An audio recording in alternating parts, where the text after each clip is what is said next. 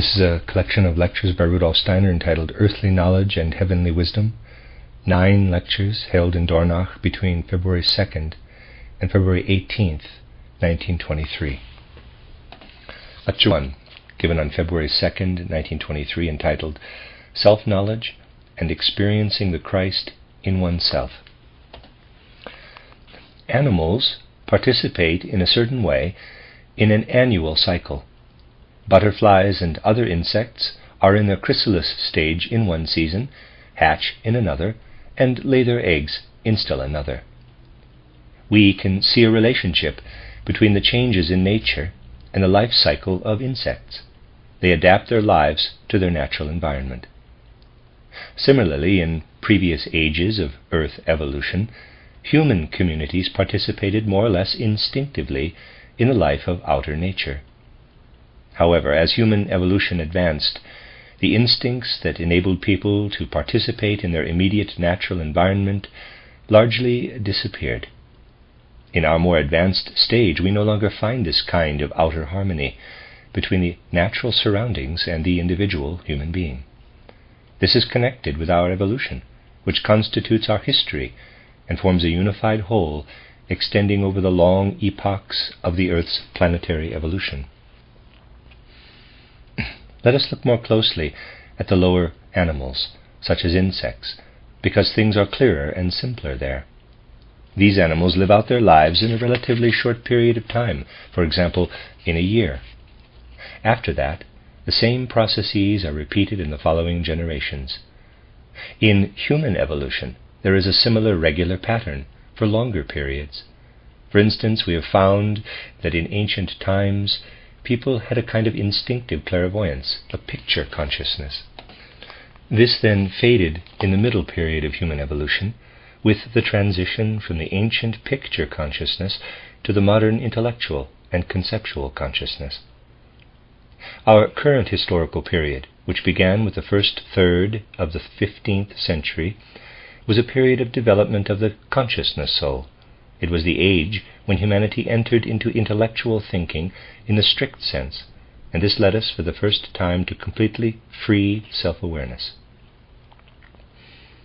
When we consider a long period of time from this perspective, we find a certain overall regularity in the whole of human evolution. This regularity is analogous to what we find in an insect's life in the course of a year. Now, in ancient times, people still enjoyed a certain instinctive participation in the natural cycles of their environment, but these instincts have largely declined, and now conscious inner life must take the place of the old instinctive life. It must guide us, for if we left our lives completely to chance, without any inner guidelines or rules, and without ever deciding on a direction for our entire being, in other words, if we never found our inner bearings, but left our life here on earth entirely under the sway of chance, then even though our soul life is more developed than that of animals, we would sink below the animal level. For example, insects have a certain orientation in their life in spring, summer, fall, and winter. They are not dominated by the accidents of the process of becoming, but are integrated into the world through the regularity of the sequence of their various life phases. We left behind the ancient instinctive participation in nature, which, even though it was instinctive, was still more a matter of soul than that of the animals. In its place, we have taken on a newer, more conscious form of participation. However, despite our higher soul and thought life, with the decline of our instincts, we have entered a more chaotic existence and have thereby sunk, in a certain way, below the animal level. No matter how much we stress our superiority to the animal kingdom and the progress we have made in our evolution, we have to admit that we have lost our inner sense of direction for our lives. As members of the human race, we have to find this inner sense of direction in the awareness that we belong to this or that century, which in turn has a special place in the total evolution of our planet, just as the month of September has a special place in the course of the year. In other words, we have to become aware of how our soul life will enter into our particular historical epoch. This is something we still have to work on by entering more and more deeply into the development of the consciousness soul. We have to be conscious that we live in this or that epoch and are not fully human if we leave our life to chance or karma, which has placed us into our earthly existence at birth. We are fully human in the true sense of the word only if we take into account what the historical evolution of humanity demands of our soul life in the epoch in which we live. Animals live in accordance with the course of the year. Human beings, on the other hand, have to learn to live in accordance with an historical epoch. We have said that the mystery of Golgotha is the most important event in the history of the earth, and we have often talked about what it means to have lived before the mystery of Golgotha, or at a certain time after it. Indeed, the mystery of Golgotha is the pivotal point in history, and we can calculate forward and backward in time from this supreme historical event. However, to calculate time properly on this basis, we have to know in each historical epoch the task of our soul in that period. What is usually called history these days cannot help us develop such an awareness for any given epoch. A mere account of how the Persian, Babylonian, Egyptian, Greek, or Roman culture developed does not tell us anything about how to integrate ourselves harmoniously into the historical development of our planet, the way animals are integrated into the course of the year. We have already studied various historical epochs to develop an idea of what we need to bring to life in our soul in our era. Life is rich and varied, and if we want to understand the reality of human life on earth fully, we must look at it again and again from different points of view. Today I would like to discuss an aspect of human life that can show us the particular nature of our soul life in our present age. In very ancient times of human evolution, we find scattered throughout the various inhabited regions of the earth what we have come to know as the mysteries. The human communities living then developed under the influence of these mysteries, not only in their outer lives, but also psychically and culturally. Depending on their level of maturity, some individuals were taken into the mysteries and went through a development that brought them to a certain stage of knowing, feeling, and willing. As bearers of such higher faculties, these individuals then rejoined their communities and gave others guidelines for solving life's problems, for inner strength and invigoration of their souls, and for their outer willing and doing. Therefore we can best study these guidelines for ancient epochs when we look at how they were taught by those who had experienced the mysteries. The pupils of the mysteries had to get to know their surroundings, most importantly the beings in the so-called three kingdoms of nature. The teaching was similar to what we have today, except, as you know, the approach was not as abstract and intellectual as ours. Nowadays children learn already in first grade to understand the three kingdoms of nature through all kinds of concepts and representations. We come to know the mineral, plant, and animal kingdoms through concepts and ideas, and then try to understand ourselves and our lives. The concepts of the pupils in those ancient mysteries were not acquired or arrived at in their inner soul life through logic, observation, and so on, as ours are. Instead, they had to undergo a soul development that enabled them to get a clear picture of the mineral, plant, and animal kingdoms. Thus, people then did not have the abstract concepts we have now. They had images or pictures that would probably seem extravagant and weird to modern intellectual people. They knew through direct experience that what they learned from these images, what they experienced in them, told them something about what was in the minerals, plants, and animals themselves, something that grew in them, manifested and unfolded in them, and they learned from these images. People in ancient times saw something true to reality, where people now see only strange and fantastic myths. In ancient times, people knew that when they looked at an animal in the physical sensory world, it had a clearly defined outline. However, they were not interested in such definite outlines. Rather, they wanted to understand the life that moved everywhere in a flowing stream. They felt this was not possible in sharply defined pictures or concepts, but only in liquid, changing, metamorphosing images. This is how things were presented to them in the mysteries. However, when the pupils had to advance to self-knowledge on the basis of this mystery wisdom, they went through a significant crisis in their souls. They had received images of the mineral, plant, and animal realms in the form appropriate to their time.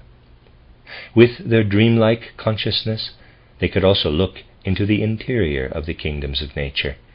However, when they received directions from the mysteries to know themselves, which were similar to those given in later times, they had to advance from imaginative knowledge of nature to self-knowledge. They had to go through a crisis in their souls. Now let me describe this inner crisis. People had filled their soul life by looking at the being of the mineral kingdom spread out before them. They had within themselves the effects of mineral physical processes.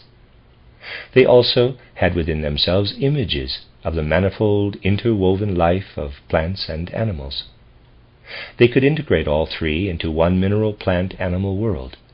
Then, on the basis of this, they could look inside themselves, and there they found an inner picture of the mineral, plant, and animal kingdoms, as well as an inner picture of their working together.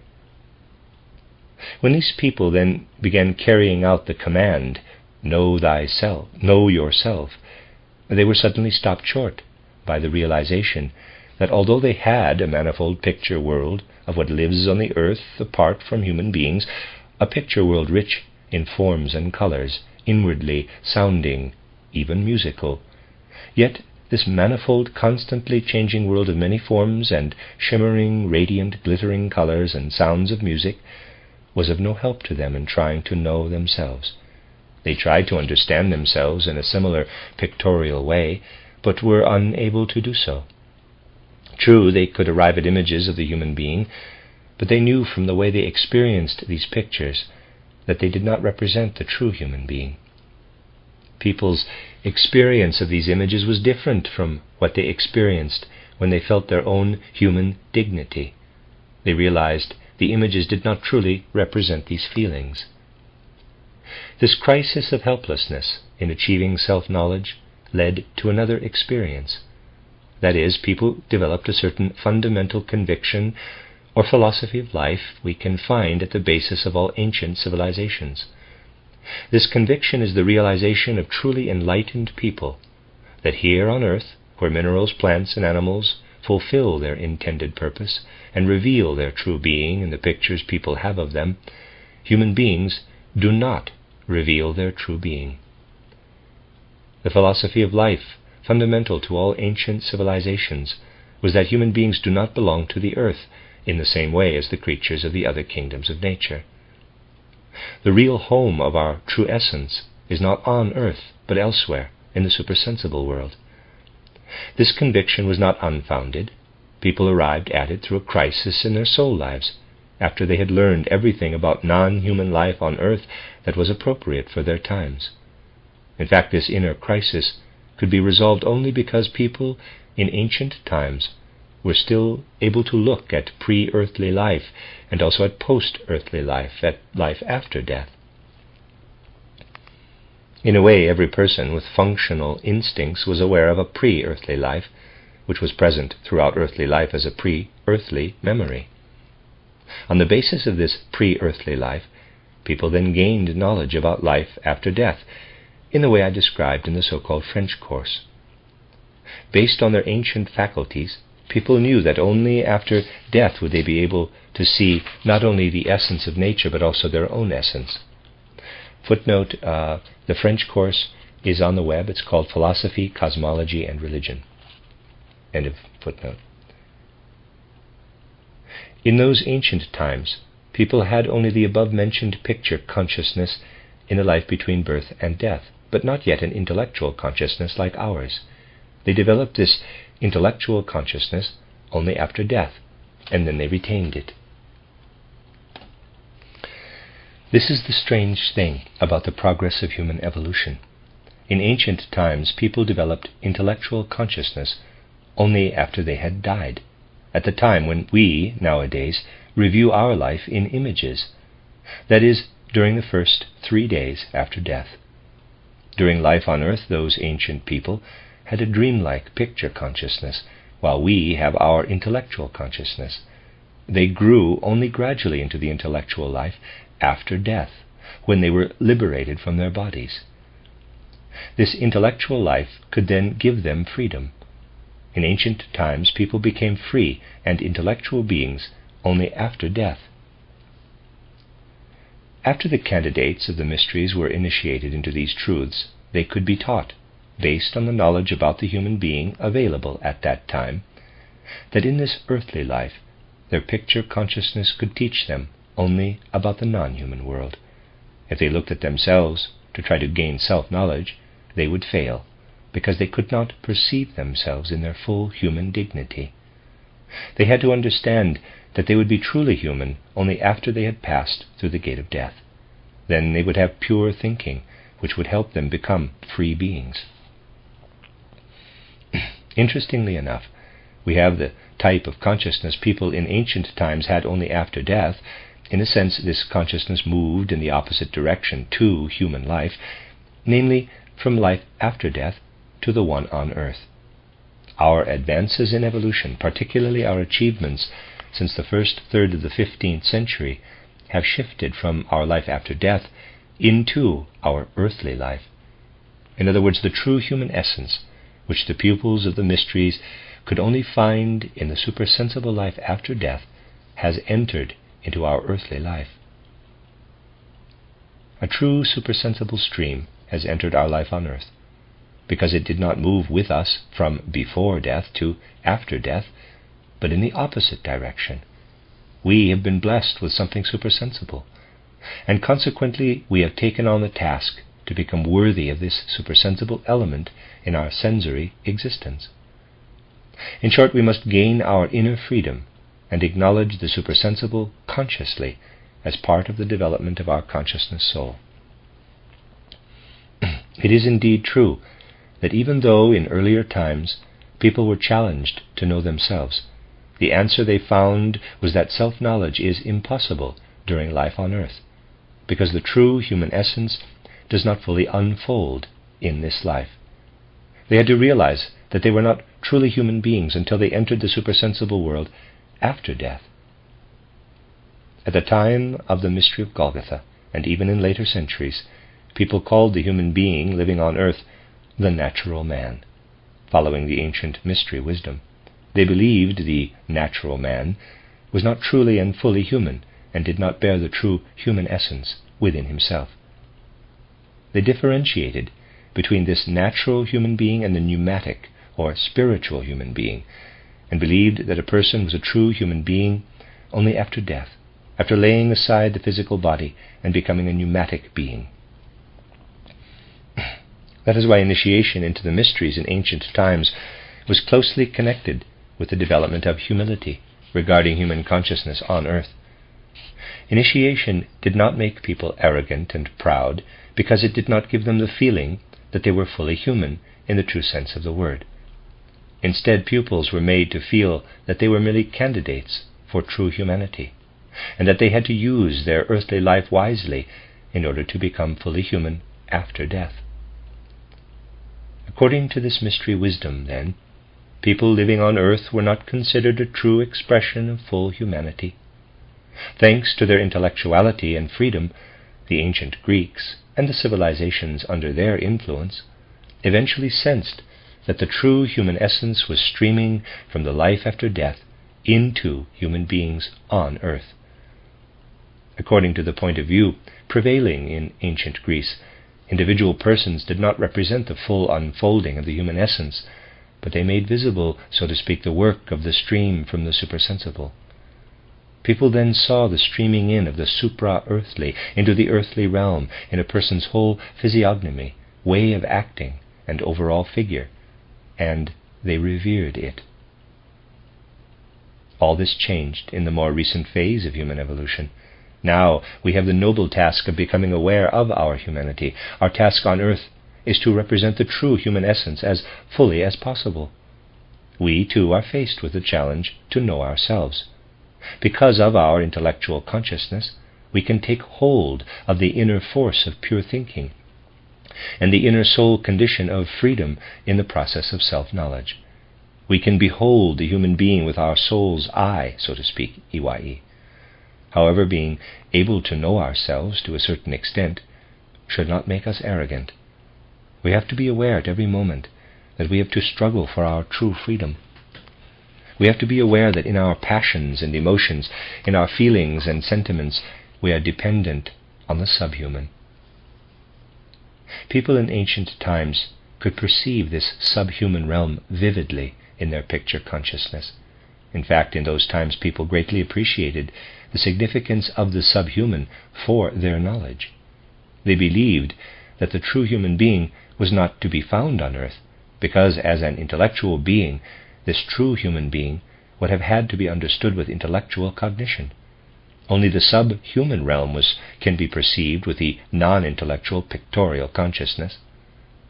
Only when intellectual capacities, which live in a free inner soul condition, as I described in the philosophy of freedom, are developed into conscious and exact clairvoyance, will self-knowledge be possible only in regard to the other parts of our being, apart from pure intellectual thinking and the free impulses of willing. Through such a higher consciousness, an imaginative, inspired, and intuitive consciousness, we can see ourselves, apart from the intellect, as members of the supersensible world. Then we realize that although we are fully human, as our self-knowledge shows us, our full humanity demands that we continuously perfect our humanity. That is why we cannot develop the kind of humility people had to have in ancient civilizations.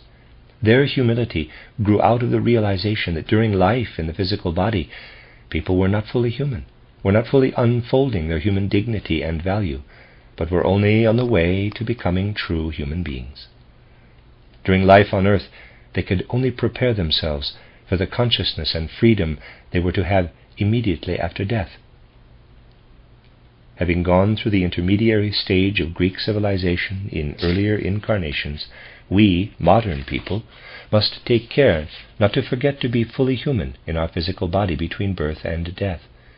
For it is granted to us to work out inwardly what has entered our earthly life from our pre-earthly existence. We can become fully human on earth, and therefore we must take on that difficult task. This change is expressed in the development of our religious consciousness. In our last talk we heard that in ancient times people mostly worshipped God the Father and saw Christ as the Son of God. They perceived God the Father in the substance creating and guiding forces of the supersensible world, of which the sensory world on earth is only a pale reflection. They looked up to the cosmos and worshipped God the Father. The candidates for initiation into the mysteries were always aware that the greatest knowledge about the human being they could acquire was a preparation for life after death. Then, through the mystery of Golgotha, the Son of God united himself with earthly life, and since then human beings can develop the consciousness of St. Paul. I have been crucified with Christ. It is no longer I who live, but Christ who lives in me. Galatians 2:20. When we allow Christ to come alive in us and orient our inner activity so that the purpose and life of Christ flows and breathes through us, then we can begin to sense the stream that has come to us from our pre-earthly life and take it into ourselves during this life on earth.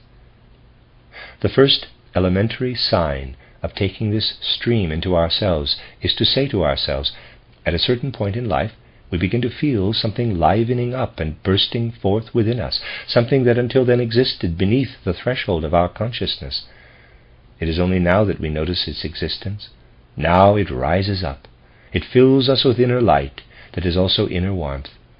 And because this inner life, this inner warmth, this inner light has arisen within us only in the course of our life after birth, we now know more about earthly life than we did by nature. We come to know something during our earthly life that arises from our humanness. When we feel this rising light and life and the love rising up within us, and identify them as Christ living and working in us, then we become inwardly strengthened to understand in our free soul the life after death as the fully human one. Thus the mystery of Golgotha and the Christ impulse are intimately connected with our attainment of a consciousness of freedom, a consciousness that can also fill our thinking with inner life and inner warmth, thus keeping it from becoming abstract and dead. This shows clearly the full significance and importance of Christ within us. We need to see this in connection with the demand made on all people at all times, even today. Know yourself, fructify your inner being to become fully human. Here you can see the difference between what has to live in our soul and what was needed in former times. In fact, we can look at human beings over a large span of time in the same way we do at insects. As animals live integrated into the course of the year, so we should live within the history of our planet Earth. We have to realize that just as there is a springtime for the insects, so there once was a time when we had an ancient instinctive clairvoyance accompanied by unfreedom and an imaginative consciousness. We were then unable to know ourselves. Instead, there was the awareness that we would not be fully human until after we had passed through the portal of death. And then just as there are summer and fall for the insects, so for us there was the epoch of Greek antiquity. That was the transition to our period, where the task for our soul is to fulfill, in a certain sense, the command, know yourself, here on earth. As a result, our soul will achieve a higher stage of development after death than people were able to reach in ancient times when they became fully human only after death. In those ancient times, human beings had the task of being candidates for becoming fully human, while here on earth we now have the task of becoming fully human already here on earth, so that we can reach higher stages of development after death. If people in ancient times did not live their lives on earth properly, they were in danger of not attaining full humanity.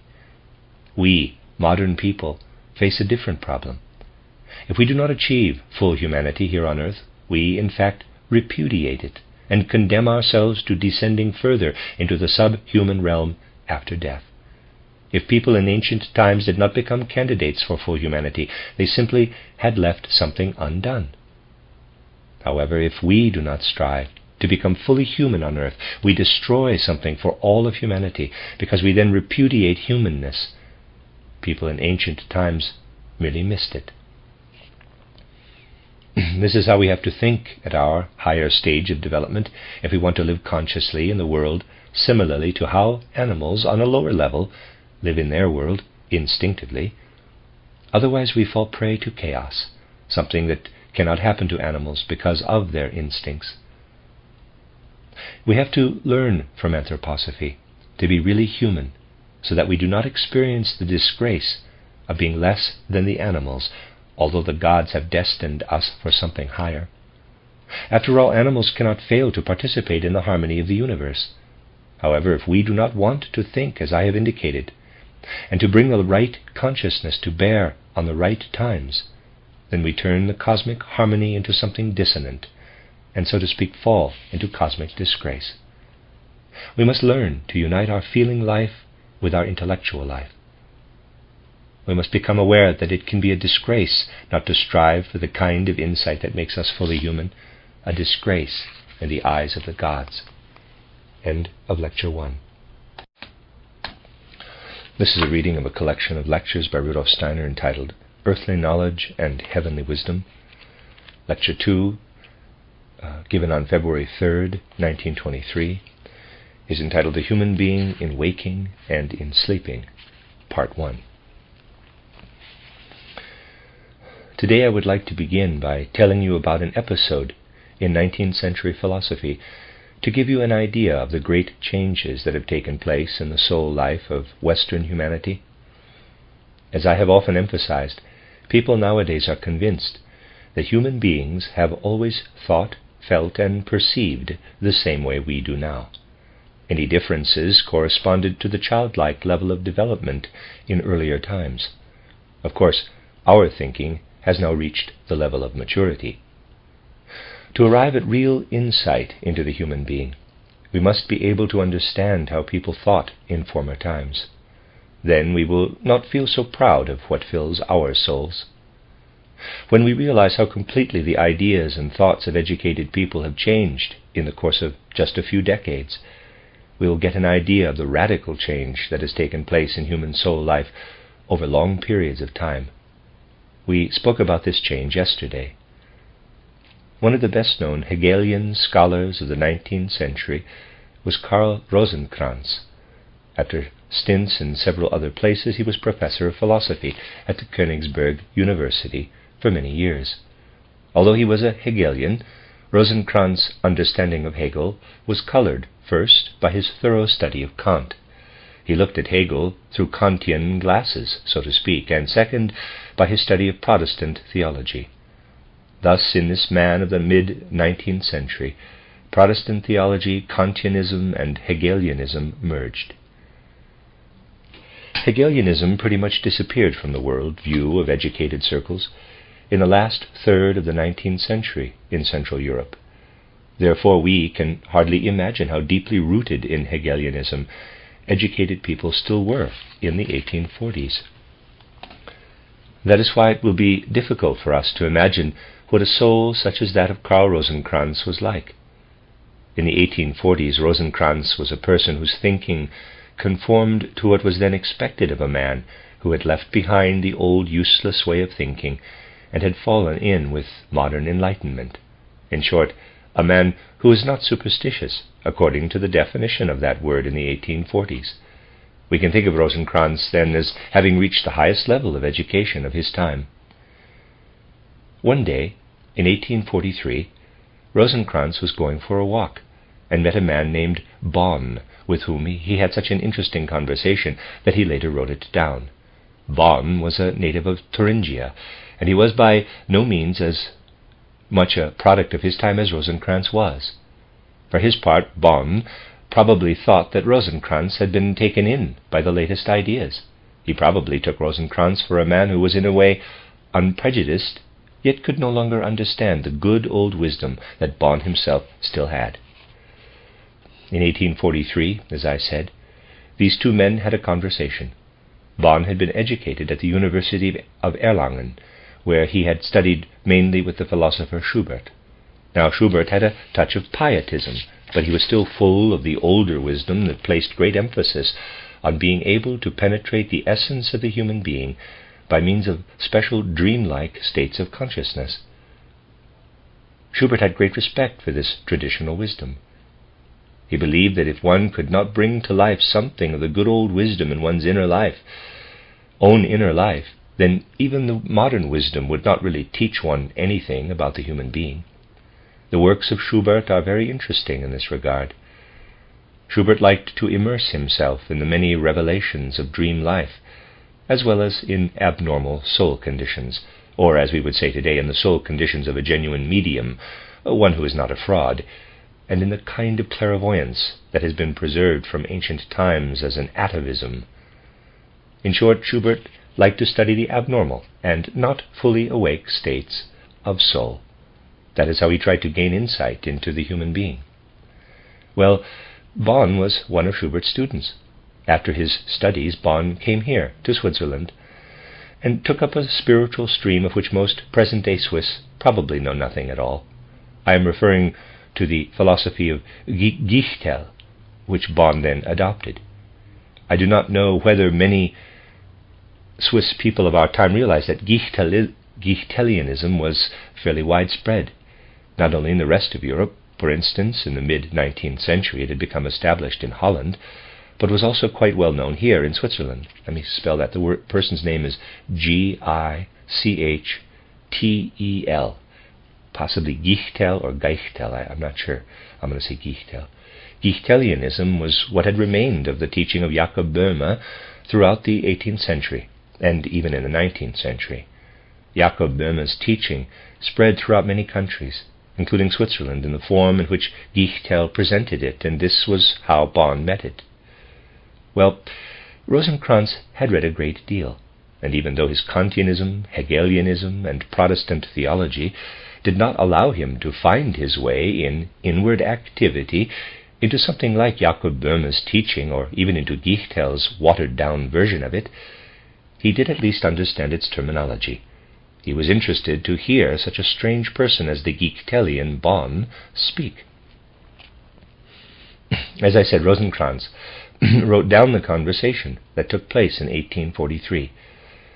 At first, they spoke about a subject that did not have any unduly incomprehensible aspects for Kantians or for 19th century Hegelians. In the course of their talk, Rosenkranz said it was really unfortunate that all sorts of outer disturbances could keep one from really thinking deeply about a problem. In Rosenkranz's words, we can already feel what appeared later to a far greater degree, namely the nervousness that is so common in our age. We only need to remember that among the many clubs and associations that were formed before the war in Central Europe, there was one that originated in Hanover, dedicated to the prevention of noise. Its members wanted to lobby for laws against noise, so that they could sit quietly and think in the evenings without being disturbed, for example by a neighboring inn. There were newspaper articles propagating this association for the prevention of noise. The idea of founding such a club is of course a typical expression of our nervous age. We can feel from Karl Rosenkranz's comment that all kinds of things going on around them could disturb people when they wanted to think or write a book. You can practically feel the nervousness. It seems Bonn had real understanding for the complaint of a man who wants to think without being disturbed. He told Rosenkranz that he could give him some good advice in this matter, and then Bonn suggested that Rosenkranz practice unreceptiveness. Rosenkranz was thunderstruck and could not believe his ears. He was supposed to practice unreceptiveness? He did not really understand this. So Bonn explained to Rosenkranz what he meant by unreceptiveness. He said that Rosenkranz should strive to become firm in himself, so that the turba, T-U-R-B-A, of the other processes around him did not disturb his own constellation, so that he could maintain the pure tincture of his own astrum. Well, Bonn had learned from the Swiss Gichtelians to say that one should strive not to be disturbed in one's own constellation by the turba of the processes in one's surroundings, so that the pure tincture of one's own astrum could remain intact. As I said, Rosenkranz understood these terms. I think nowadays not everyone understands them, not even all the people who think themselves very learned. What did the Gichtelian Bonn actually mean? Well, you have to keep in mind that Bonn was rooted in ideas that came down from Jakob Böhme. I told you a bit about Böhme recently. I said that he collected traditional folk wisdom from which he learned much that people nowadays would refuse to accept. This folk wisdom has been preserved in some contemplative people in expressions such as the one I quoted from Bonn. Back then people still connected something that was in a certain sense inwardly alive with such expressions, because they still had traditions going back to what their ancestors had taken in through ancient clairvoyance. That kind of clairvoyance was based on forces coming from the person's bodily nature. Yet this could not lead us to say that this ancient clairvoyance lived in the physical body, for then we would fail to realize that everything corporeal is permeated by spirit. Actually, the ancient clairvoyants drew the dreamlike images they saw before their soul out of the forces of their corporeality, the forces pulsating in the blood and the breath, and even those living in the changing substances of their body, rose up like spiritual steam, so to speak, and gave the ancient clairvoyants the grandiose world pictures I have often described to you. An ancient clairvoyance was actually drawn up out of the body. The ancients gave the name tincture to what was revealed when the clairvoyant felt the whole world bathed in a violet light, and himself living in a violet cloud in this light, and felt at one with himself. Clairvoyants felt this tincture as their own, as connected to their organism. They felt it as their very own astrum. The Gichtelian Bonn called this inwardness, which was drawn up out of the body, the pure tincture of one's own astrum. But the time had already come, actually it had already begun much earlier, when human beings could no longer draw up such things out of their corporeality. The ancient clairvoyance had long since ceased to be suited to people. That is why people like Jakob Böhme or Gichtel felt that it was difficult to bring such old ideas and images to life for oneself. People had lost the ability to live in these old images, since they practically vanished as soon as they appeared. People felt uncertain about them and tried as hard as they could to hold on to these fleeting inner images, which in those days could still be evoked by the inner sound of the old words. Once people experienced this pure tincture of their astrum in themselves, they felt that anything coming from the outside would immediately push away their inner images.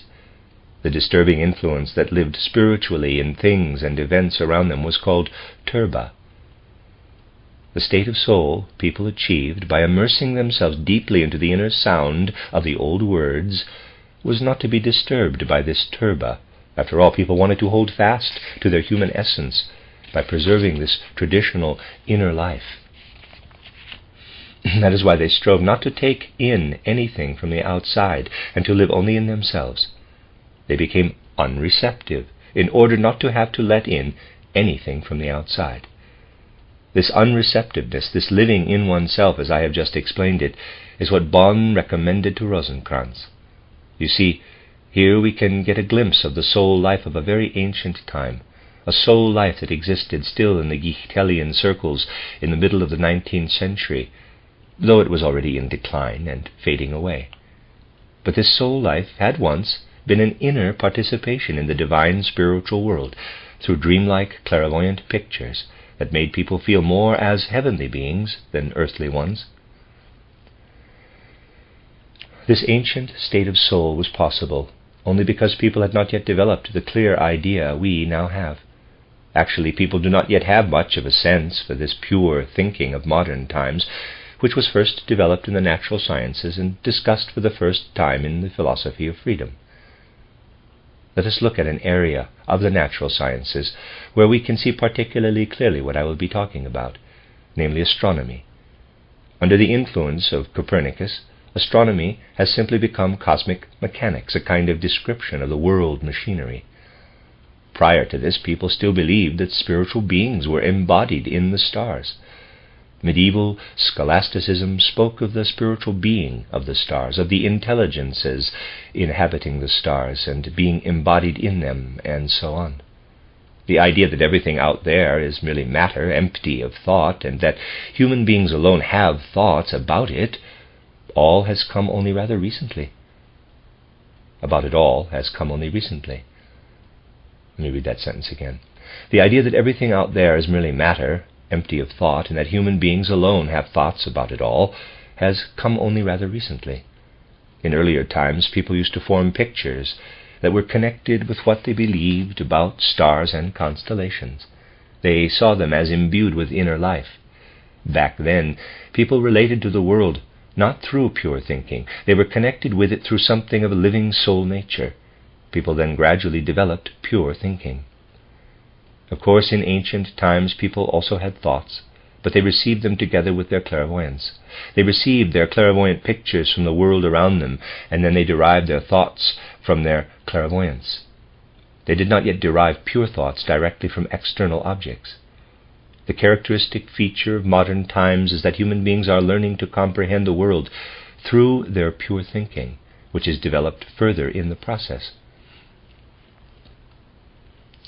Bonn's suggestion can be traced back to people who did not experience sleep as we do.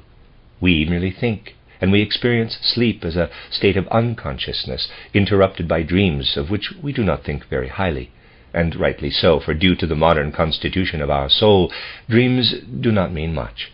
As a rule, they are only reminiscences of our inner or outer life, and their content is of little value and use. Thus the main characteristic of sleep is unconsciousness. This was not always the case. Jakob Böhme himself certainly experienced a kind of sleep, during which his consciousness was filled with real insights into world mysteries. People like Jakob Böhme and Gichtel were still able to enter into that state of soul through working at it diligently. They realized that when we look at sensory objects with our eyes, then use other senses to perceive the world, and then use our thoughts to further understand what our senses perceive, we can come to many interesting insights into the world. Yet the true mysteries of the world will not be revealed to us in this way. All we will get is just an outer picture of the world. Both Jakob Böhme and Gichtel knew states of consciousness in which they were neither sleeping nor merely dreaming. Rather, their consciousness was filled with insights into the true mysteries of the world that are hidden behind the sense world. In fact, they valued these insights more than what their senses and intellect disclosed to them. Mere thinking was not yet of great significance for these people. They also knew the counterpart to this, namely that human beings can perceive without using their bodies. For in those states of consciousness that were neither sleeping nor dreaming, they also knew that their essential being had, for the most part, torn itself free of their body, but had taken the force of the blood and the breathing with it. Thus they knew that human beings are inwardly connected with the world, but while they are awake, their body obscures this connection. However, when people become, to a certain extent, independent of their bodies in the waking state, they can gain insights into the mysteries of the world through the subtler forces of their bodies. These forces were drawn up out of the body by clairvoyance, as I have explained. From such special conditions of sleep, people learned what sleep actually is. Jakob Böhme and Gichtel realized that when they were asleep, the finer members of their being were outside in the subtler elements of nature. They felt themselves immersed in these subtler elements of nature. When they woke up, they realized that their subtler being, which had been in the finer elements of nature during sleep, even during sleep without consciousness, was living in them also when they were awake. They understood that they were filling their body with their subtler being when they were feeling and thinking. Of course, back then, thinking was not yet pure thinking. They knew that this subtler humanness lived in the pictures they were forming while they were thinking. In brief, in those days, people saw real meaning in the statement that what we are in sleep continues to live in us when we are awake. In fact, they felt this state of sleep continue to pulsate in them as a kind of soul blood when they were fully awake and conscious. People like Jakob Böhme and Gichtel realized that even when they were awake, they were still continuing to sleep, because what happened in them during sleep continued in the waking state. This is a very different feeling from the one we have, we who have moved on to pure thinking, to pure intellectual thinking. When we wake up in the morning, we usually draw a clear line between what we are in sleep and what we are in the waking state. In a sense, we take nothing from sleep into our waking life. What we were in sleep ceases to exist the moment we begin to wake up. Indeed, modern humanity has outgrown the states of consciousness that were still alive for people like Bonn. In the process, modern humanity has brought to full realization something that has been present in rudimentary form since the first third of the 15th century. This full realization was achieved through the transition to purely intellectual thinking in waking life. That is what dominates all people nowadays. We do not think in pictures anymore. Instead, pictures are generally thought to be mythology, as I explained yesterday. People nowadays think only in thoughts, and they sleep in nothingness. In fact, that we nowadays sleep in nothingness has a profound significance. The statement, "I sleep in nothingness," would not have made sense to Jakob Böhme, but it has meaning for us. We are not nothing when we are asleep. We keep our I, capital, and our astral body during sleep. So we are not nothing, but we tear ourselves away from the sense-perceptible world, which we comprehend with our intellect when we are awake. At the same time, when we are asleep, we also tear ourselves away from the world Jakob Boehme and others perceived in abnormal states of consciousness, with the subtler forces of their physical and etheric bodies, and which they took with them into sleep. In other words, when we are asleep, we tear ourselves away, not only from the world of the senses, but also from the world of ancient clairvoyance. And the world we then enter between falling asleep and waking up is a world of the future. Therefore we cannot perceive it. It is the world into which our earth will be transformed in those stages of development I have called Jupiter, Venus, and Vulcan in my book An Outline of Occult Science. Thus, we modern people who are drilled to think intellectually live in nothingness when we are sleeping. We are not nothing, as I have to stress again and again, but we live in nothingness, because we cannot yet experience the world we live in, which is the world of the future. It is as yet a nothing to us. However, it is precisely through our ability to sleep in nothingness that our freedom is guaranteed.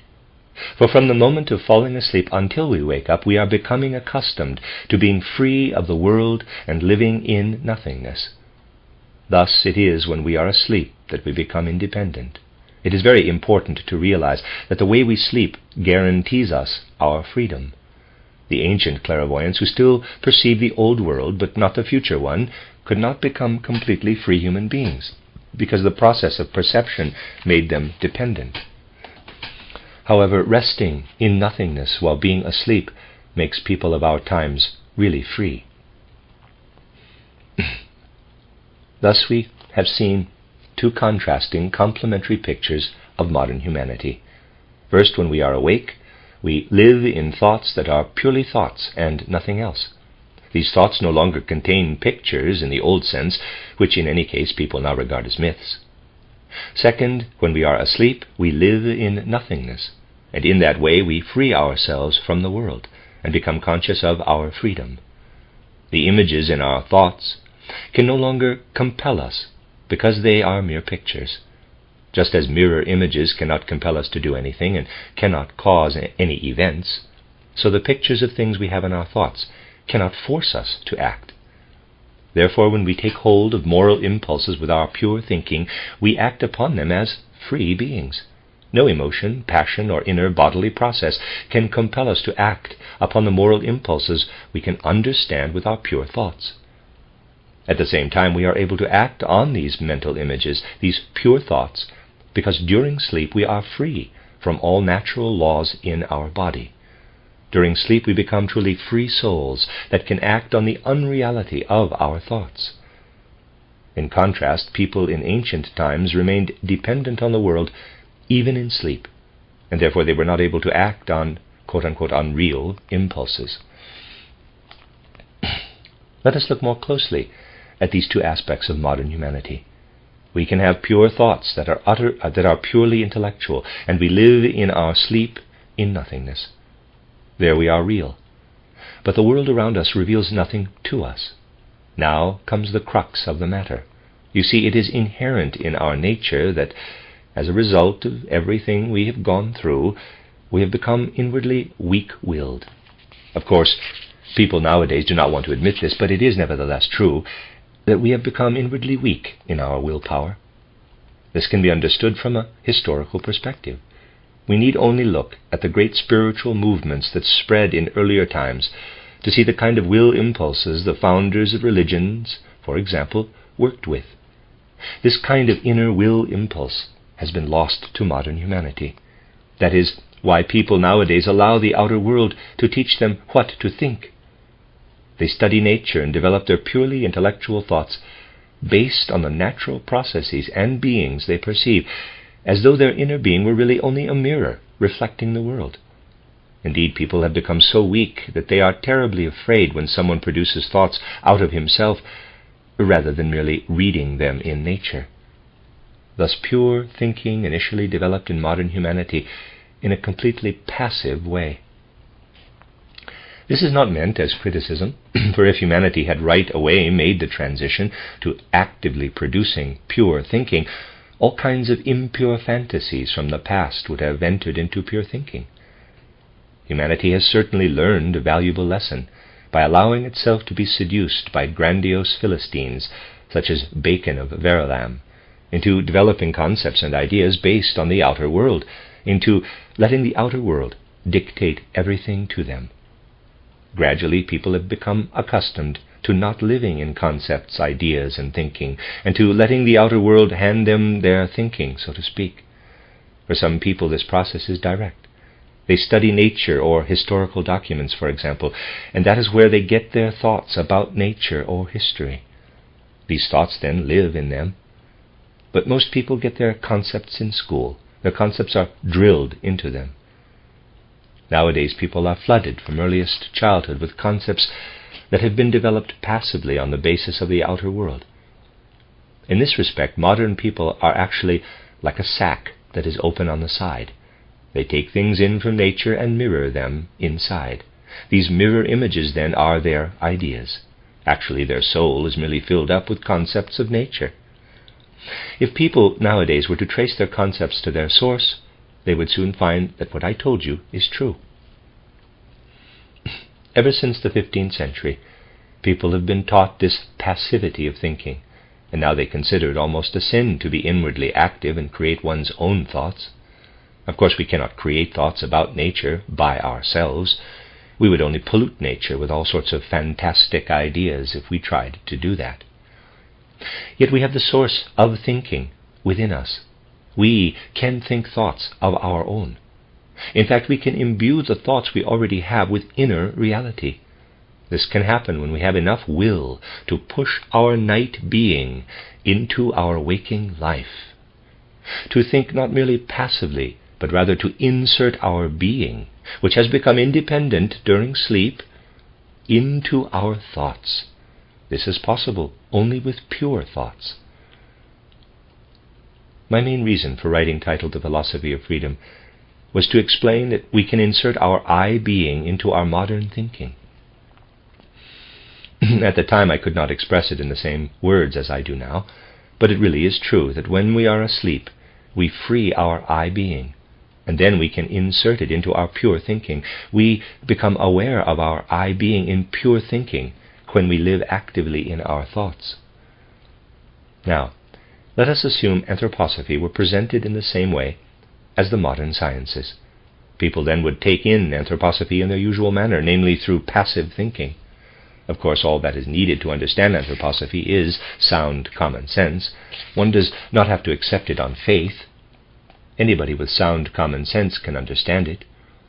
Nevertheless, if we presented anthroposophy just like the natural sciences, people would understand it only passively, just as they do in their thoughts about outer nature. Of course, there are people who claim to have derived their thoughts from anthroposophical research, but they say they themselves cannot stand up for these thoughts because they have merely taken them in. Similarly, many people often say they have assimilated some ideas of spiritual science. We often hear people stress that the natural sciences say such and such, while spiritual science says this or that. What does it mean when people claim to have heard something from spiritual science? It means that the persons in question reveal that they are stuck in passive thinking and want to take in spiritual science only with this passive thinking. However, as soon as people decide to create in themselves the thoughts anthroposophical research gives to them, they will become able to defend the truth of these thoughts with their whole personality, for in the process they will have experienced the first stage of truth. In other words, people nowadays generally are not yet able to use the strength of their will to pour the independent reality they experience during sleep into the thoughts of their waking life. People who want to be anthroposophists and not simply accept anthroposophical thoughts passively, but really assimilate them, must pour what they have been during their dreamless sleep into the pure thoughts of anthroposophy with the help of their strong will. Those people will then have reached the first stage of what we can legitimately call clairvoyance, then they live clairvoyantly in the thoughts of anthroposophy. Anthroposophical books must be read with a strong will, and we must bring more than just our waking life to them. We must not read anthroposophical books in the way we usually read, intermittently, every day only a little bit. Generally, people read only with their waking life. Of course, that is good enough for reading Gustav Freitag or Dickens or Emerson, but not for reading anthroposophical books. To read anthroposophical books, we really must enter into them with our whole being. Since we are unconscious during sleep and have no thoughts then, though our will is, of course, still there, we must put our whole will into the reading of anthroposophical books. If you make the contents of an anthroposophical book the object of your will, then you will become immediately clairvoyant, at least in your thoughts, through this exercise of your will. You see, this will, let me read this again. You see, this will still has to enter those who represent our anthroposophy. If this will completely permeates and electrifies those who represent anthroposophy, then anthroposophy will be presented to the world in the right way. This does not require any magic, but only a forceful will that brings more than one's waking life to bear on anthroposophical books. These days, people do not even use all of their waking consciousness to read. Of course, it is enough to activate a few small bits and pieces, a few minutes, so to speak, of waking life to comprehend what is contained in newspapers. It does not take a whole day of our waking life. However, anthroposophical books come alive for us only if we immerse ourselves in them with our complete being. This must be kept in mind, especially by those who want to be leading figures in the anthroposophical society, for it is extremely detrimental to this society when anthroposophy is proclaimed by people who cannot stand up for it. We need to find the way from a merely passive intellectual experiencing of anthroposophical truths to an immersion in them with our whole being. Then anthroposophical teaching will no longer be presented in a deadbeat and feeble way with phrases like, "Anthroposophical sources have assured us that." Instead, people will be able to proclaim anthroposophical truths out of their own experience, at least in the most accessible areas, such as medicine, physiology, biology, and the social sphere. While we cannot yet reach the sphere of the higher hierarchies on that first level of clairvoyance, nevertheless we can make the spirit in our immediate surroundings the subject of our state of soul. It is a matter of will, in the most comprehensive sense, whether or not there will be people in our anthroposophical society who can give testimony, and we need a valid, living testimony based on their own direct experience of a living source of truth, of the inner truth of anthroposophy. In addition, there must be personalities in the anthroposophical society who, if I may use the paradoxical expression, have a certain amount of goodwill for the will. These days people talk about any arbitrary wish as will. But a wish is not the same as will. Some people wish for a particular matter to turn out in such and such a way. That is not will. Will is an active force, and that is largely lacking nowadays. People of our time generally do not have it. However, it must not be lacking in the anthroposophical society. There, a strong will must be anchored in calm enthusiasm. That is one of the necessary conditions for the life of the anthroposophical society. The end of Lecture 2. This is a reading of a collection of lectures by Rudolf Steiner entitled Earthly Knowledge and Heavenly Wisdom, given in February of 1923. Lecture 3 is entitled was given on February 4th, 1923, and it is entitled The Human Being in Waking and in Sleeping, Part 2. As we have discussed before, we must understand the evolution of humanity in order to be imbued with the consciousness we need to be human beings in the true sense of the word. In the first lecture of this series, I used an analogy to show the importance of a consciousness of time. I explained that insects go through certain metamorphoses in harmony with the course of the year. They follow this course even in their physical form, and undergo in each season the bodily processes specific to it. Their whole life cycle is closely connected with the cycle of the year. We must find a way to enter similarly, but consciously, into the whole evolution of the earth, the whole history of the earth. We must know how our soul experiences had to be constituted in ancient times, how they had to be in the times since then, and how they need to be today. In ancient epochs of human evolution, humanity received strength for knowledge and for life from the mysteries. Those who were to be initiated into the mysteries had to realize that the exercises they were about to undergo would finally lead them to an experience of death. They knew that they had to pass consciously through death during their earthly life in order to understand their immortal, eternal being. This was the secret at the core of the ancient mysteries, to arrive at a vital conviction of one's immortal being through a conscious experience of death. In our recent talks, we have seen the reason for this. In those ancient times, human beings had no other way to gain self-knowledge than to think of what would happen to them immediately after death. Back then, people were free-thinking beings like us only after death.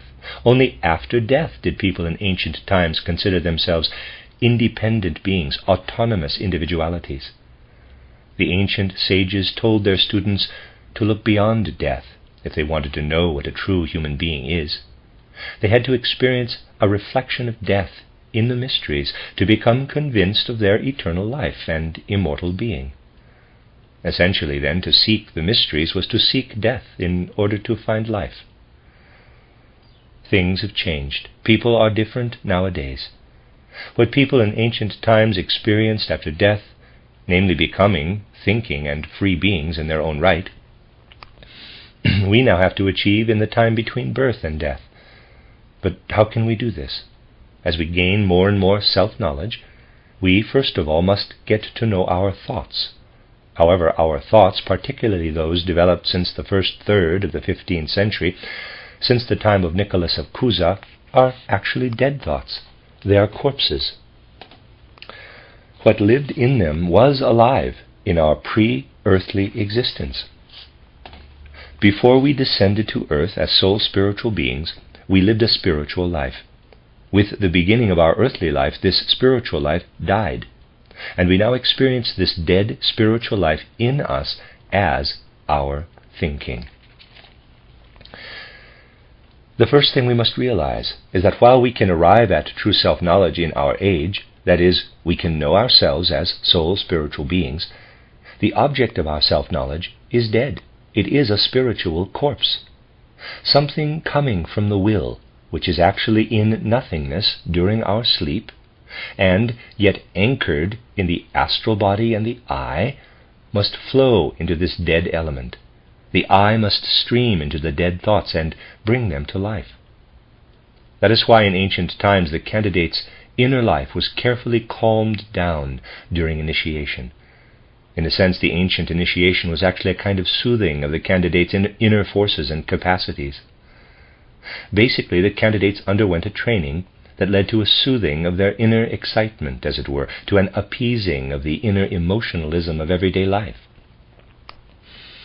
As a result, what filled their whole being in their ordinary life, the divine spiritual forces that live and weave throughout the cosmos, was subdued.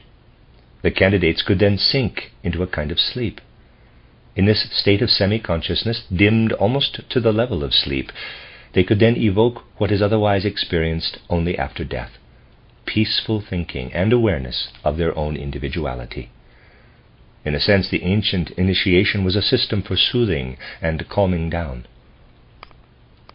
The longing to be soothed and calmed down has largely persisted in our time. People feel good when they are given the ancient principles of initiation, but this is no longer appropriate for modern human beings. In our time, we can approach initiation only when we are profoundly and intensely convinced that we find our thinking when we look into ourselves, that this thinking is dead, and that, therefore, we do not need to look for death any longer.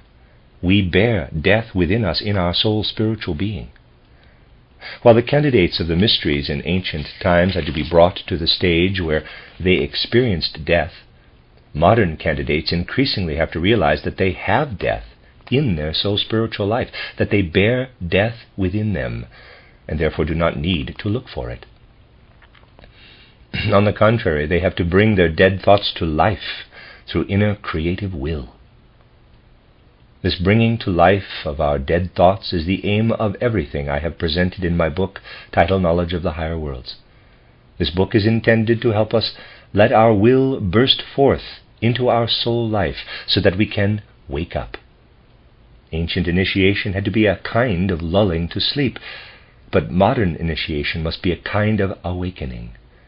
What we experience unconsciously during sleep must be carried into the innermost core of our soul life.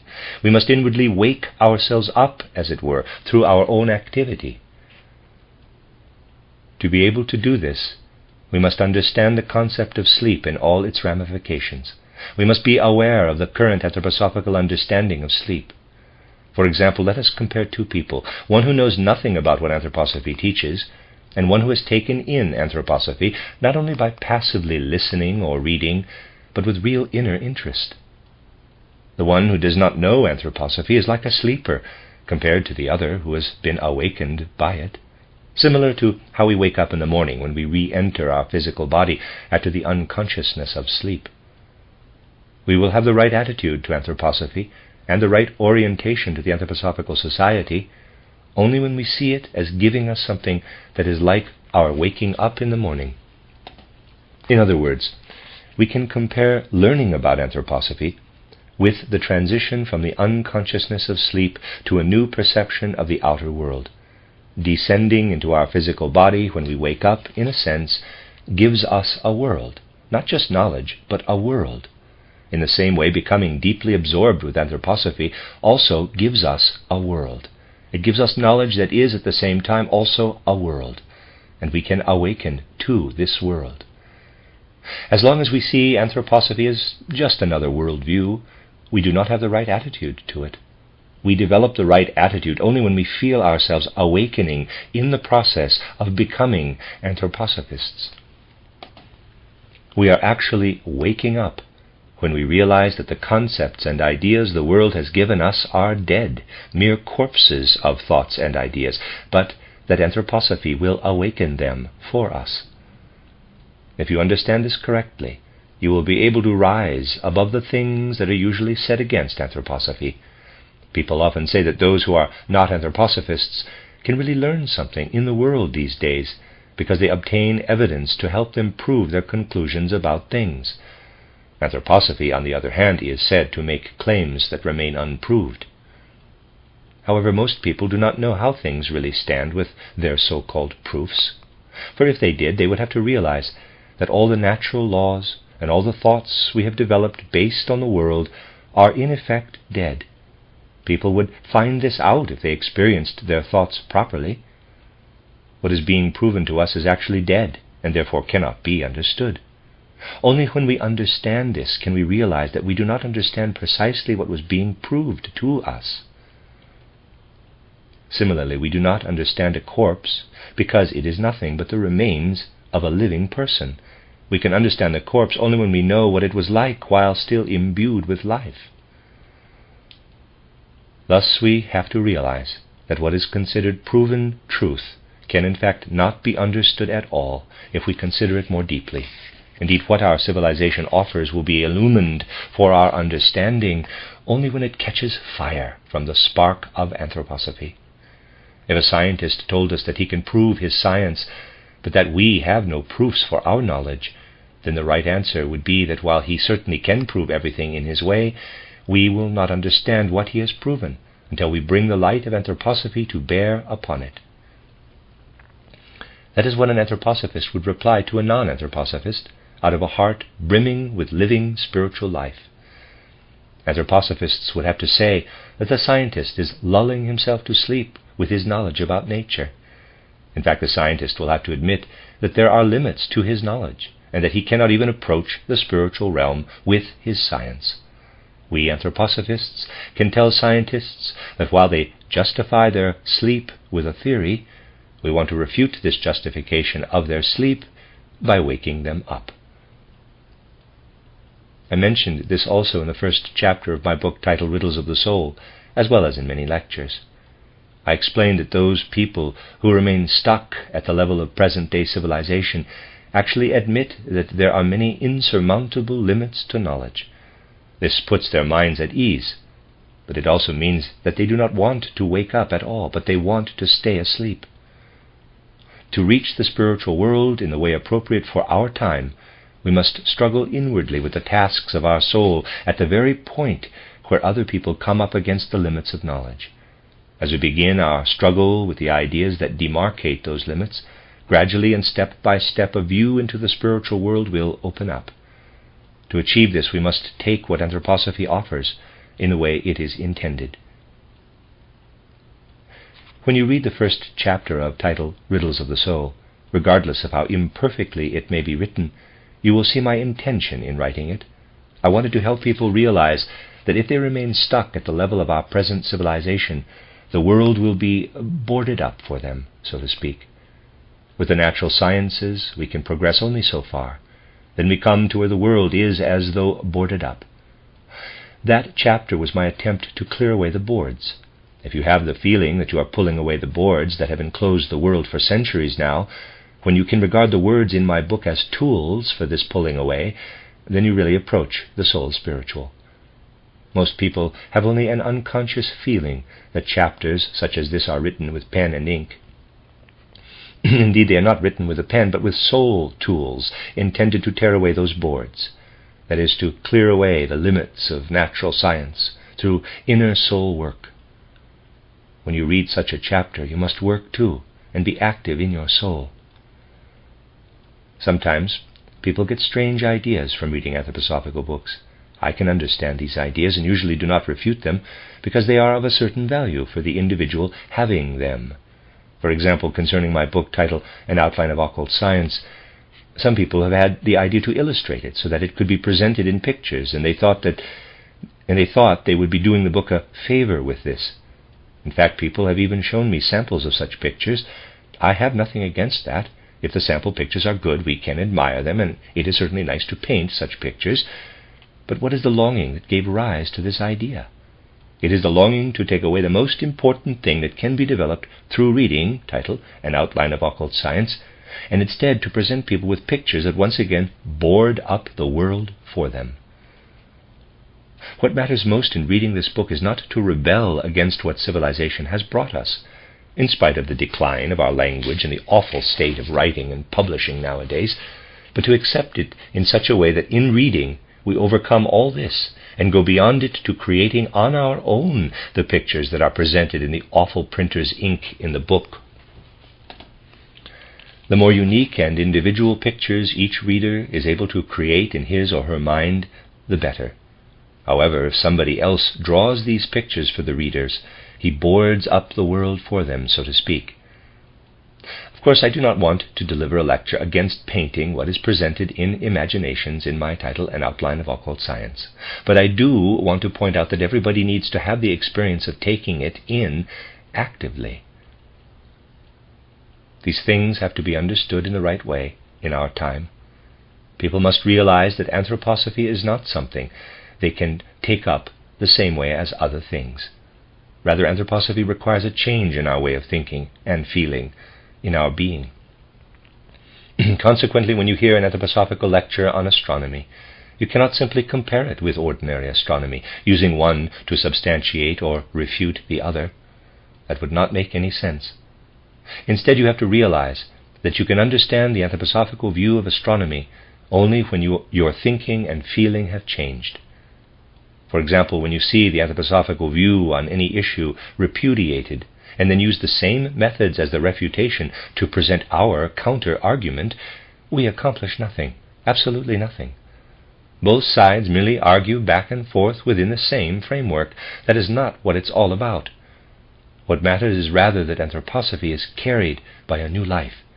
That is indeed absolutely necessary in our time. The end of Lecture 3.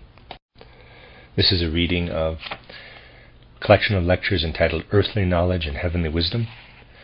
This is Lecture 4, given on February 9th, 1923, entitled Earthly Learning and Heavenly Wisdom, Human Beings as Citizens of the Universe and Hermits on the Earth, Part 1. Our previous talks were primarily devoted to showing how we can become aware of our place in the evolution of humanity. Even people who do not want anything to do with knowledge of spiritual worlds have some awareness of our relationship to the cosmos. Today, let us look more closely at a popular opinion about this.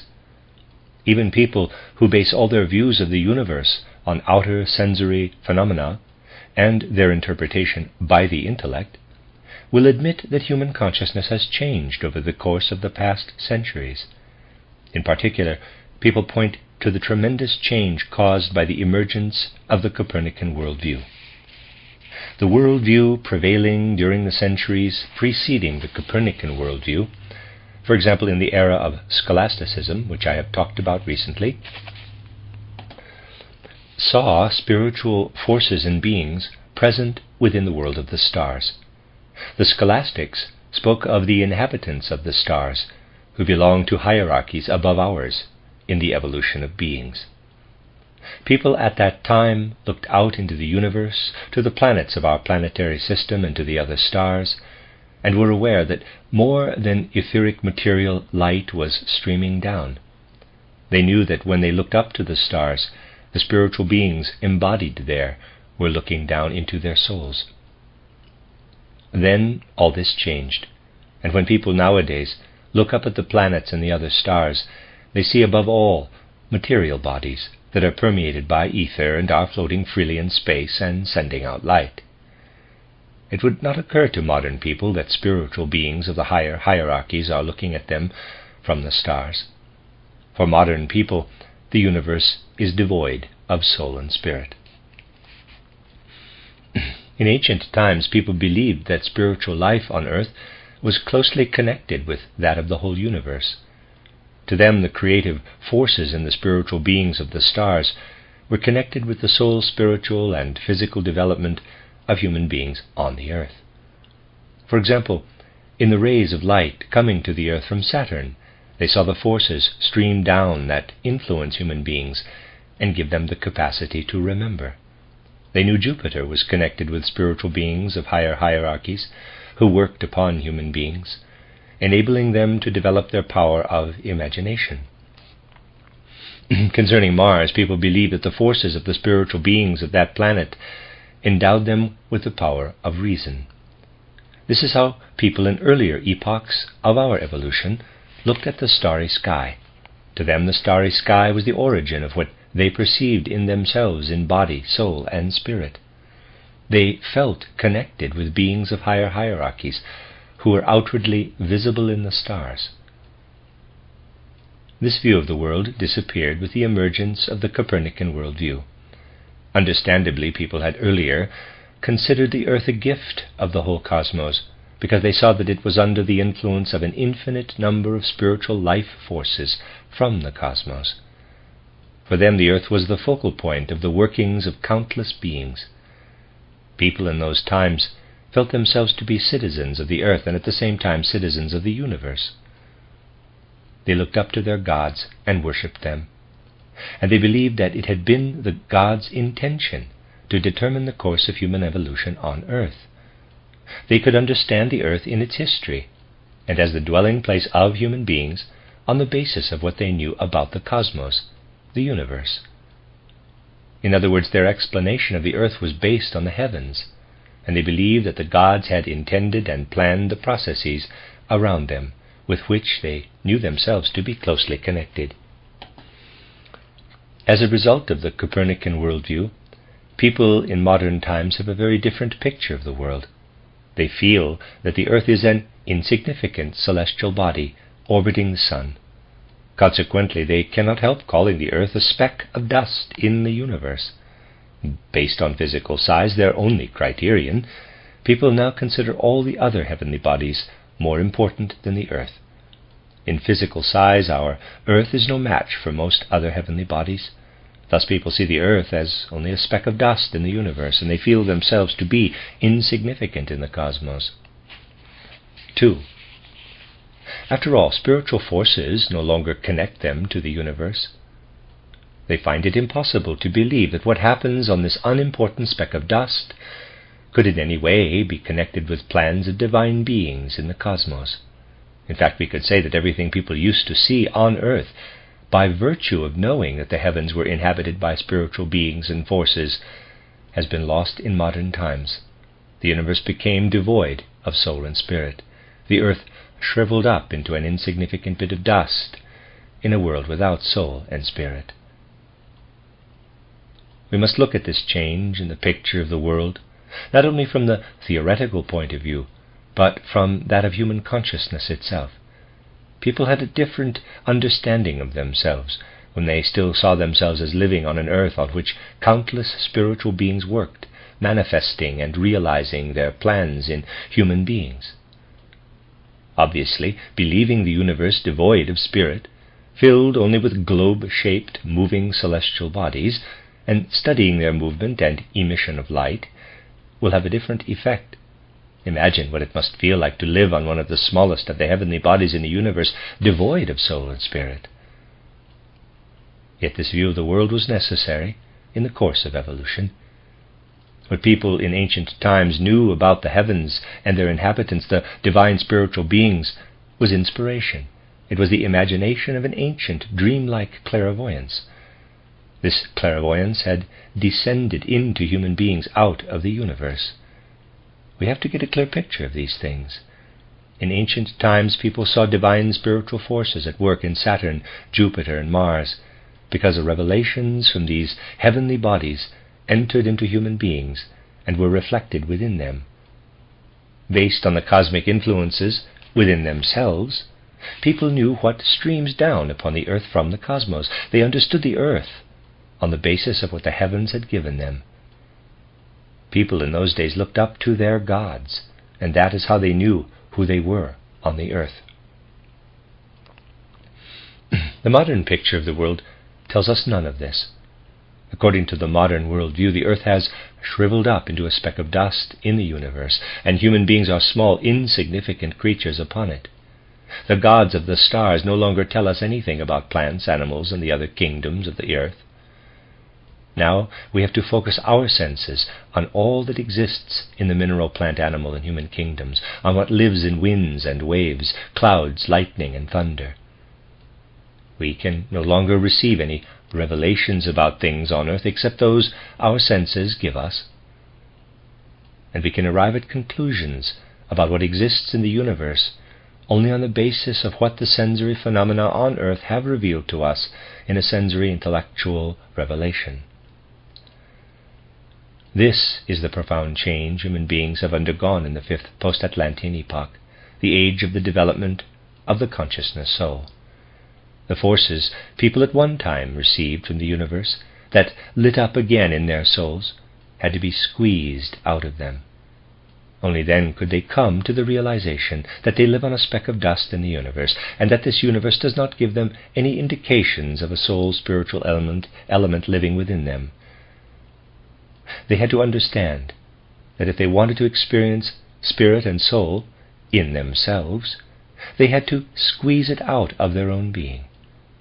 In other words, they had to renounce the revealing forces coming to them out of the universe.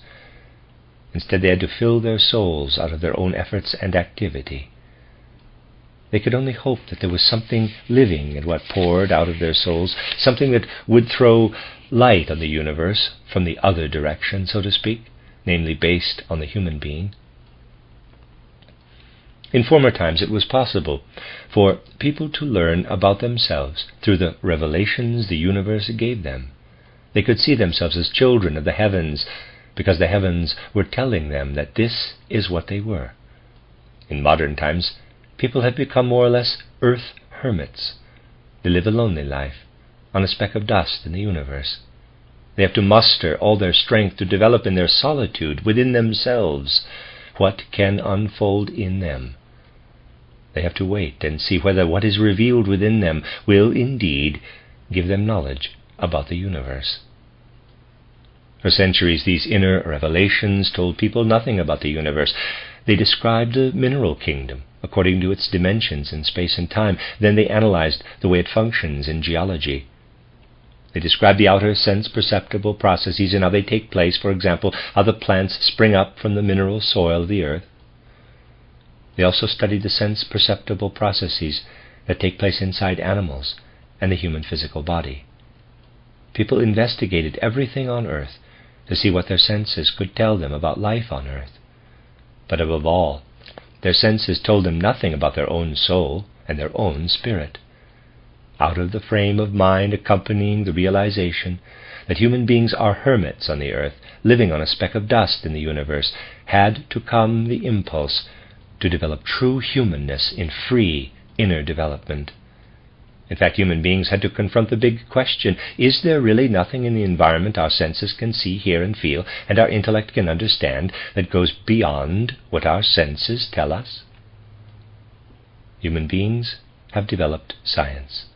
Yet, no matter how interesting this science may be, it does not say anything about human beings. It aims rather at abstract, dead concepts that lead to natural laws. All this does not take human beings into account. After all, human beings are not merely the point where all these abstract ideas meet, in other words, a container for all the laws of nature. For these natural laws have nothing of a soul or spirit nature about them, although they were formulated by the human spirit. The young Goethe especially felt the mood that accompanies this outlook at a significant time in the development of our worldview. He expressed his feelings in the first version of his drama Faust. Goethe presents Faust there as a man who is aware of the purpose of human beings in the cosmos, and who wants to feel himself a spirit and soul among other spirits and souls. Yet Faust feels thrown back by the world without spirit and soul. So he turns to ancient revelations of mysticism and magic, opening an old book where he finds descriptions of the beings of the higher hierarchies living in the stars and their movements, a book that talks about heavenly forces rising and descending, handing each other their golden urns. Such views existed at one time, but in the period in which Goethe places Faust, they no longer spoke to people. So Faust turns from them, just as Goethe turned from the ancient explanation of the universe, which saw soul and spirit in everything. Instead, Faust turns to the sign of the earth spirit. We then read the strange words spoken by the earth spirit, quote, "In the tides of life, in action's storm, I surge and ebb, as cradle and grave, as unending sea, as constant change, as life's incandescence.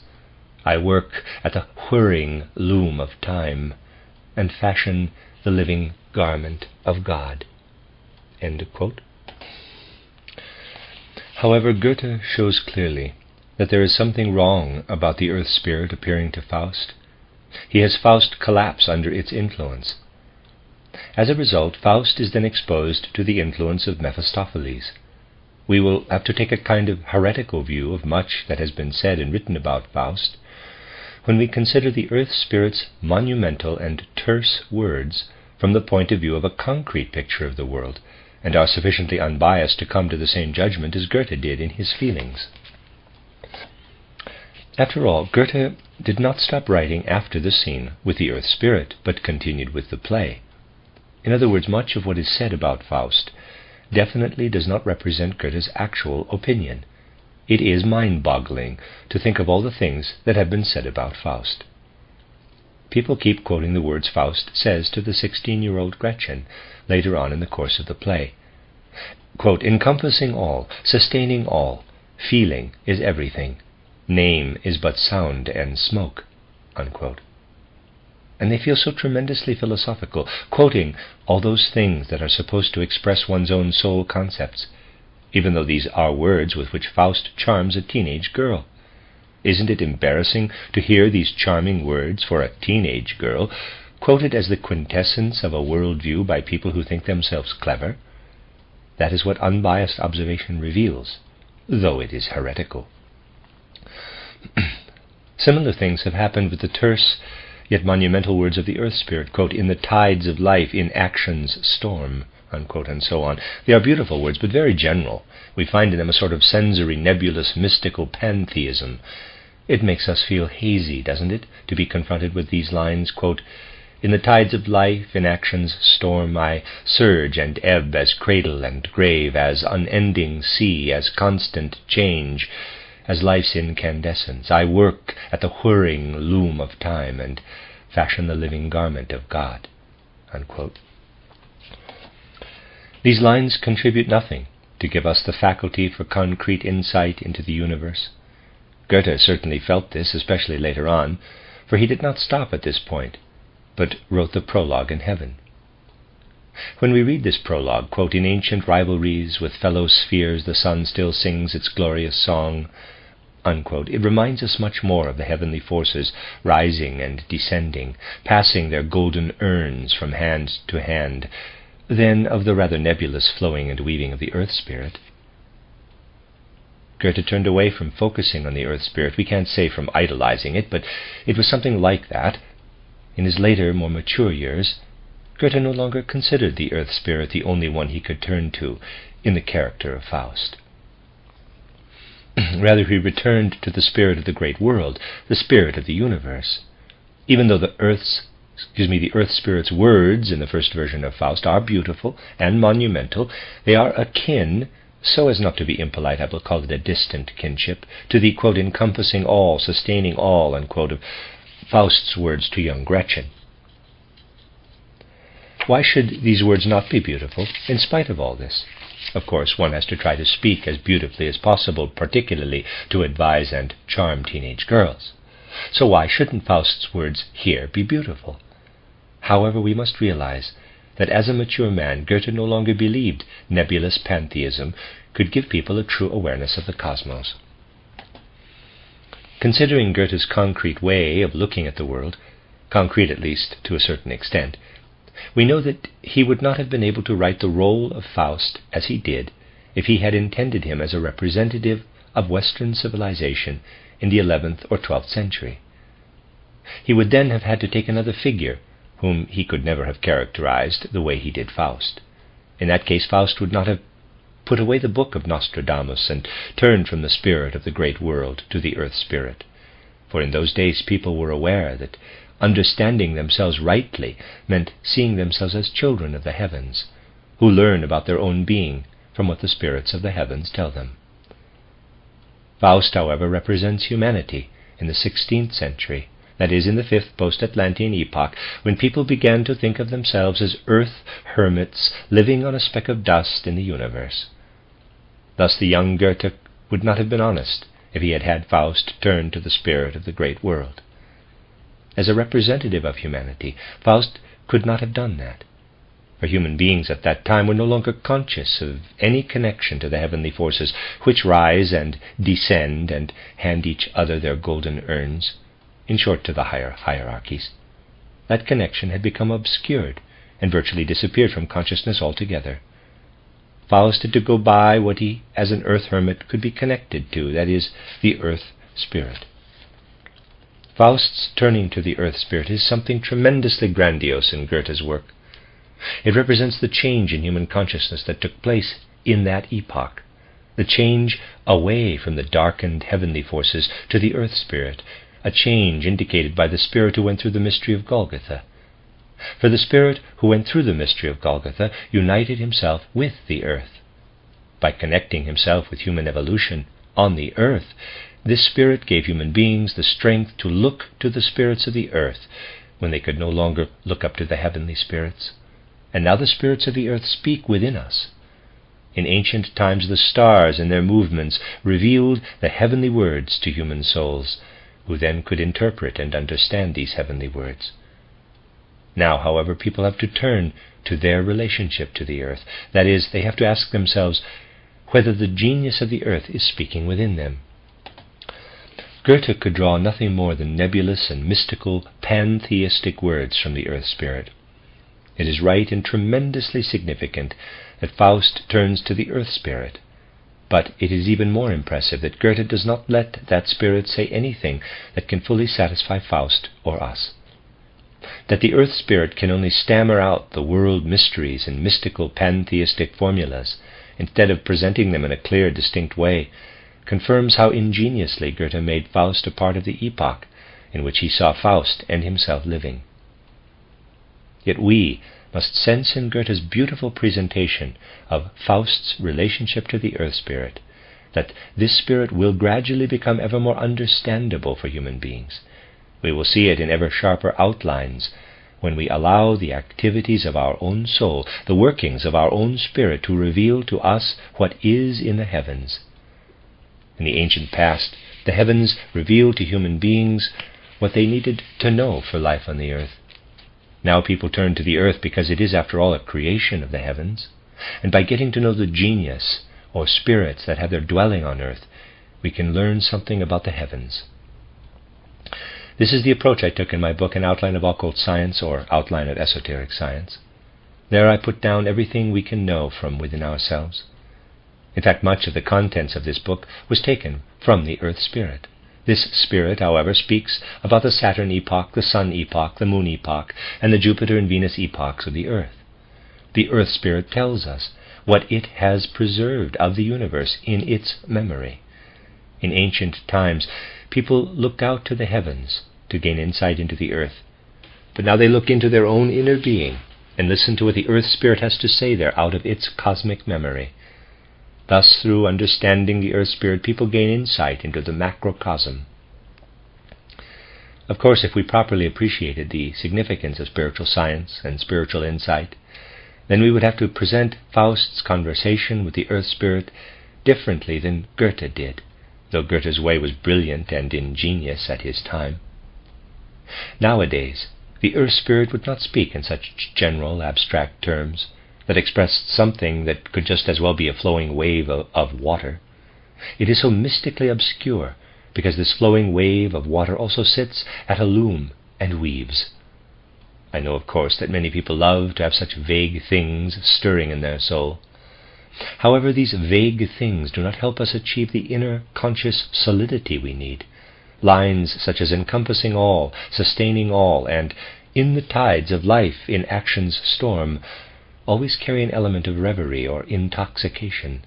Here we are always a bit beside ourselves, so to speak, and not completely anchored within ourselves. Granted, it gives people a pleasurable feeling to be a bit beside themselves. Some would even prefer to be completely beside themselves all the time, and to learn about the world from all sorts of ghosts.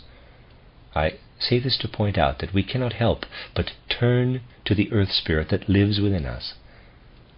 After all, if we accept the modern ideas of the natural sciences as they are presented to us in our civilization, then what they give us remains abstract and leaves human consciousness cold.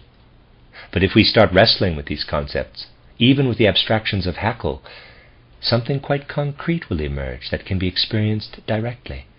Then the great realization will come to us that the indifferent ideas of natural science are only a mask. We will have to reach the point where we realize it is the genius of the earth that is telling us what we get there. We have to listen with our whole soul to what we hear at first only with our abstract intellect. And then we will understand in a concrete way what the earth spirit is saying. Thus we see how people in this age of the development of the consciousness soul have to struggle for an awareness of the world. We have to understand these things with our emotions, so that we will approach the anthroposophical worldview with our feelings, with our heart's blood, so to speak. It is this worldview, and not just isolated ideas about the world, that modern people need to adopt if they want to understand themselves with the right feelings and thoughts, according to my indications here. The end of Lecture 4. This is a reading of a collection of lectures by Rudolf Steiner entitled Earthly Knowledge and Heavenly Wisdom. This is Lecture 5, given on February 10th, 1923, entitled Earthly Learning and Heavenly Wisdom, Human Beings as Citizens of the Universe and Hermits on the Earth, Part 2.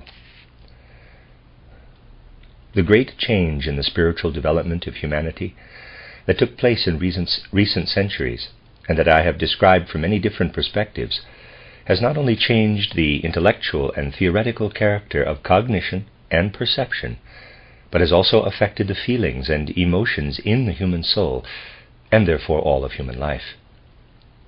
To fully realize this, we will look today at the actual foundations of life, that is, not only at various more or less pronounced symptoms of this change, but also at life's characteristic forms of expression, where we will be able to trace this shift in human consciousness.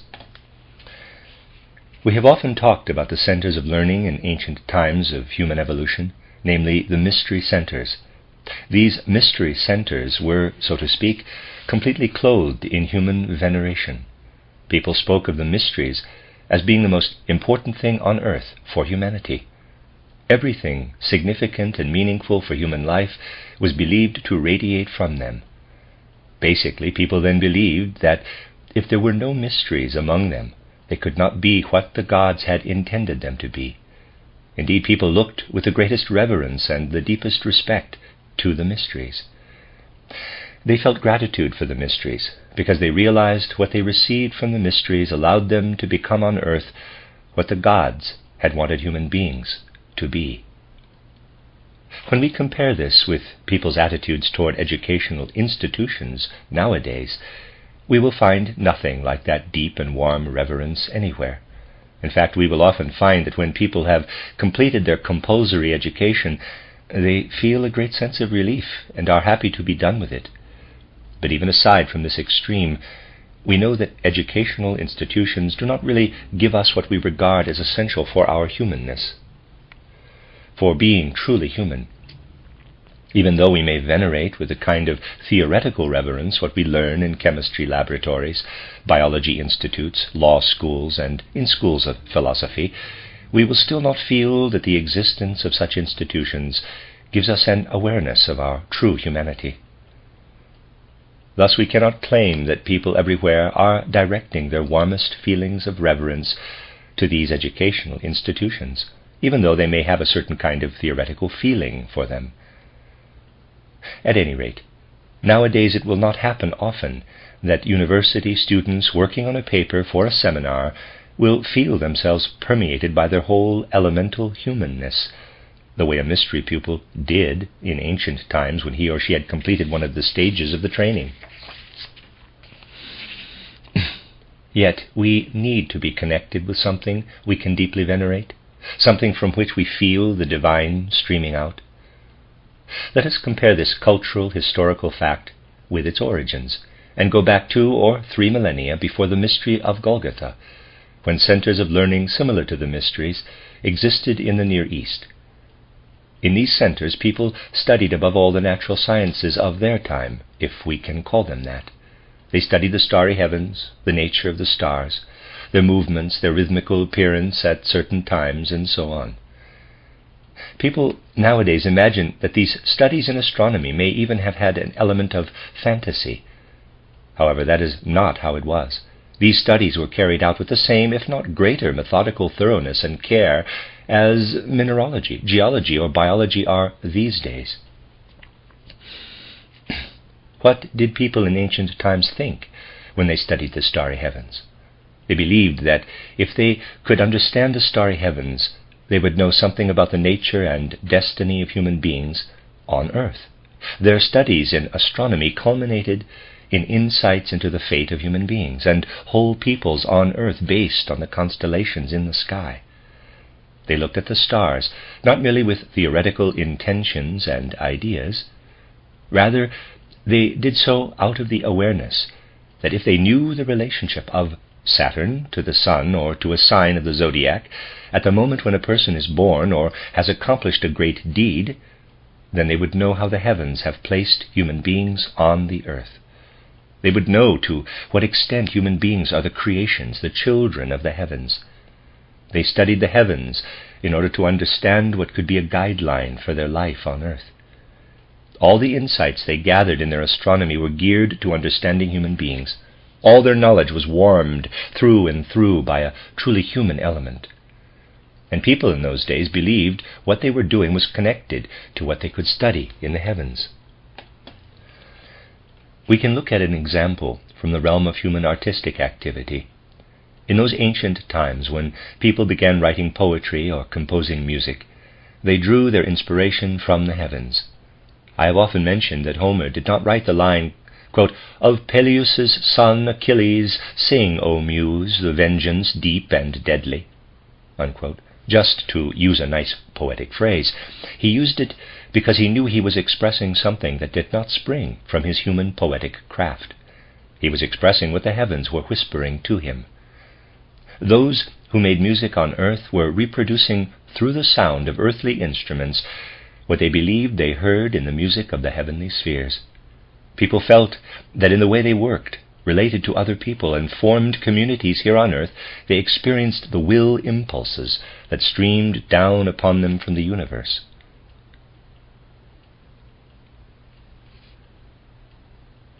Let me read that sentence again. People felt that in the way they worked, related to other people, and formed communities here on earth, they experienced the will impulses that streamed down upon them from the universe. They studied these will impulses in their observation of the starry heavens, and felt that they were acting here on earth in accordance with the intentions of the heavens. In other words, all the science, art, and religion of these ancient times flowed into human life and work. For in those days, religion, science, and art were united. They were a unity that ultimately radiated into human beings so they could feel themselves as the beings the gods had wanted them to be on earth. This attitude prevailed as long as people found a spiritual element in their knowledge about the heavens, as long as they were open to perceive something spiritual in the nature and movements of the stars and in their rhythmic appearance. They perceived a spiritual element that streamed down to them through what they knew about the stars, so that they could put their knowledge into practice on earth. Astrology does not have a good name these days. However, when we think of it in the old sense, it has a more respectable name. People back then looked up to the stars, and that is where the Logos revealed itself to them. It worked through their thoughts, their imagination, and their language here on earth. People participated in what made the formation of sounds here on earth resound with the mysteries of the heavens by merely setting their speech organs into motion. The Logos, which is the intelligence ruling in the human race, appeared as an emanation of the world of the stars. I'm going to read that sentence again. The Logos, which is the intelligence ruling in the human race, appeared as an emanation of the world of the stars. People believed what happened down here on earth was a reflection of the archetypal picture they knew through their astrology. When we look at our modern knowledge, we realize that it has been gained through sensory observation of earthly things. Even our modern astronomy, as I explained yesterday, is only earthly knowledge projected onto the heavens. Human beings nowadays are gaining knowledge based on their senses, and indeed they are integrated into the world differently than they were in the past. I described this difference recently in the course of these lectures. As I explained in my book titled The Philosophy of Freedom, modern intellectual people are characterized by their abstract concepts and their freedom, which has become possible only because of the development of abstract and intellectual concepts that are not in any way compelling, but provide moral commandments originating in human individuality. These intellectual concepts and the consciousness of freedom are a relatively recent development in human evolution. They appeared after the consciousness based on astrology had vanished. The consciousness that saw human beings as creatures that carry out the intentions of the gods. We modern human beings, with our intellect and our freedom, are cut off from the heavens. We have truly become earth hermits and rely completely on the earth for all our knowledge. The way we gain knowledge explains why we have such a strong interest in and attachment to it. In ancient times, it would have been unthinkable to see religion and scientific knowledge as two different things. When people in those days arrived at a scientific insight, it immediately also gave them a religious feeling, showing them the way to the gods. In fact, they could not help being religious, in the true sense of the word, once they had gained knowledge. Nowadays, people can learn the whole spectrum of current knowledge, and yet it will not make them religious. I would like to know whether anyone has become religious these days through having become a botanist, zoologist, or chemist. People who want to be religious look for religion in addition to knowledge. That is why we have separate institutions for the cultivation of religious life, besides those for learning and knowledge. In fact, many people think that knowledge diverts us from the path of religion, and that therefore we must look for other ways to lead us back to religion. Nevertheless, in our lectures, we have had to stress again and again the importance of modern knowledge. We have had to point out that recent insights and findings are indeed essential for modern humanity and its further development. Modern human beings, with their intellectualism and consciousness of freedom, develop here on earth what people in ancient times, who still had a heavenly consciousness, developed only after death. In describing what happens to modern people immediately after death, we have to point out that they look back upon a picture of their life by discarding their etheric body. Then in the period after that, they wander back through their life, from the ending to the beginning. In ancient times, life after death was different. What people could see on earth only through higher revelation, namely an intellectual worldview, they did not get until after death. What they were to gain on earth could be present there only as an ideal. They would be free human beings only after death. In those times, the true human being appeared only after the crossing from the physical world into the spiritual one. In other words, what people in ancient times experienced only after death, in looking back on their earthly life, namely intellectualism and a consciousness of freedom, modern people have crammed already into their life between birth and death. They have become intellectual beings endowed with a consciousness of freedom while still on earth. However, in the process we have to gain something through our sensory knowledge and our inferences based on it that does not much interest us at first. No matter how long we observe the world of the stars through our telescopes, it will not make us feel humanly and inwardly warmed and enlightened. Expeditions of astronomers and natural scientists are fitted out to verify Einstein's ideas. But nobody expects his or her findings to be something that belongs so intimately to our elemental human nature, as did those of the astronomers in the Babylonian or Assyrian culture. What our modern knowledge gives us is very different, a lack of interest in the vast reaches of the universe. Though this or that recent biological discovery may be very interesting, we cannot say that through these biological discoveries people come closer to the divine spiritual being they carry in their soul. Instead, people want to approach this divine spiritual being in their soul through a separate interest in religion.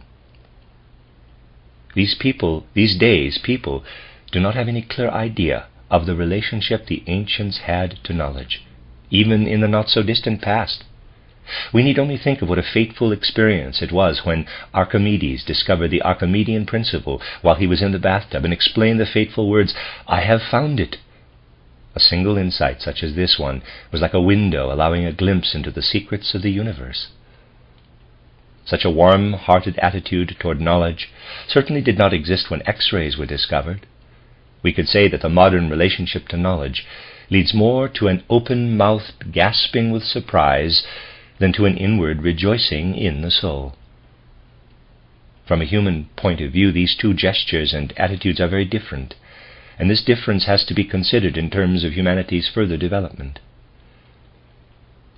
All this has led to a very strange development. For several centuries now, people have been receiving in their earthly life what they received only after death in ancient times, namely intellectual understanding of the world and a consciousness of freedom. Yet they have hardly noticed this. Their world of feelings, the elemental part of their world, has hardly been touched. In fact, we could say that all this is more likely to have a bitter taste for people.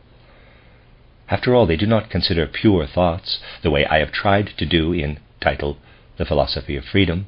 That is, they do not respond by wanting to sing hymns to them rather than analyze them.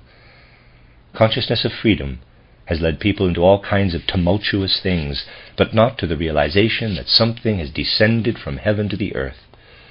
Thus, not even the basic force underlying the modern development of humanity has been felt on a purely human level.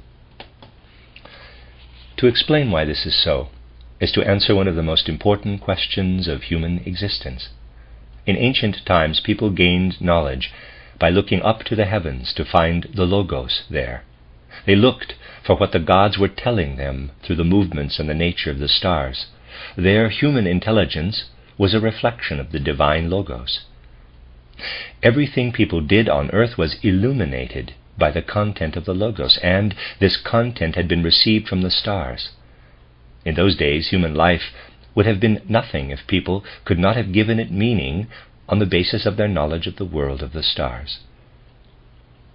Similarly, all the knowledge we gain inwardly is, in a sense, a mere nothing. We get this knowledge by submitting ourselves to the study of botany, zoology, biology, physiology, or other subjects. We do all this out of ambition at best, or based on the insight that it is necessary if we want to eke out a living here on earth. I know this is a radical statement, but in a sense it comes close to the truth. For surely the people who see great ideals here are under the influence of a certain illusion that allows them to interpret these things in accordance with their ideals. In any case, the people who can see meaning in the sentence, quote, "I pray a chemical formula," unquote, are few and far between. This is how we have to express an important cultural historical fact, albeit a negative one. It takes a person such as Novalis, who was gifted with a profound knowledge, aglow with youthful enthusiasm, to feel that, for example, solving a differential equation is actually praying. Ordinary mathematicians are not in a very prayerful mood when they discover the solution to a differential equation. The obvious fact that we are involved with our whole being in the act of knowing, that we feel our longing for the divine with our whole being, is not at all self-evident to modern humanity. But people take it as a matter of course that those who climb to the heights of knowledge are glad when they have their exams behind them and do not have to go through any more. The joy of having passed through the stages of the mysteries is hardly to be found in modern exam candidates. At least it is extremely rare nowadays that students talk with the full seriousness of the ancient mysteries about the profoundly divine deed a professor has done in giving them a dissertation topic and enabling them to go through the waters of holiness while they work on their topic. Yet that would be the normal, the self-evident thing to do. Keeping this in mind, let me sketch it for you. We have down here the earth with everything on it. There's a drawing on page 64 of this book in white and green. It's actually in black and white in this book.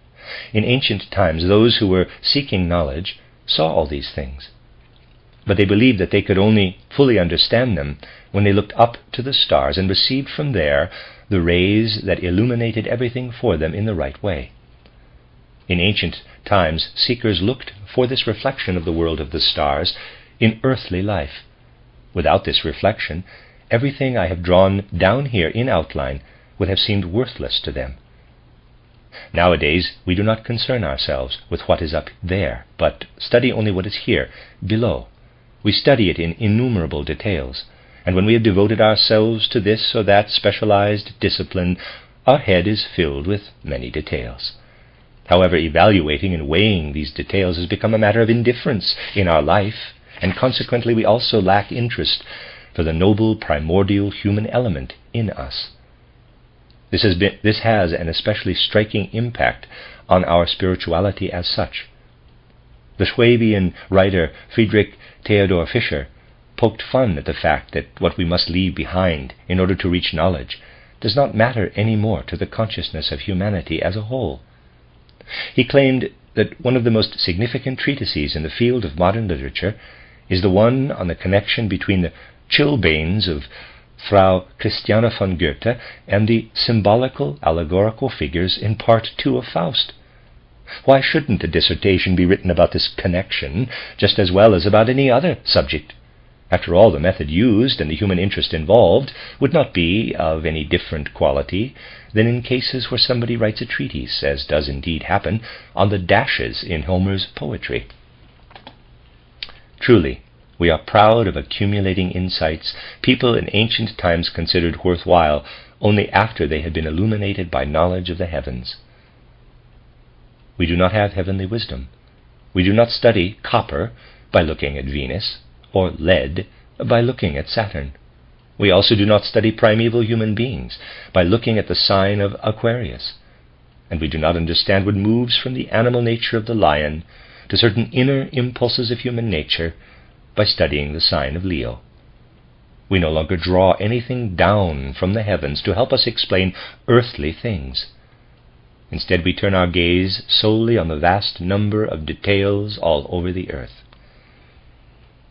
Clearly, then, we need something that brings meaning into the separate details and helps us to see once again what people used to see when they beheld earthly objects illumined by the heavens. We know many things, but we need a comprehensive knowledge that can radiate into all the separate fields of knowledge and give them meaning. That is what anthroposophy wants to be. Just as astrology looked into the heavens to explain the earth, so anthroposophy wants to look within human beings to see what they have to say out of themselves. From there, it wants to illuminate everything we know about minerals, plants, animals, human beings, and everything else we usually know only in separate details. Just as people looked to the heavens to understand earthly life, so we, with our intellect and our newly acquired freedom, must now come to understand ourselves. Only then will we be able to look again at the moment of death when we enter a spiritual world where gods will gaze down upon what we will bring with us and what will radiate from us. For we are to become fully human already on earth, whereas in ancient times this did not happen until after death. How far we have been successful in becoming truly human will be evident from the strength we gain from the pure awareness of our humanity. We receive this pure consciousness of our humanity through what radiates from anthroposophy into everything we can know and accomplish on earth. Quote, "In the beginning was the Word, and the Word was with God, and the Word was God." John chapter 1, verse 1. That is to say, in the beginning was the Logos, and the Logos was with God, and the Logos was God. The Logos was brought down from the revelation of the gods in the heavens, quote, "And the Word became flesh and dwelt among us," unquote, John 1:14. And indeed it continues to live among us. The Logos has become flesh. What could once be found only in the heavens must now be sought in the human realm.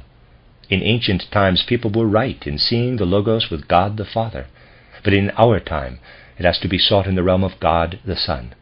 We find God the Son in his basic significance when we understand St. Paul's words, quote, "I have been crucified with Christ. It is no longer I who live, but Christ who lives in me," unquote, Galatians 2:20. That is when we come to know ourselves. All of anthroposophy aims at penetrating into our very depths. What did people in ancient times find when they looked into their depths? They found luciferic forces at the heart of human nature. When modern people penetrate deeply enough into their own being, they find Christ. That is the other side of the change from ancient to modern times. Since intellectualism and the consciousness of freedom came down from the heavens to the earth, and since Christ united himself with humanity on earth, human beings can find Christ in the depths of their own being if they penetrate deeply enough. In contrast, when people in ancient times penetrated deeply into themselves, they found luciferic spirits. That is what the candidates of the ancient mysteries were supposed to learn. They had to realize that when they penetrated deep down into human nature, they would ultimately find at the heart of their own soul something that would make them recoil in horror, namely the luciferic forces. Therefore they had to learn to look up to the moment of death, for they would become truly human only after passing through the portal of death. Then they would be rescued from the luciferic forces they found here on earth in the depths of their soul. That is what the death experience in the ancient mysteries was about. That is why the mystery pupils in ancient times had to concentrate on learning about and picturing the moment of death. In our times, we have to take hold of what has been given to us, intellectualism and consciousness of freedom. if we take hold of them in the right way, by permeating all our earthly knowledge and our actions with what pours forth out of a pure consciousness of humanity, such as anthroposophy strives for, then we find the Christ forces in the depths of our soul. We will then realize that while people looked to the constellations of the stars in ancient times to understand human destiny on earth, we must now look to the human being. In this way we learn how the human being, permeated by the Christ substance here on earth, while possessing full humanness, then lights up for the universe. The human being lights up as the star of humanity after having gone through the portal of death. This is the spiritual humanism that can take the place of ancient astrology. It can teach us to consider what is revealed in us as Sophia, namely anthroposophia, as people did the revelation of the stars as logia in ancient times. That is the awareness with which we must permeate ourselves. That is how we can come to know the cosmic significance of the human being. We will understand our cosmic significance that leads us to study first the physical body and then the body of formative forces, or etheric body. I want to mention here only one example. When we study our physical body in the right way, that is, by illuminating this body with anthroposophy, we will learn that it is subject to its own forces. When our body subjects itself to its own forces, it continuously tends to become ill. Indeed, our lower part, our physical body, always has a tendency to become ill. And when we then study the etheric body, we find there the totality of the forces that constantly work to make the sick human being well again. The pendulum swings between physical body and etheric body, aiming to keep the balance between the pathological and the therapeutical. In other words, our etheric body is the cosmic therapist, and our physical body the cosmic pathogenic agent. We can say the same about the other areas of human knowledge. We have to ask ourselves what we have to do when we are confronted with an illness. Well, we have to manage somehow, through some combination of remedies, to call upon the etheric body for healing. Basically, this is what all of medicine is doing. It somehow calls upon the patient's etheric body for healing. We are on the right path toward healing a patient who can be cured when we appeal to his or her etheric body in the right way. That is, when we seek the healing forces that can flow into the patient from his or her etheric body in accordance with the individual's destiny. But I will say more about this tomorrow, when I want to speak in more detail about this last aspect of today's topic, the end of Lecture 5.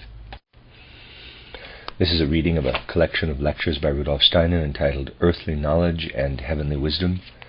Lecture 6, given February 11th, 1923, is entitled The Invisible Human Being Within Us. We can clearly distinguish two entities in human beings. As you may remember, I have recently explained in several lectures that our physical organism is spiritually prepared in the life before birth. It is then sent down, so to speak, as spiritual organization before we actually enter earthly life, with our I, capital. Basically, this spiritual organization continues to work throughout our physical life on earth, but it does not manifest in outer visible form. Its visible parts, the sheaths enclosing the fetus during the gestation period, chorion, amnion, allantois, are discarded at birth. Nevertheless, this pre-earthly organization continues to be active within us throughout our whole life. Yet it is of a different nature than our physical soul spiritual being during our life on earth, and that is what I would like to talk about today. In a sense, we have an invisible human being in us, living in our growth forces, in the hidden forces working in nutrition, and in fact in all the realms that are outside the control of our conscious activity. The influence of this invisible human being extends to this unconscious activity into our growth and even the daily restoration of our forces through nutrition. These influences are the after effects of our pre-earthly existence, which becomes a body of forces during life on earth, that works in us without our being aware of it. Today I want to describe in more detail the nature and organization of this invisible human being we all carry in us, in our forces of growth, nutrition, and reproduction. We can approach this by means of a diagram that shows that this invisible being also has an I, capital, an astral organization, an etheric organization or body of formative forces, and a physical organization. Of course, after our birth, its physical organization rests inside our other physical organism.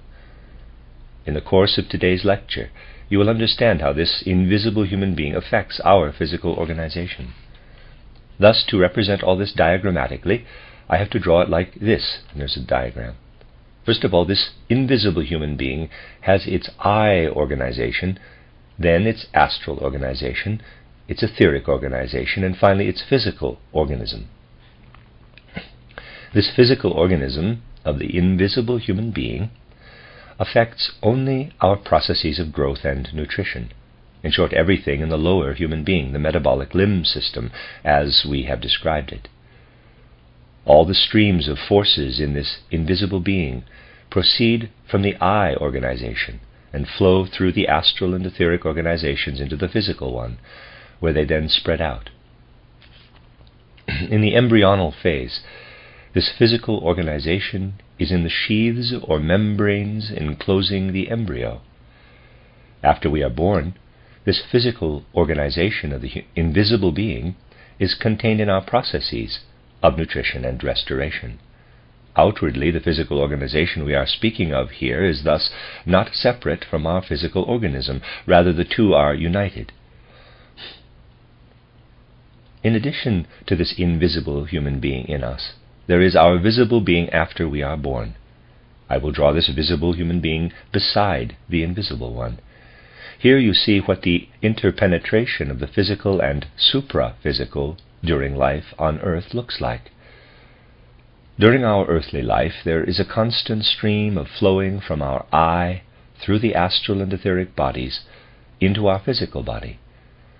After we are born, this stream takes its course in the metabolic limb system, in the forces of outer movement and those of inner movement that transport the food we have taken in through our whole organism, and even up into the brain.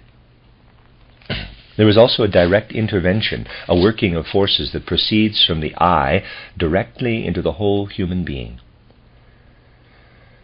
In other words, there is the influence of an activity, a stream, as it were, that enters from the I directly into the nerve sense system, bypassing the astral and etheric bodies and acting directly on our physical body. Of course, this force is strongest in the head, where most of the sense organs are concentrated, but it does extend over the whole human being, for example, through the sense of touch in the skin. By the same token, I would also have to draw a stream for the taking in of food through the mouth. Thus, in our head there is an organization that streams up from below. It starts from the I and passes through the astral and etheric bodies, through the physical body, and then streams up into the I. In addition, there is another stream flowing directly into the physical body and streaming downward. The nerve tract is the visible sign of this direct stream that flows from the I into our physical organism. The I organization, then, runs alongside the nerve tracts. Basically, this I organization has a destructive influence on the organism, for here spirit directly enters into physical matter, and where this happens we find a process of destruction. In other words, alongside the nerve tracts and coming from the senses, there is a subtle process of death spreading throughout our organism. We can trace the stream that flows in the invisible human being into the astral, etheric, and physical bodies when we track our blood vessels all the way into the sense organs. Thus we find that the I flows in the blood in such a way that its forces have first been ensouled by the astral, the etheric, and the physical organizations. Taking the astral and etheric organizations with it, the I streams upward through the physical organization in our blood.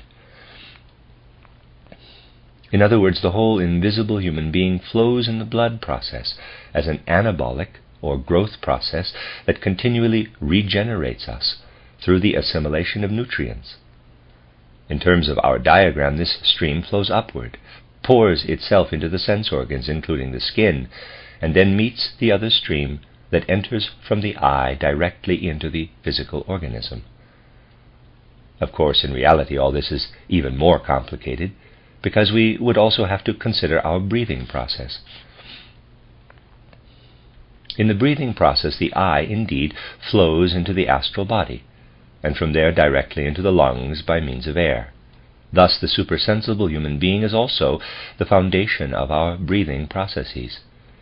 However, here, unlike in the nerve sense system, the eye does not intervene directly in the physical organism. Instead, the eye saturates itself with astral forces, takes up oxygen, and only then does it enter the organism with the help of the breathing process.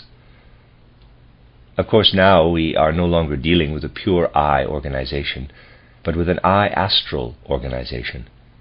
We could say then that the breathing process is a diminished death process. The nerve sense process is the actual process of death. The breathing process, on the other hand, is a weakened death process. It is countered by the process where the eye is strengthened by streaming first into the etheric body, and it is only taken up by the physical body. Readers aside, I would like to mention that there are a number of illustrations by Dr. Steiner that are being referred to, and these are all on page 88 of this book. I'm on page 73. Unfortunately, I'm not able to characterize those as I read. End of my aside. This process, however, runs its course mostly in the supersensible realm, and therefore cannot be traced by ordinary physiology. Its outward effect is the pulse beat. This process is also a regenerative one, although not as much as the actual metabolic regeneration processes. It is only a weakened regenerative process. It meets up with the breathing process. To a certain extent, the breathing process is a destructive process. If we took in more oxygen, our life would be much shorter. Our life is lengthened to the extent the intake of oxygen is compensated for by carbon dioxide formation in the blood. Thus, everything in the organism works closely together, and only if we resort to the supersensible human being can we fully understand what is happening in our body. Although after birth this supersensible being has only an invisible form, we are aware of these forces precisely on the basis of the anthroposophical understanding of the human being. For instance, when we examine our eyes on this basis, we find that the blood process, with its delicate ramifications, is taken up by the nerve process that runs in the opposite direction. The blood process always runs its course toward the periphery. It is centrifugal. The nerve process, which is really a process of breakdown, always runs centripetally, that is, from the periphery toward the center. All other processes in our body are metamorphoses of these two. If the process going on between our pulse and breathing takes its course as it should, then the lower human being is connected with the upper one in the right way.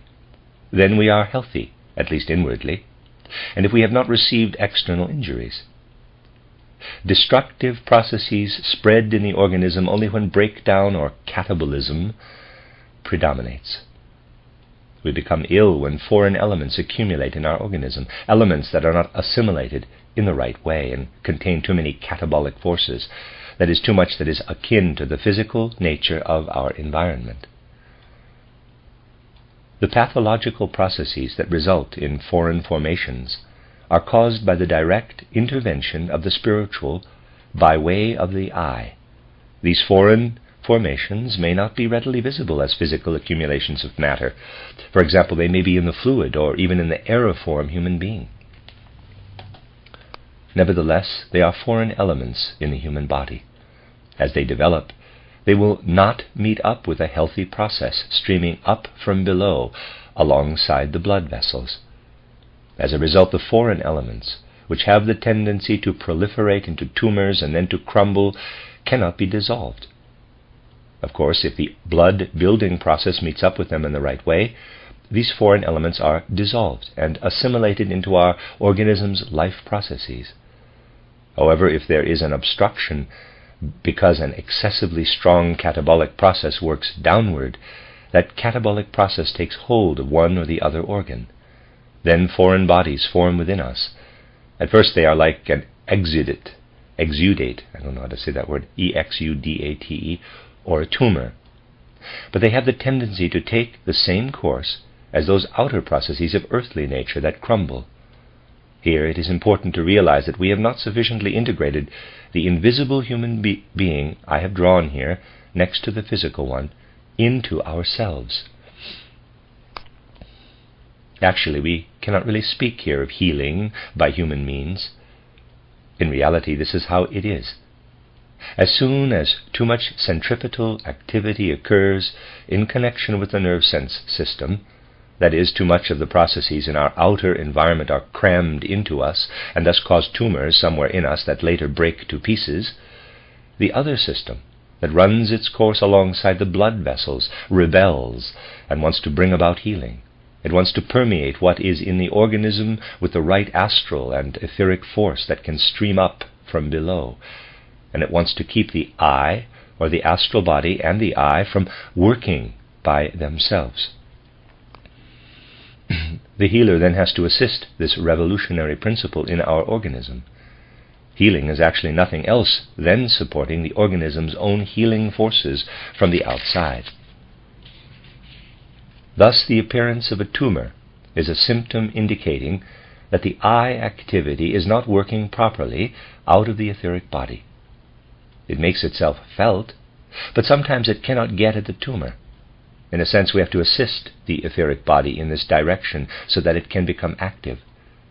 We can support the healing process in our organism by helping the etheric body to be active in the right way.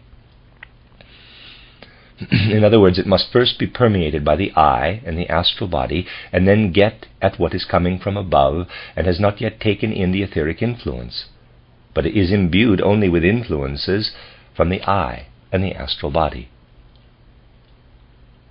In this way, we can counter the poisonous effects of the I and the astral body on our organism with the etheric influences.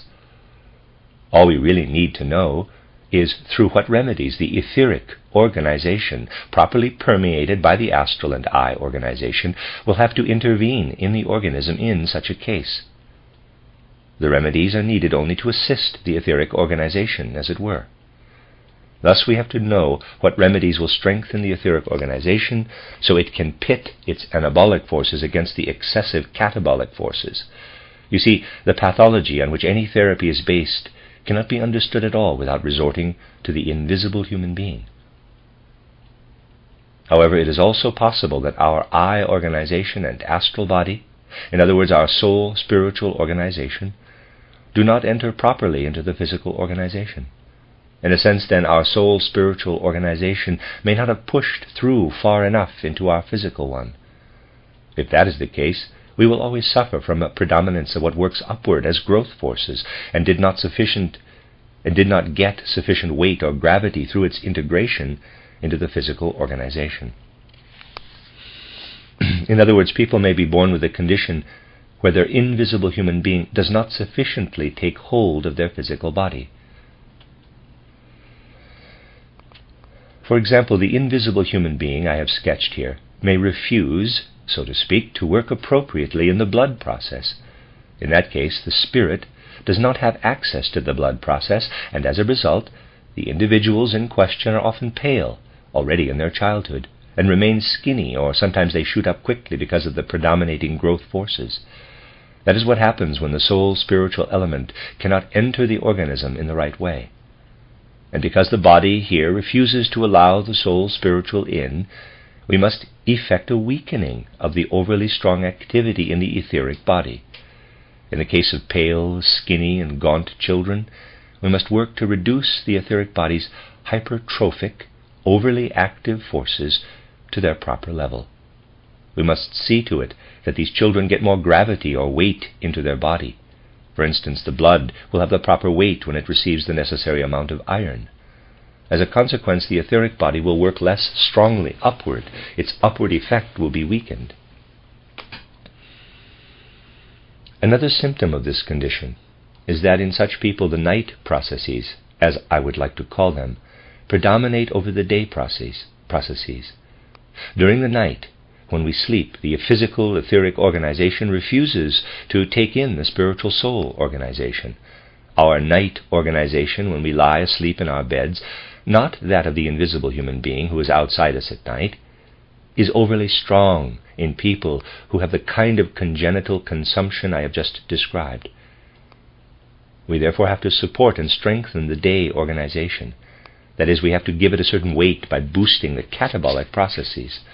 For it is by fostering the catabolic processes that lead to an inner hardening and ultimately to a crumbling or breaking down. Of course, this should happen only to a very minimal extent during the cure, that we can push back the overflowing forces of the etheric body and hold the consumption in check.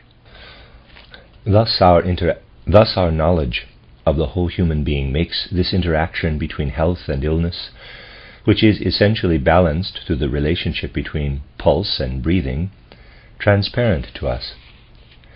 When we learn how we can foster this and or that through outer remedies, then we are able to support the natural healing processes that are always there, but do not always manifest themselves. After all, we cannot introduce a completely foreign process into our organism. What always happens is that when we bring any foreign process into our body, the former is at once inwardly transformed into its opposite. For example, the food you eat contains certain chemical forces. As the organism takes these in, it transforms them right away into their opposites. This has to be possible, for if our food keeps its outer character for too long after we have eaten it, it gets to our catabolism and causes destructive, deadly catabolic processes. What enters our body with our food must be taken up right away by inner processes and be changed into its opposite. You can trace the processes I have just described on the basis of the human being as a whole in many details. For example, let us assume that somehow a splinter of something or other entered your body. Now, your body can react to this foreign object in one of two ways. First, let's assume you cannot pull it out and it stays within you. The anabolic forces in the bloodstream are active all around the foreign object within you. They gather around the intruder and have thus moved from their proper place. As a result, the nerve activity right away predominates. A kind of exudate is secreted around the foreign body, and the intruder is encapsulated. Because of this cyst formation, the following happens. If we had no foreign element at this place, the etheric body would act in a certain way on the physical body there. Now, however, the etheric body cannot intervene in the foreign element. Rather, a cyst develops that is completely filled with the etheric. Thus, a part of our body contains a foreign element. In this part, our etheric body is not structured by the physical. In such cases, it is then a matter of strengthening the astral body to such an extent that it can work on this piece of etheric body without the help of the physical body. Through the encapsulation, our body has called upon the catabolic forces to isolate them in a particular part of the body and to integrate the healing etheric body in that place. The etheric body then has to be supported through proper treatment of the astral and the eye. In a sense, in such a case, what is above the physical in us has to become so strong that it can work without the physical in one small part of our organism. This is what always happens when a splinter or some other foreign element is encysted as part of the healing process. In that part of our body we are moved up one level, as it were, with our whole organization. Of course, it is possible that a foreign body is formed within our own organism, and the same applies there. However, it is also possible that a completely different process runs its course when we have a splinter in our body. It can happen that the nerve activity around the splinter increases and predominates over the blood activity. This nerve activity, in which the I, capital, reinforced by the astral body, is at work, then stimulates the blood activity and prevents the coagulation of the exudate. Instead, it agitates the secretions and ultimately leads to the formation of pus. Since the nerves push through to the outside, the pus is also pushed to the outside through the thrust that runs along the nerve tracts in the catabolic activities toward the periphery. Thus the pus runs outside the body and the splinter is discharged with it. A scar then forms and the wound heals. As you can see from the processes of encystation, which occur especially when the splinter is too deep inside our organism for the nerve sense system to push it out, the anabolic processes of the blood will predominate and lead to encapsulation. If the splinter is closer to the body surface, then the thrust from the nerves, the catabolic forces, will be stronger and stimulate the substance that then becomes the exudate. They will use the already existing paths of catabolism for this purpose of breakdown, and the whole thing will suppurate. Thus, in the beginning of this process, in the moment of originating, so to speak, we always carry within us the latent tendency to let our organism harden toward the center centripetally, and to dissolve it again toward the periphery centrifugally. Of course, in the normal course of events in our organism, the inward process of tumor formation and the outward one of inflammation and pus formation are in equilibrium. Our inflammations are usually so strong that we can overcome the catabolic force of tumor formation. It is only when one or the other of these forces predominates that we develop either a real tumor or a severe inflammation. Now, don't think that all this works out as easily and simply in reality as we necessarily have to present it in a schematic description. In reality, these processes are meshed. For example, you know that when the inflammatory forces are strong, we also often have a fever. Basically, this is caused by overly strong excessive anabolic processes in the blood. Indeed, the forces we often develop during a fever would almost be sufficient to supply energy for another person, if they could be conducted there. On the other hand, when the catabolic forces predominate, we have cold symptoms, which are not as easy to diagnose as a fever. Of course, sometimes the two conditions alternate, and so in practice, we often have to deal with an intermingling of what we really need to keep separate to fully understand the matter. Concerning the poisons in nature, such as that in the deadly nightshade or belladonna, we have to ask how these poisons relate to the other substances in our environment that are edible and not poisonous. With our food, we take into our organism what is formed outside in nature. In a similar way as our invisible human being, it starts from a spiritual process, enters an astral process, then an etheric one, and finally a physical one. The activity that proceeds downward in nature from the periphery down onto the earth is akin to the inner activity of our eye, which is purely spiritual. This activity flows down but is transformed on the way from the astral and then is changed again, on the way from the etheric, and then enters into the physical and is finally absorbed by plants. Plants grow toward and absorb this etheric activity, which from further up already brings with it the astral and the eye processes, that is, the soul and spiritual processes. However, it is different with the poisonous substances. Unlike the ordinary green plant substances, the poisonous substances typically do not turn toward the etheric. Instead, they go directly to the astral. In other words, the astral, which I have drawn red, enters this substance. In the case of the deadly nightshade, the fruit becomes extremely greedy and is not satisfied with taking in the etheric, but it also directly assimilates the astral before the latter has absorbed the life forces through the etheric on its way down. We could say astral substance is constantly trickling down onto the earth without having entered the etheric realm first. Drops of this astral substance that have not gone through the earth's etheric atmosphere can be found in the poison of the deadly nightshade. The poisons in the thorn apple and hyoscyamin, let me read that, it's hyoscyamine, hyoscyamin, which is found in henbane, are also drops of the cosmic astral that has trickled down. Consequently, what lives in such plant substances, for example, in the belladonna or deadly nightshade, is akin to the process that enters our nerves and oxygen circulation directly from the eye or the astral body. Thus, when we ingest the poison of the deadly nightshade, our catabolic processes, which usually enter our physical body directly from the eye, will be greatly enhanced. Our eye is not strong enough to bear such an increase.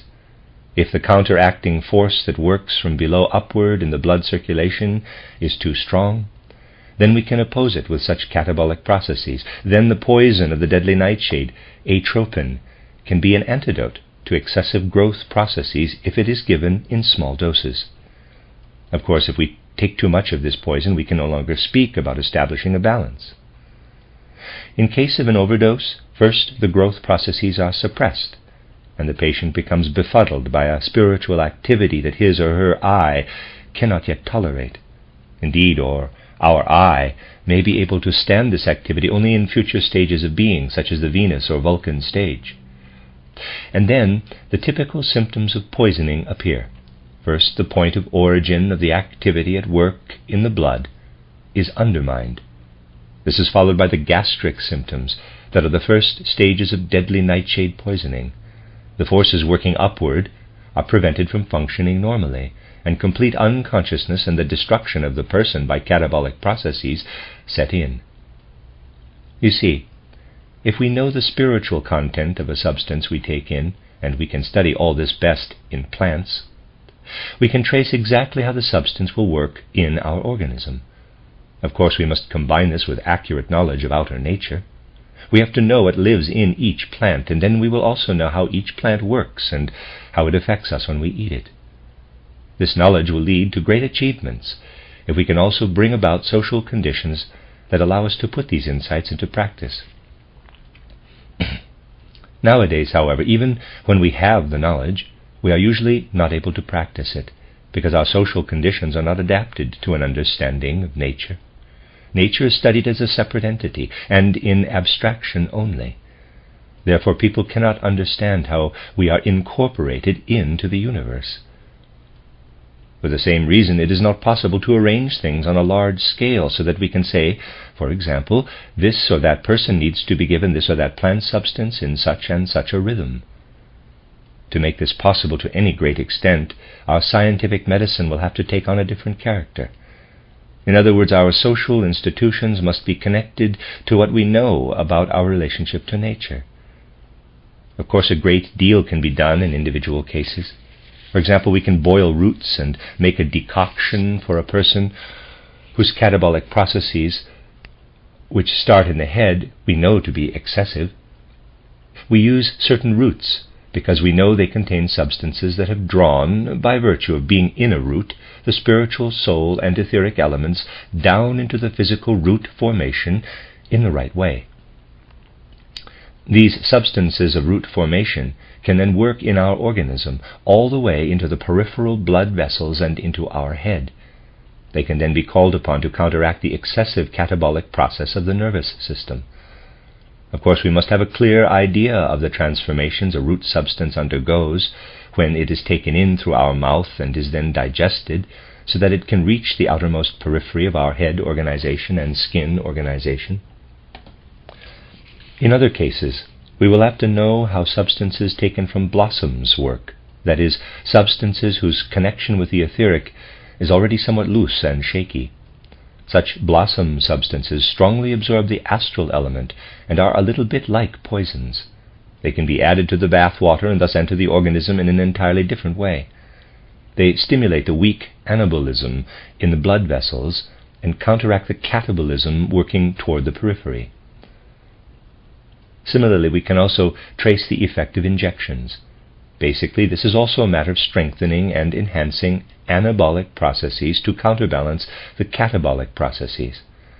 Therefore, we will see the reactions of the catabolic processes, especially when we give injections. In fact, injections have their proper effect only when the catabolic processes resist at first, before gradually merging with the anabolic processes. Thus slightly impaired vision or a buzzing in the ears often occurs with injections, because the breakdown processes at first refuse to properly counterbalance the enhanced anabolic processes. By the same token, such reactions are a definite indication that we are intervening in these processes. All this shows you that anthroposophy is not about providing models for a club of sectarian old cronies so they can expound on the human being consisting of physical body, etheric body, astral body, and I. Rather, anthroposophy is concerned with a serious, thorough understanding of human beings and their relationship to the world. It is a matter of carrying the spiritual into the material realm. If anthroposophy is to take its rightful place in the world, people must realize that it can observe and study the spiritual in the material realm. As long as we are only working for sectarian circles who merely pass on their classification of human beings, we are only dealing with things that will conflict with all kinds of other sectarian ideas.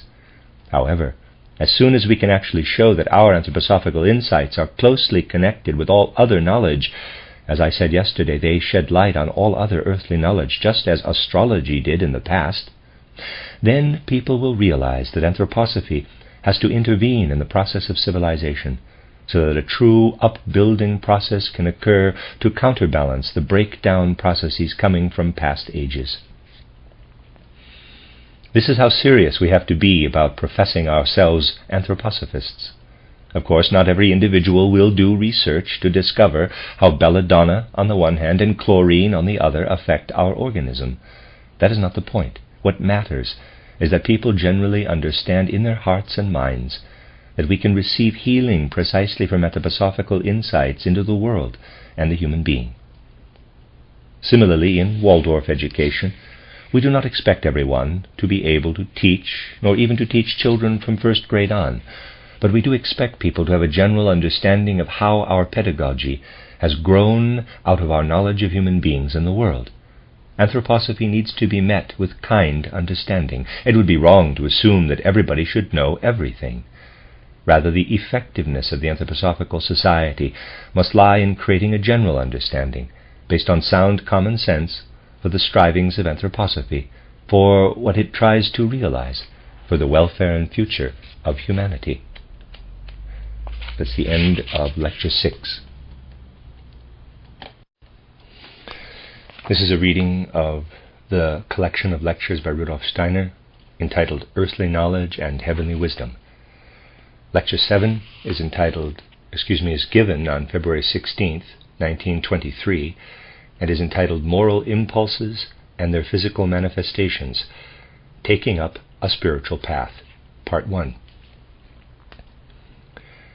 Today I would like to add some comments to what I said in previous lectures about the task of anthroposophy now and in the future development of humanity. In particular, I want to consider the perspective we get when we look at how Friedrich Nietzsche led the philosophy of the 19th century into absurdity. We can show that Nietzsche, more than anyone else, demonstrates that the anthroposophical view of human beings and the world is an historical necessity in human evolution. I do not want to repeat what I have already said about Nietzsche, both here and elsewhere in the anthroposophical movement. Rather, I want to talk about two influences on his philosophy that I have not yet talked about. Throughout his life, Nietzsche was preoccupied with forming an opinion about the nature and value of moral impulses in human beings. He was a moral philosopher in the true sense of the word. He wanted to get a clear idea of the origin and significance of morality, both for the individual and for the whole cosmic order. In his striving for clarity on this issue, two elements run like a red thread through his whole life, a life that changed considerably in many other respects. The first of these factors is that beginning with the turning point in his second year at the university, until the end of his life, Nietzsche basically had an atheistic outlook, which remained unchanged through all the transformations of his philosophy. The second factor is that in regard to the moral, intellectual, and practical impulses of his time, he asserted that one virtue was the most important, namely honesty, honesty with oneself, with others, and with the world as a whole. He considered honesty the most essential virtue modern people needed to have both inwardly in their own soul and outwardly in the world. Nietzsche once listed 4 cardinal virtues he considered most important for human life. Honesty with oneself and others was first on his list. The other 3 were courage toward one's enemies, magnanimity to those one has defeated, and courtesy to everyone.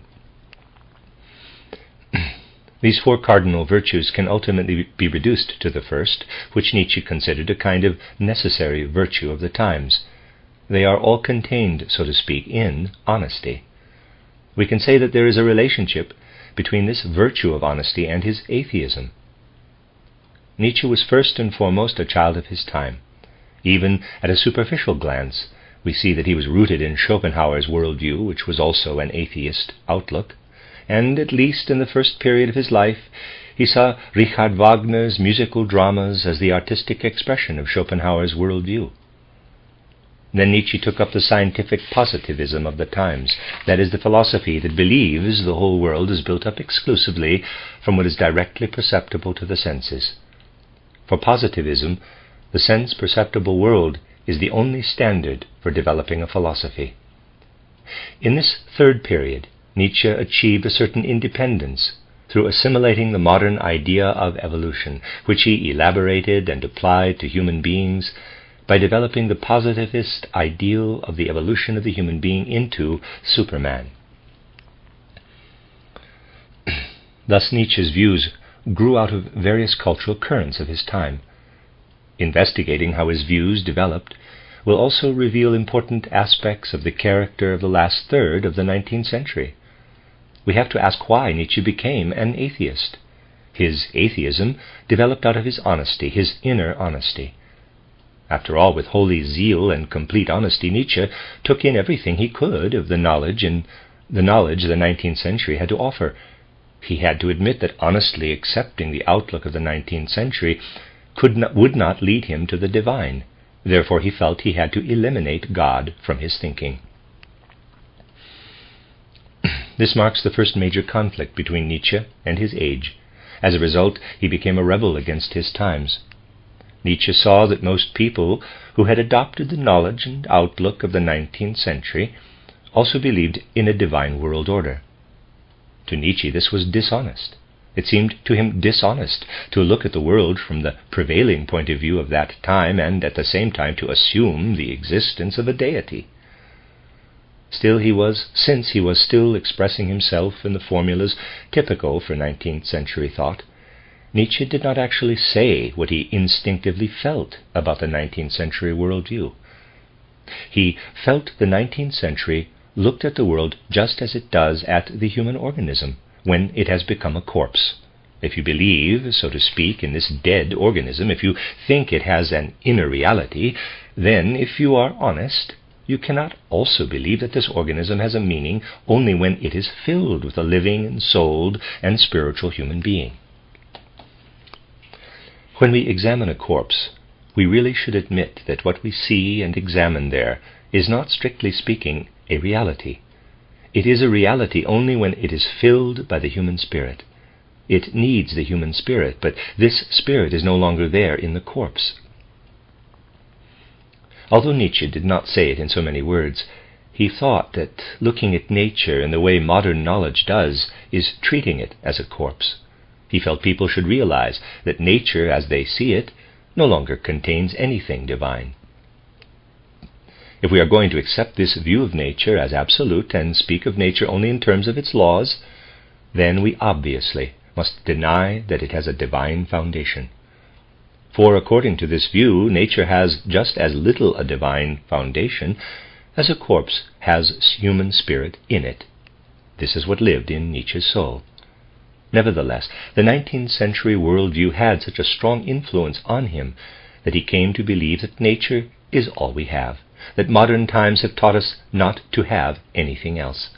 If we adhere to this knowledge of nature, we must reject God. Thus Nietzsche considered it dishonest to believe in God and at the same time accept modern knowledge. In this regard, the life of his soul is extremely interesting, precisely because he strove to be so absolutely honest. To believe in God and at the same time accept the prevailing view of nature was, in Nietzsche's eyes, the great lie of 19th century culture. Still, he took seriously the natural order that was generally accepted. In fact, he realized that modern life had developed to the point where people adopted this view of nature as a matter of course. It is not that nature had compelled people to accept this order of things, rather life had become such that this was the only view of nature it could bear. The prevailing view of nature had actually developed out of life itself. Yet Nietzsche felt this life was utterly dishonest, and he strove for honesty. He had to admit that if we live in this order and consider it true, then within the framework of this truth we can never become aware of our humanity. Nietzsche's fundamental feeling in the first period of his life was doubt about how he could feel himself a human being when he was confined by the prevailing view of the natural order. The truth, as he saw it, kept him from reaching awareness of his own humanity. That was how Nietzsche felt, and therefore he reached the conclusion in this first period of his life that if he could not live in the realm of truth and reality, he would have to live in that of appearances, in poetry, in art. Nietzsche believed he had found in the ancient Greeks the nation that had arrived at the same dissatisfaction with the truth out of a certain naivete, and had therefore consoled itself with appearances, with beauty. He expressed this in his first work, titled The Birth of Tragedy and the Genealogy of Morals, which is like a hymn and written very beautifully. He wanted to say that when we are in the realm of reality, we can never be aware of our humanity. Therefore, we should flee from that realm into the one where we can create a world that does not conform to reality. In this world of poetry, we will find consolation for what reality can never give us. According to Nietzsche, the ancient Greeks had been genuine, naive pessimists who felt that they could not be satisfied with the world of reality. That is the main reason why they created their wonderful tragedies, a world of beautiful illusions, to find there what would satisfy them. Nietzsche believed that Wagner's musical dramas were a renewal of this world of beautiful illusions, and had been created for the express purpose of leading people from the so-called real world into that of appearances, so they could find satisfaction as human beings. Nietzsche thought it was impossible to deepen our study and knowledge of the sensory world, and move from the outer revelation to the divine within nature, in order to feel ourselves connected with the divine, and to feel ourselves as human beings, as real in the world. Nietzsche could not take that approach. He was determined to be honest. And in his honesty, he saw no way to arrive at such an approach on the basis of what the 19th century had to offer. Thus he had to stay with the other approach. There is no satisfaction for us in all of reality. Therefore let us find satisfaction in an unreal world.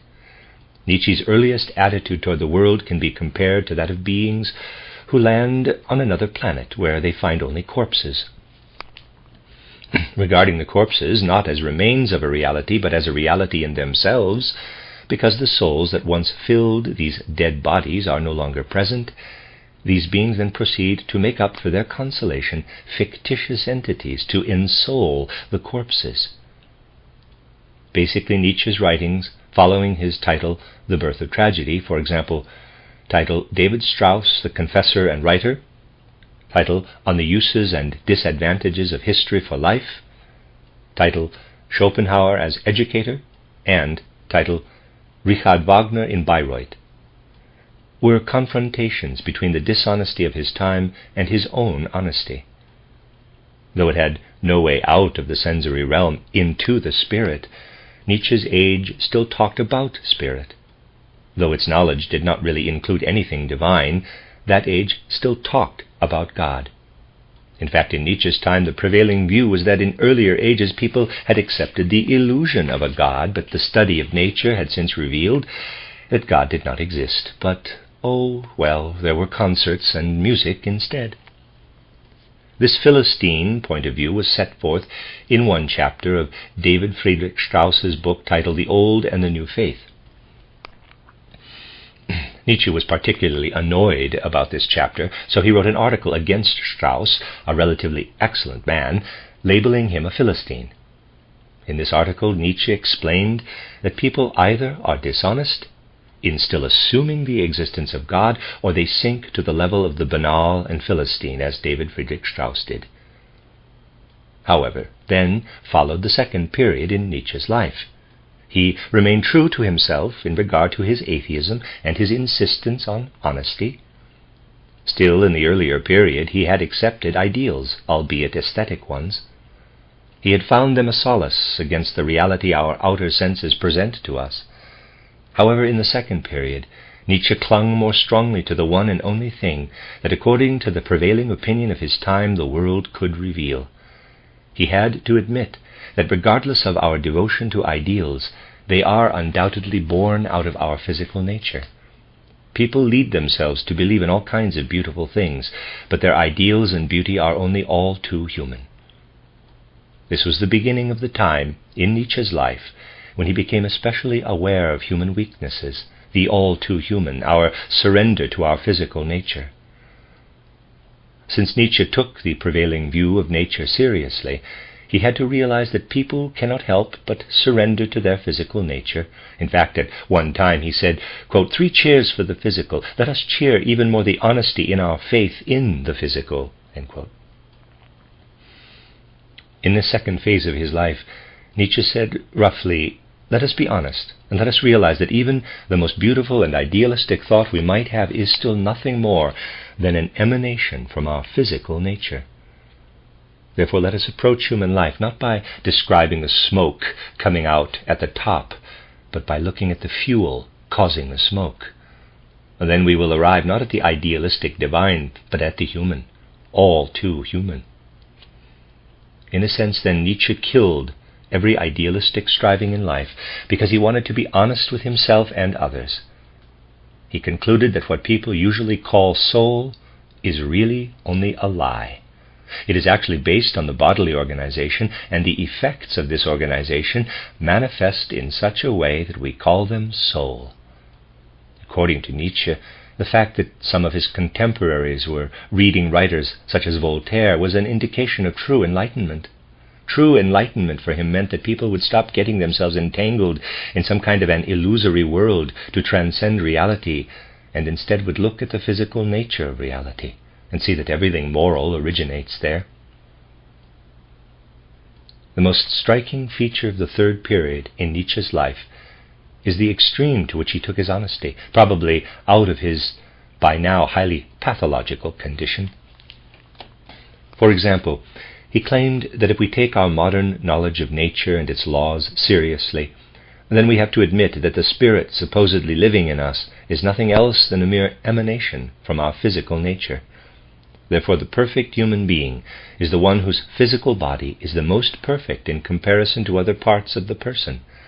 In other words, the perfect human being, according to Nietzsche, is one whose physical nature is such that the strongest instincts live in him. Nietzsche believed the intellectual life, rather than the life of soul and spirit, would lead us beyond ourselves in our evolution, because the instincts, though remaining just instincts, nevertheless would become stronger and stronger, grow beyond the level of animal instincts, and then the human race would develop into Superman. Why did Nietzsche first admit that human beings needed the illusion of ideals, then unmask these ideals as emanating from the physical, and then postulate that the human race would evolve into Superman through a higher development of its physical nature, its instinctual life? He was led to this because he thought people steeped in the worldview of the 19th century could not possibly understand the physical and yet go beyond it and remain honest at the same time. If they wanted to be honest, they had to stay within the realm of the physical. Nietzsche then cultivated a strict honesty and completely committed himself with his whole being to the physical realm. Indeed, his ideal for the future of human civilization, if we can call it an ideal, was that human beings would throw light on the grand illusion of having a spirit. People usually are not aware of this background of Nietzsche's views. After all, he worked his way out of all this with the greatest possible honesty by denying the existence of spirit so spiritedly and glorifying the spiritual poverty of humanity so brilliantly and ingeniously. Within the framework of the worldview of the 19th century, it was impossible to be a moral philosopher, as Nietzsche had become because of his predisposition, if this worldview was accepted honestly and seriously. For if we can no longer say that our task on earth is to bring a spiritual, super-earthly element into this earthly world, but believe that we have to confine ourselves to this earthly realm, then we will have no justification for setting up moral standards. If we accept the 19th century worldview in all honesty, then morality becomes a free-for-all. And Nietzsche really felt deeply that morality had become a free-for-all. He wanted to be a moral philosopher, but where was he to get moral impulses from? That was the big question. If we see the supersensible illuminating human beings, then morality is what this supersensible element demands of our sensory existence. Then morality is possible. However, if we see nothing supersensible in human beings, as the 19th century worldview did not, there is no source from which we might draw moral impulses. To distinguish between good and evil, we need the supersensible. Thus Nietzsche groped his way through human life to find a source or origin of moral impulses. For example, he looked at the history of human civilization and found that strong races conquered weaker people, forcing their standards and norms on these weaker ones. Out of their instincts, the conquerors ordered the defeated people to do this or that. Nietzsche, of course, could not believe in any categorical imperative or moral rules. He could only believe in a race of people of instinct, who saw themselves as good and others as bad, inferior people whose actions and standards they could dictate. Then those who, according to the conquerors, were the inferior people, in turn ganged up and conquered the former, not with the older brutal means, but with the more subtle weapons of the soul and spirit, with cunning and ingenuity. Now they in turn called the former conquerors bad, because they had been conquerors, despots, muscle men, and militaristic people. On the other hand, the new victors called themselves good. Formerly they had been considered inferior and bad. To hold one's own in weakness and defeat, in spite of being poor, restricted, oppressed, and vanquished, that is good. To conquer and defeat others, that is evil. Thus good and evil developed out of good and bad. However, good and bad did not yet smack of moral judgments as they do now, but merely carried a suggestion of conquering powerful and aristocratic people, in contrast to the army of slaves, who were considered inferior and bad people. Our distinction between good and evil derives merely from the slave revolts of those who had formerly been bad and inferior, and now called the others criminals and evil, and were taking revenge for what had been done to them. Thus the morality later expressed in the categories good and evil seemed to Nietzsche to be nothing more than the revenge of the oppressed on their former oppressors. He could find no inner justification for morality. He could only place himself outside the framework of good and evil, not inside it. For to find an inner justification for the categories good and evil, he would have had to reach out to the supersensible. However, to him the supersensible was a delusion, nothing but the expression of our weak human nature, refusing to admit that our true being is limited to the physical. We could say that all thinking people of Nietzsche's time would have had to agree with him if they had been as honest as he. Nietzsche had made it his goal to be completely honest. That is why he became a rebel against his time and had such sharp mental weapons. That is also the reason why he was striving for a transvaluation of all values. To him, the values by which he lived had developed out of dishonesty. Through work done over centuries, the modern scientific concepts had been established and been introduced into history. Yet those same centuries had not taken out of human souls what could not be reconciled with these scientific concepts, namely ideas about morality and God. Values had developed that now needed to be transvalued.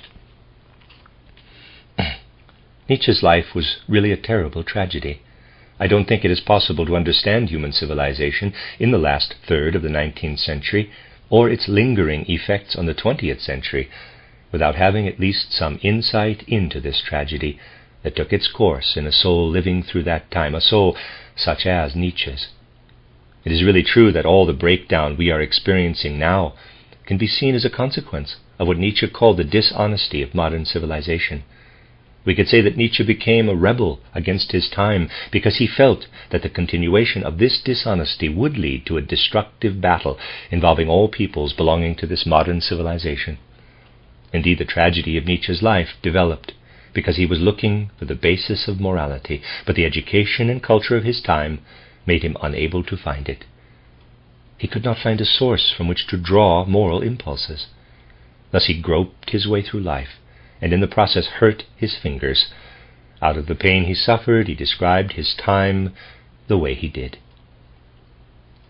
Nietzsche was searching for something that cannot be found in the sensory realm, but only in the supersensible. After all, you can come up with ever so beautiful, grand, and lofty ideals, yet you cannot fuel an engine, turn a wheel, or start an electric motor with them. When we focus only on what can fuel an engine, start an electric motor, or turn a wheel, we will never understand how the moral impulses living in us can possibly affect our organism. You see, no matter how lofty our ideals, they are, after all, only smoke and mist.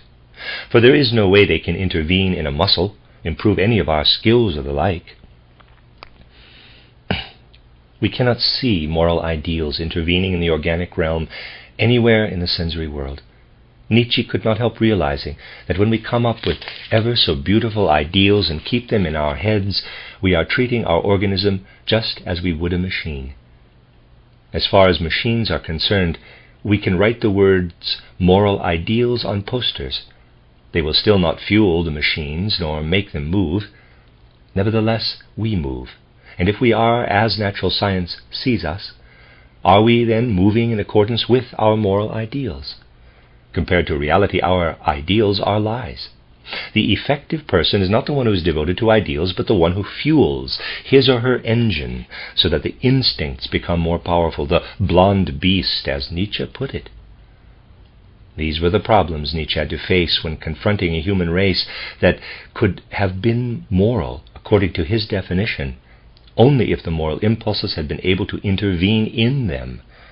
They had not been able to, and therefore there was neither good nor evil, only title beyond good and evil. Now remember that we have always described the modern knowledge of the world as unable to really understand the human being. It cannot arrive at a clear picture or idea of the human being.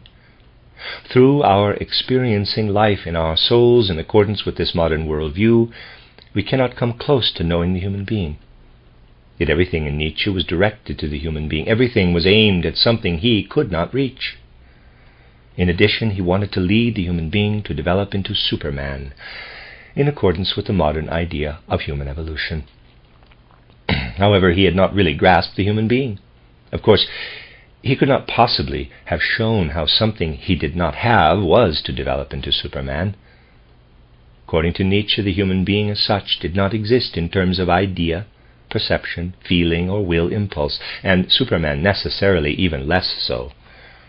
It was as though he had said the words human being and Superman only out of an old habit, and was now choking on them because they had no content, just as one would suffocate in an airless room. Nietzsche was faced with the necessity of entering the supersensible world with his moral problems, but he was unable to do so. That was his inner tragedy, and that is also what makes him a representative of the late 19th century. As a representative soul of that age, he indicated that human beings have to enter into the supersensible world if they want to remain honest and not declare moral ideals mere lies. Nietzsche became insane because he was faced with the need to enter the supersensible world but could not do so. Of course, there are many people who do not become insane, but I will not go into the reasons why they don't at this point. After all, even in the description of peculiarities of our civilization, we must not overstep the boundaries of courtesy. Still, we can see one thing clearly about Nietzsche's life. Modern people can be honest with themselves and others only if they enter the supersensible world. In other words, we cannot maintain honesty and sincerity in a worldview that is not supersensible. By the same token, we will not find the way from the human being to the Superman if we cannot take the path from the sensory world to the supersensible one. If morality in a certain sense belongs to the Superman, then it demands that we look for this Superman not in the sensory world, but in the supersensible one. Otherwise the term Superman is merely an empty word we call out that is not met with any sound from the world. Tomorrow we will consider this topic from another angle. In particular, we will go into more detail about what Nietzsche met with, so that we can rightly understand moral values in human life and bring them into harmony with the knowledge and outlook of our times. The end of Lecture 7. This is a collection of lectures by Rudolf Steiner entitled Earthly Knowledge and Heavenly Wisdom. Lecture 8, given on February 17th, 1923, entitled Moral Impulses and Their Physical Manifestations, Taking Up a Spiritual Path, Part 2. Taking the example of Nietzsche, who declared himself a moral philosopher, I explained yesterday that people steeped entirely in outer modern civilization will fail in their attempts to find moral impulses in the nature of the human being, because present-day knowledge does not tell us how moral impulses intervene in our physical life.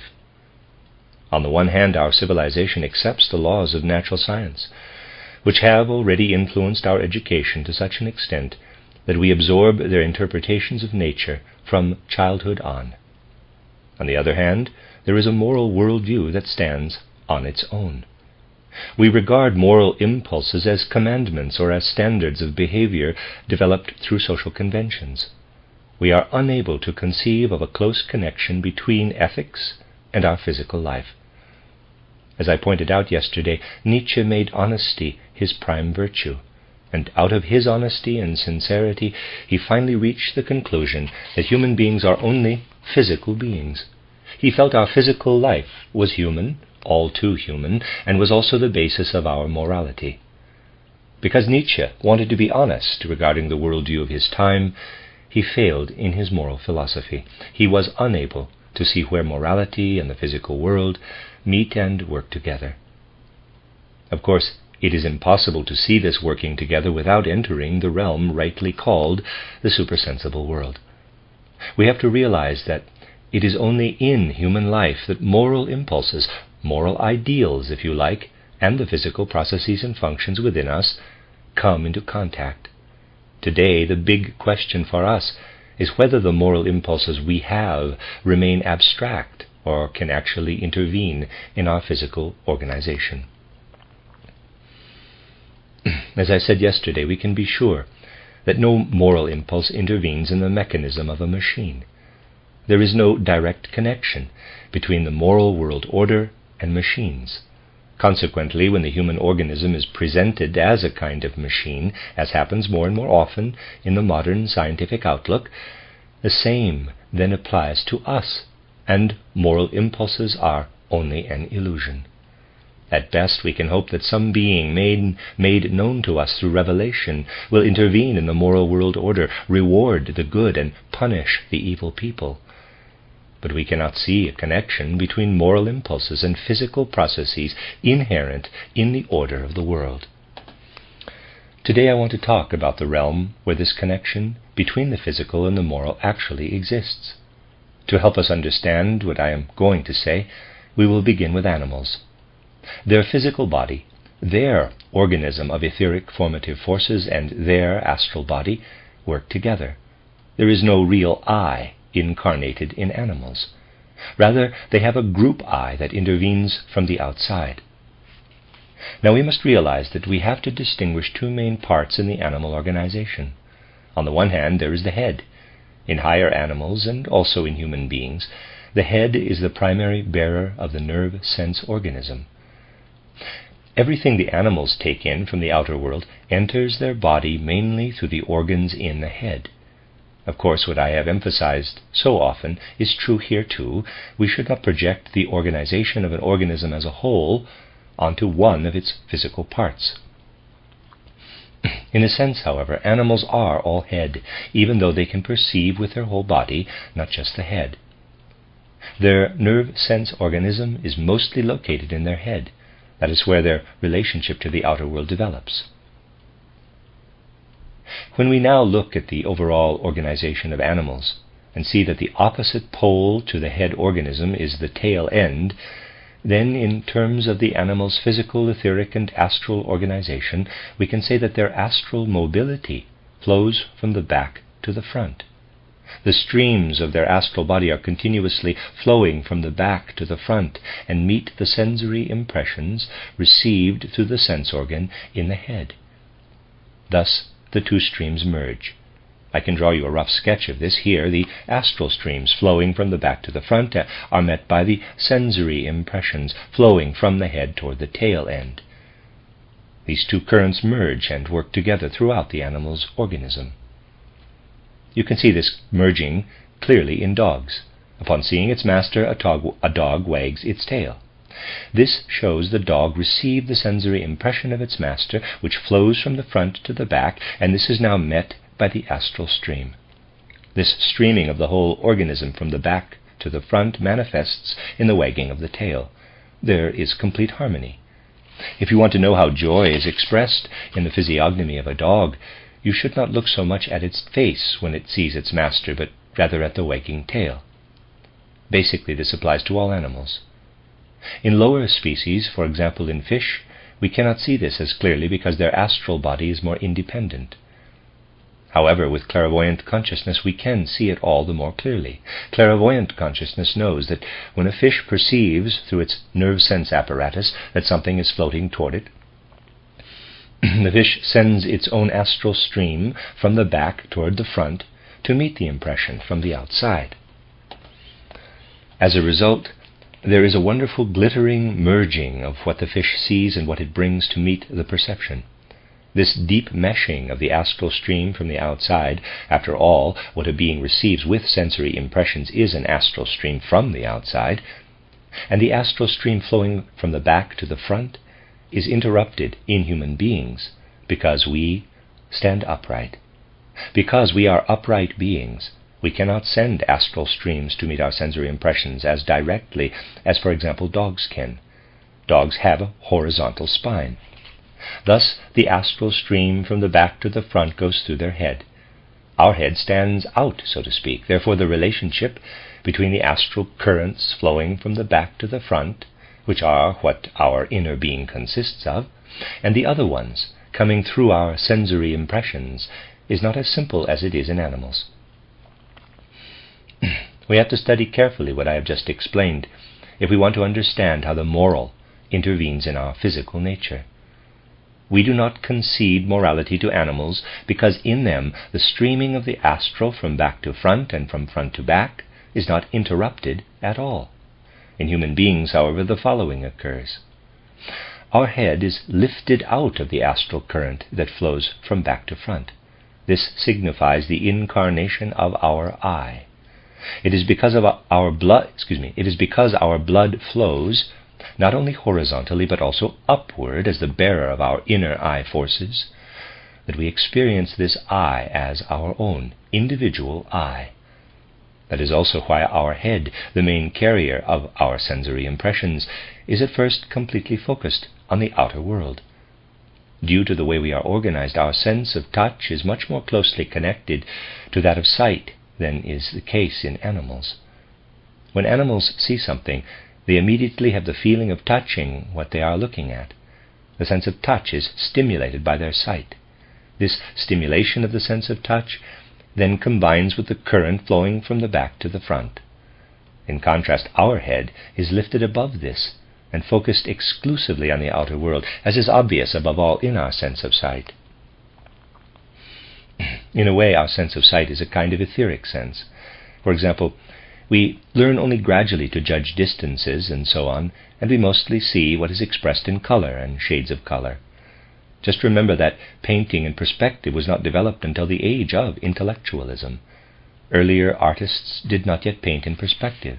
It was only later, by way of judgment and intellectualism, that human eyes became used to seeing the reality that is expressed in perspective, in distances. Our eyes see mostly color, contrasts, and shades of light and dark. Light covers all objects. It actually originates in the cosmos. The sun sends out its light, and since the light coming from the cosmos falls on objects on the earth and is reflected by them, our eyes actually do not see things by means of earthly forces, but only with the help of cosmic forces. This is symptomatic of our head in general. It is more open to the etheric element in the world than to the physical. We actually find our way in the physical world more by moving around in it and touching it than by using the sense organs in our head. Imagine how ghostly, how etheric ghostly the world would be if we did not find our bearings in space through our sense of touch, but had to rely only on what our eyes tell us. Animal heads are organized entirely differently from the human head. The animal's organization is much more closely connected with physical reality through the head than our organization. The perceptions of our head are like ideals because they are etheric. In fact, with our head we live completely in an etheric world. The outer shape of our head is an image of the cosmos, and this is not a mere superficiality. In contrast, the various shapes of animal heads are a direct expression of the animal's corporeality. You will not find the cosmic, rounded shape of the human head in the animal kingdom. Our head is indeed an image of the cosmic spheres. We have developed this shape because we have a vertical body axis and not a horizontal one as the animals do. In a sense, we have risen beyond the horizontal into the vertical. We can see this especially clearly when we look at our organization as a whole. The physical organization of our head is attached to an etheric organization that mirrors the purity of the cosmos. The organization of our head in the etheric body is hardly at all in contact with earthly elements throughout our life on earth. In its etheric, and even more so in its astral elements, it remains completely cosmic. In fact, when we pass on from one earthly life to the next, the rest of our bodily organization, that is the part below the head, is transformed. It undergoes a metamorphosis, not in its physical matter, but in its force constellation, and becomes the head of our next incarnation. Of course, as a system of forces, the head of our present incarnation vanishes after our death. In other words, to develop into head organization, our physical organization first has to go through the cosmos. Our head organization cannot develop on earth. Through our head we are completely open to the cosmos, but through the rest of our organization we are bound to the earthly realm. The shape of animal heads develops out of the rest of their organization.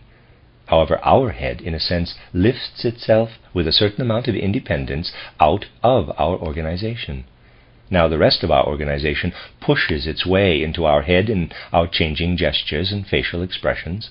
For example, if you are inwardly agitated because you are frightened, then what is in your metabolism and blood circulation is expressed through the forces of your organism in your changing expressions and the sudden paling of your face. Other emotions affect us similarly. In other words, what lives in the rest of our organism pours soul-spiritually, that is, astrally, into our head.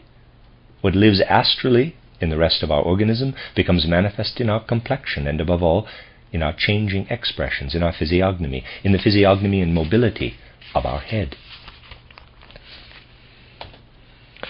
It is highly interesting to observe the facial expressions accompanying what somebody is saying to us, which comes from his or her capital I. We can read in the person's face what lives in his or her astral body.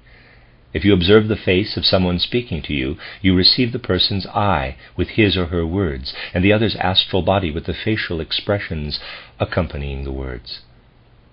The astral organism of the head, which causes the changing features, is connected to an etheric organism, which is a wonderful image of the cosmos.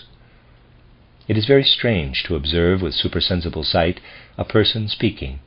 One sees the astral body making itself felt everywhere in the person's changing features, but the etheric organism of the head is hardly touched at all by the facial expressions.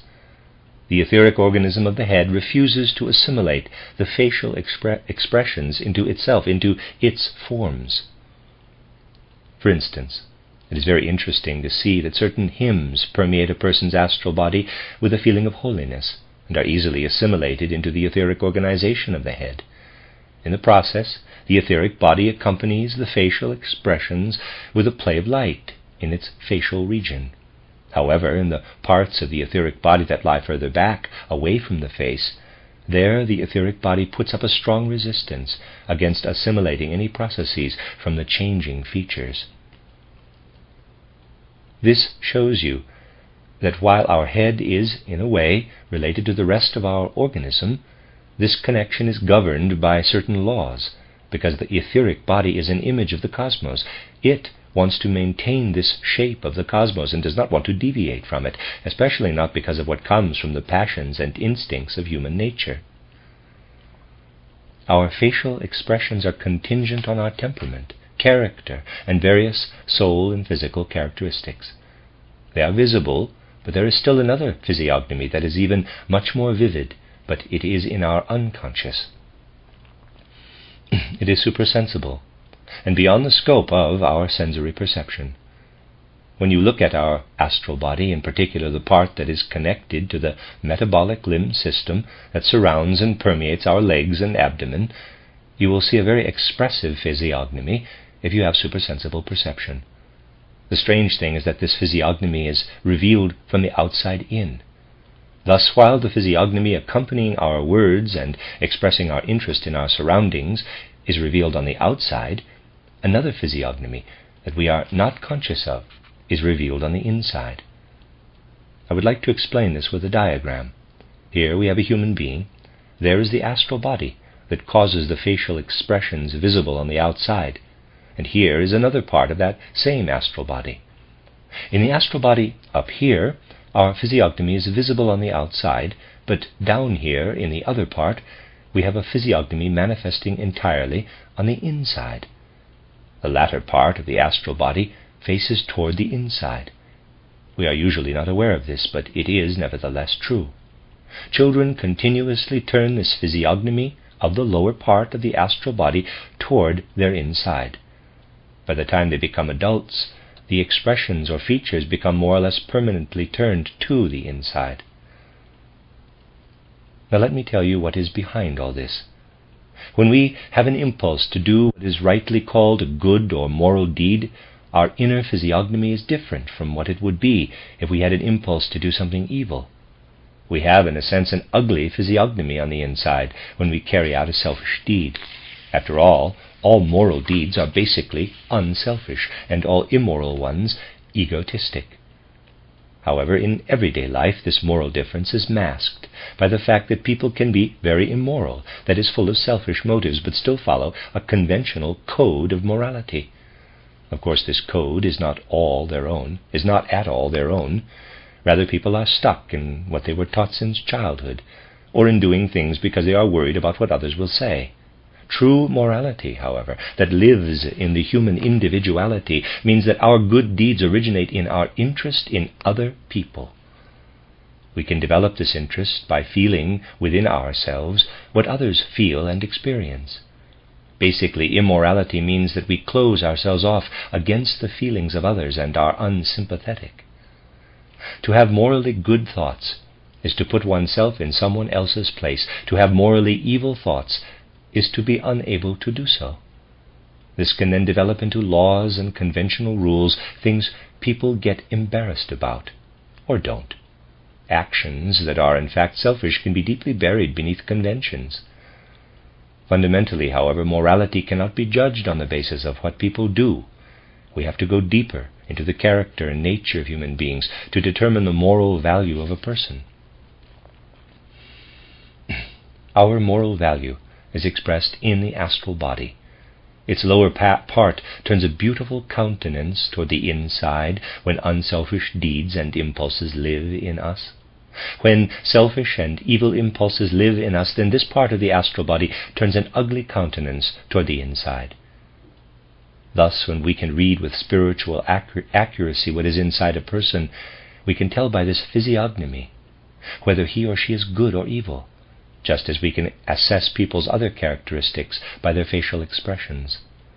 All this is not accessible to our usual consciousness, but it is there, nevertheless.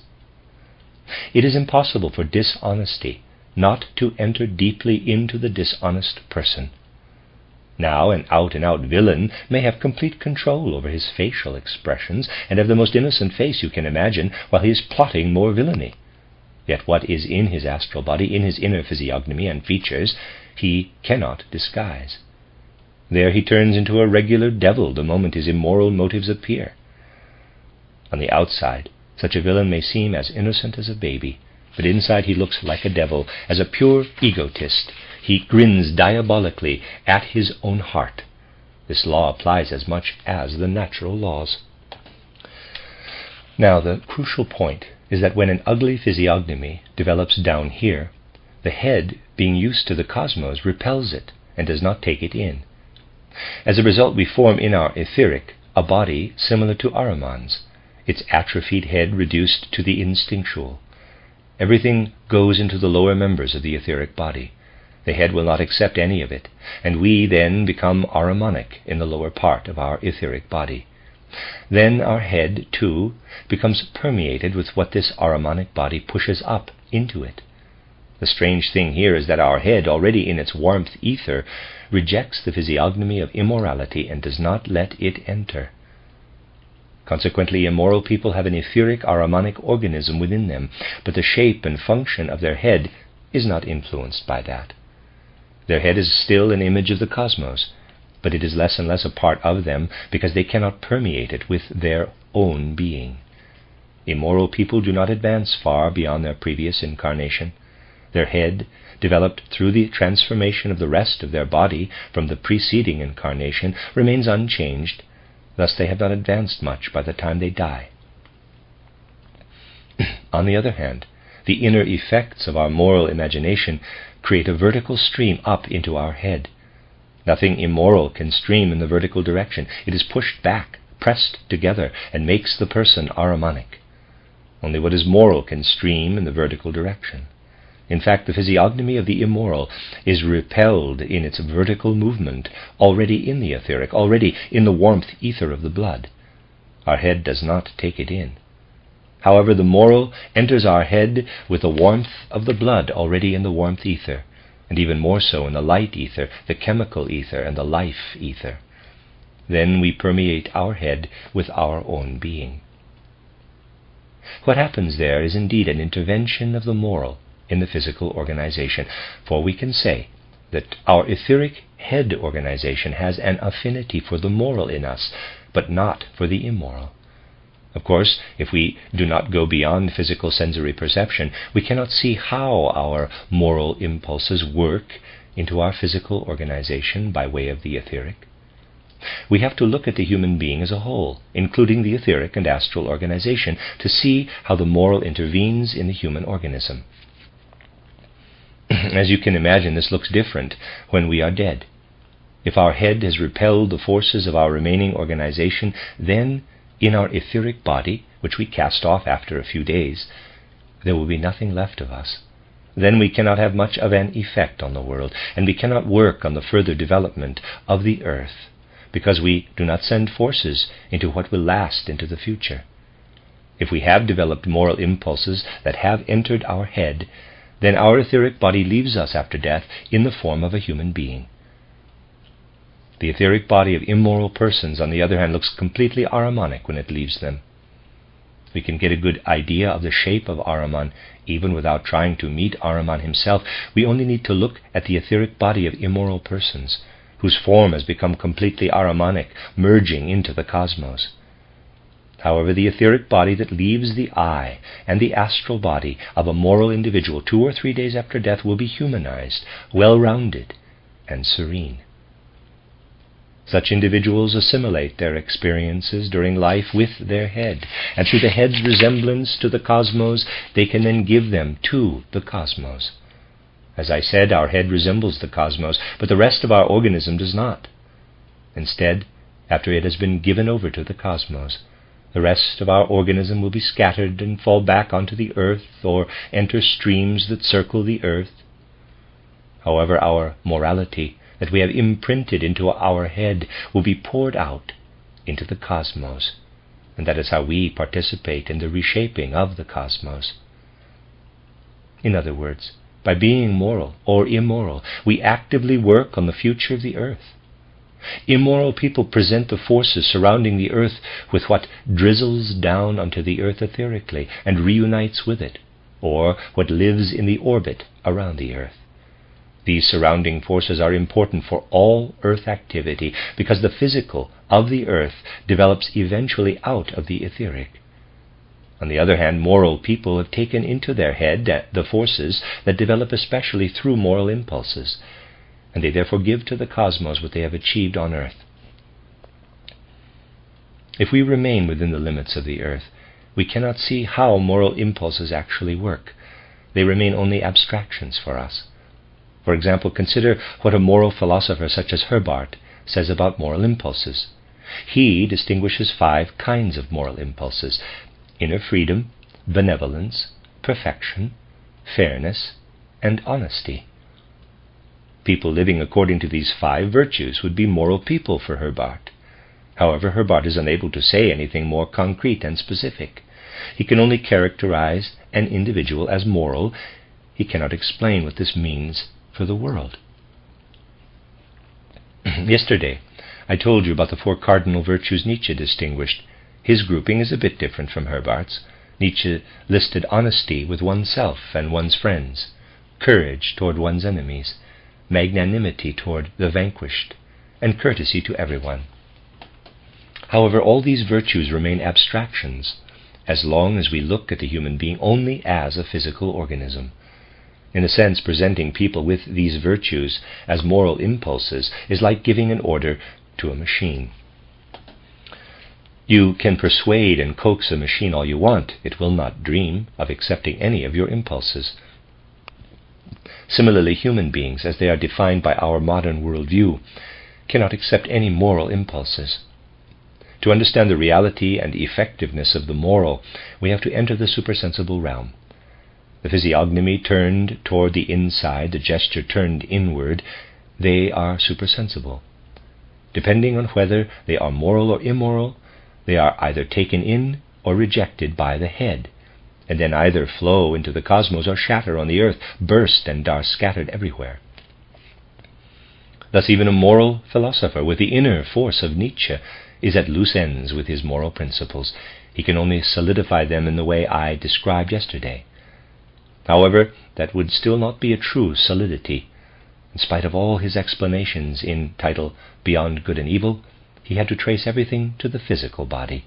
That is why he failed. Thus, to understand the effectiveness of the moral, we have to go beyond the merely physical order of the world and enter the supersensible realm. We have to realize that while morality radiates into the physical in an abstract way, we can understand and assess its activity only in the realm of the supersensible. The end of Lecture 8. This is a reading of the collection of lectures by Rudolf Steiner entitled Earthly Knowledge and Heavenly Wisdom. This is the last lecture in this series.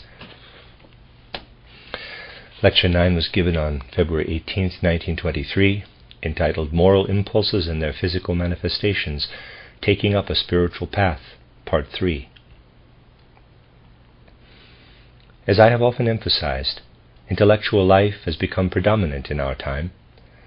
Preparations for this began during the 4th Post-Atlantean or Greco-Roman epoch. As you know, on the basis of certain human soul characteristics that developed during that time, we have to say that the Greco-Roman period lasted from the 8th century BC to the 15th century AD. It was followed by the period of soul development for Western humanity we live in now. The relationship of people to the intellectual world was different prior to the 15th century.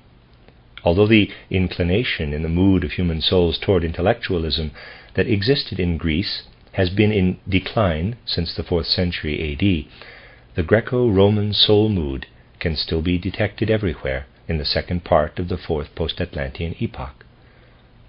To fully understand this particular soul mood, we have to put ourselves with all our heart and mind into the ancient Greeks. This applies particularly to the special characteristics they had during the age lasting from Socrates and Plato to the decline of Hellenism. What shines through ordinary and superficial history tells us, even if we are not steeped in spiritual science, that when the ancient Greeks attained an intellectual view of the world, they felt joy, or at least satisfaction, about having advanced in their humanity. They believed that having gone through the various stages of education at that time and being able to form a world view through the power of their intellect meant they had progressed to a higher stage of humanity. They felt that they were human beings in a higher sense, when they could grasp the world intellectually. Thus there existed a complete joy and satisfaction in intellectual life. We find this also in later epochs. For example, in John Scotus Erigena, I hope I say that right, Erigena, who lived in the 9th century A.D. The way he formulated and presented his ideas shows that he believed people would feel enthusiasm about understanding them. This was still very much the case with those people who tried to attain an intellectual worldview in the isolation from the world typical of scholasticism, even though by then their discussions had become less heated. It is only in these last few centuries that people have begun believing they will lose their soul warmth when they become intellectual. As recently as the time of Schiller and his intellectual worldview, or of Goethe and his extraordinarily exact morphology, things were quite different. People such as these two great personalities developed an idealistic intellectual worldview and believed they were not truly human until they could bring inner warmth into their ideas. It is only quite recently that people have begun to perceive the world of ideas as cold and pale. In accordance with an important law in human evolution, people's relationship to the world of intellectually formed ideas has changed drastically. In earlier times, the world of ideas was concerned with life and the living. People believed the cosmos was alive. True insight into ancient concepts and thoughts reveals that people back then saw everything that was dead as a kind of precipitate of the living substance they believed to be spread out over the whole world. In other words, what was dead was regarded like the ashes that are left over when something is burned. In those days, people had a very different feeling about the universe than we do. To them, the universe was a big, living organism, and everything that was dead, for example, the mineral realm, was like the ashes that precipitated out from the world processes. It was dead because it was a waste product, or residue, of everything living. This feeling about the world has changed tremendously over the last few centuries. Scientific knowledge is highly respected, or at least it has usually been highly respected, as long as the scientist expounded only on what is dead. And increasingly, people have felt the longing to see life itself as only a chemical combination of dead elements. Thus the idea of the spontaneous generation of life out of dead matter developed. As I have often explained, the medieval representation of homunculus in a retort is a being made up of various ingredients. Let me read that again, I'm sorry. As I have often explained, the medieval representation of homunculus in a retort is a being made up of various ingredients. As a being made up of various ingredients was not meant as a picture of spontaneous generation, in the sense recent natural scientists use that term. Rather, this representation was intended to depict the conjuring forth of a particular living creature out of the indefinite living universe. People then did not yet conceive of the universe as a mechanism, as something dead, and that is why they believed it was possible to bring forth a particular living being out of the indefinite life of the world. People in the Middle Ages did not yet think of combining dead elements to create life. Without spiritual science, these things are hard to understand nowadays, because people have gotten used to thinking their concepts have become perfect and absolutely right after having passed through various childhood stages of humanity. We can talk about modern progress all we want. It is still true that people have never been as rigid in their concepts and thoughts as they are now. It is ultimately a subjective element that makes people so rigid, particularly in their understanding and knowledge. What is dead remains entirely passive when we apply our ideas and concepts to it. Thus we can develop our concepts quite nicely and comfortably, for the dead element is not going to object or resist.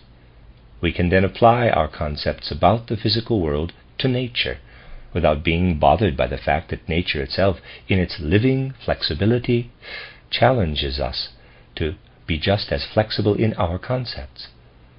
Goethe still felt that our concepts had to be inwardly alive, without sharply defined contours. Only then can our concepts adapt and adjust to the living, flexible world, and to living and flexible beings. To put it in a somewhat paradoxical way, people nowadays prefer their concepts to be convenient. However, rigid concepts with sharply defined contours can be applied only to what is dead and does not budge, thus allowing our concepts to remain rigid. Nevertheless, living in rigid concepts that ignore everything living has given us the opportunity to attain an inner awareness of freedom, as I have often explained. Two developments have come about as a result of our concepts having become dead.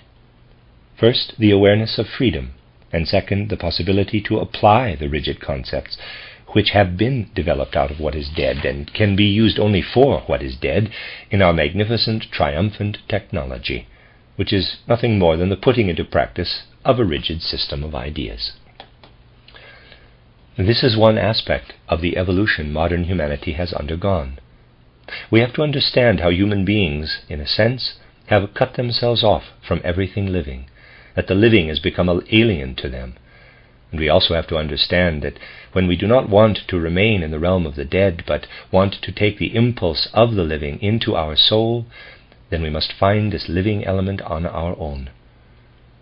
In very ancient times, people saw life in every cloud formation, every flash of lightning, every roll of thunder, in every living plant, and so on. In a sense, they breathed in life and thus understood it, and without any effort, they were in the midst of life. They only had to take in life from the outside. In contrast, in our evolutionary stage, our concepts can grasp only what is dead, and the outer environment can no longer give us what is alive. Therefore, we must bring forth this living element out of the innermost core of our being. It is not enough to understand history merely theoretically, with our intellect, for then history appears much too uniform and unvarying. We have to put ourselves with all our soul into the way people in past epochs experienced history. Then we will see what a tremendous change took place between the pre-Grecian ages, which we trace back to Atlantean times in our anthroposophy, that is, to the 7th and 8th millennia BC, the Greek age, and our own time. Today I would like to talk concretely and in detail about this change in people's attitudes toward the universe. I want to describe this change from the vantage point of spiritual vision. In early history, for example, in the Egyptian or the Babylonian Chaldean culture, or even in the ancient Persian culture, people believed they had descended to earth from a pre-earthly life. They felt they were bearing within them the after-effects of what the gods had implanted in them during this pre-earthly life. Of course, ordinary history tells us only very little about these times. We need to use the methods of spiritual science to penetrate and understand these things. In those times, people expressed their relationship to the earth by saying, "Here I stand on earth. Before this I was in a soul spiritual world, a world of light, so to speak. That light continues to shine mysteriously within me. In a sense, as a human being, I am a vessel for the divine light that continues to live within me." In other words, people were aware that a divine element had come down to earth with them. They did not say, and this can be proved philologically, "I stand upon the earth," but they said, "As a human being, I am a vessel for the God who has come to the earth." That is what was in people's consciousness in early history. In fact, the further back we go in evolution, the more prevalent is the awareness that the human being is a vessel for the God who has descended to earth. The divine element then was manifold. To the ancient consciousness, the lowest gods in the divine hierarchy that extended all the way down to the earth were the human beings themselves. If we do not present a distorted picture of Oriental culture as Doyson has done in such a terrible superficial way, but really try to sympathize with the consciousness of the ancient Indians when they felt their Brahma within them, felt themselves enveloping it, then we will understand what human soul life in ancient times was really like. Out of this consciousness developed the feelings people had for the Divine Father, the Father God. People felt themselves to be, in a sense, the sons and daughters of the gods. They did not feel this way about their physical body, but only about what this physical body enveloped. Some people in ancient times thought that our flesh and blood indeed was not worthy to be a vessel for a god. Thus it was not the human being of flesh and blood that they regarded as divine, but the part that projected from the spiritual world into this physical earthly human being, into the human being of flesh and blood. People felt their relationship to the Father God was a religious one. The highest rank in the ancient mysteries was that of Father. In most Oriental mysteries, the candidates had to advance through 7 stages. The first stage was one of preparation. Here the candidates had to develop the soul mood that would enable them to understand what was shown to them in the mysteries. In the second, through the 4th stages, the candidates achieved a full understanding of their folk soul. As a result, they no longer felt themselves to be isolated individuals, but members of a group or community. As they advanced to the 5th and 6th stages, the candidates felt themselves more and more to be vessels of the divine element.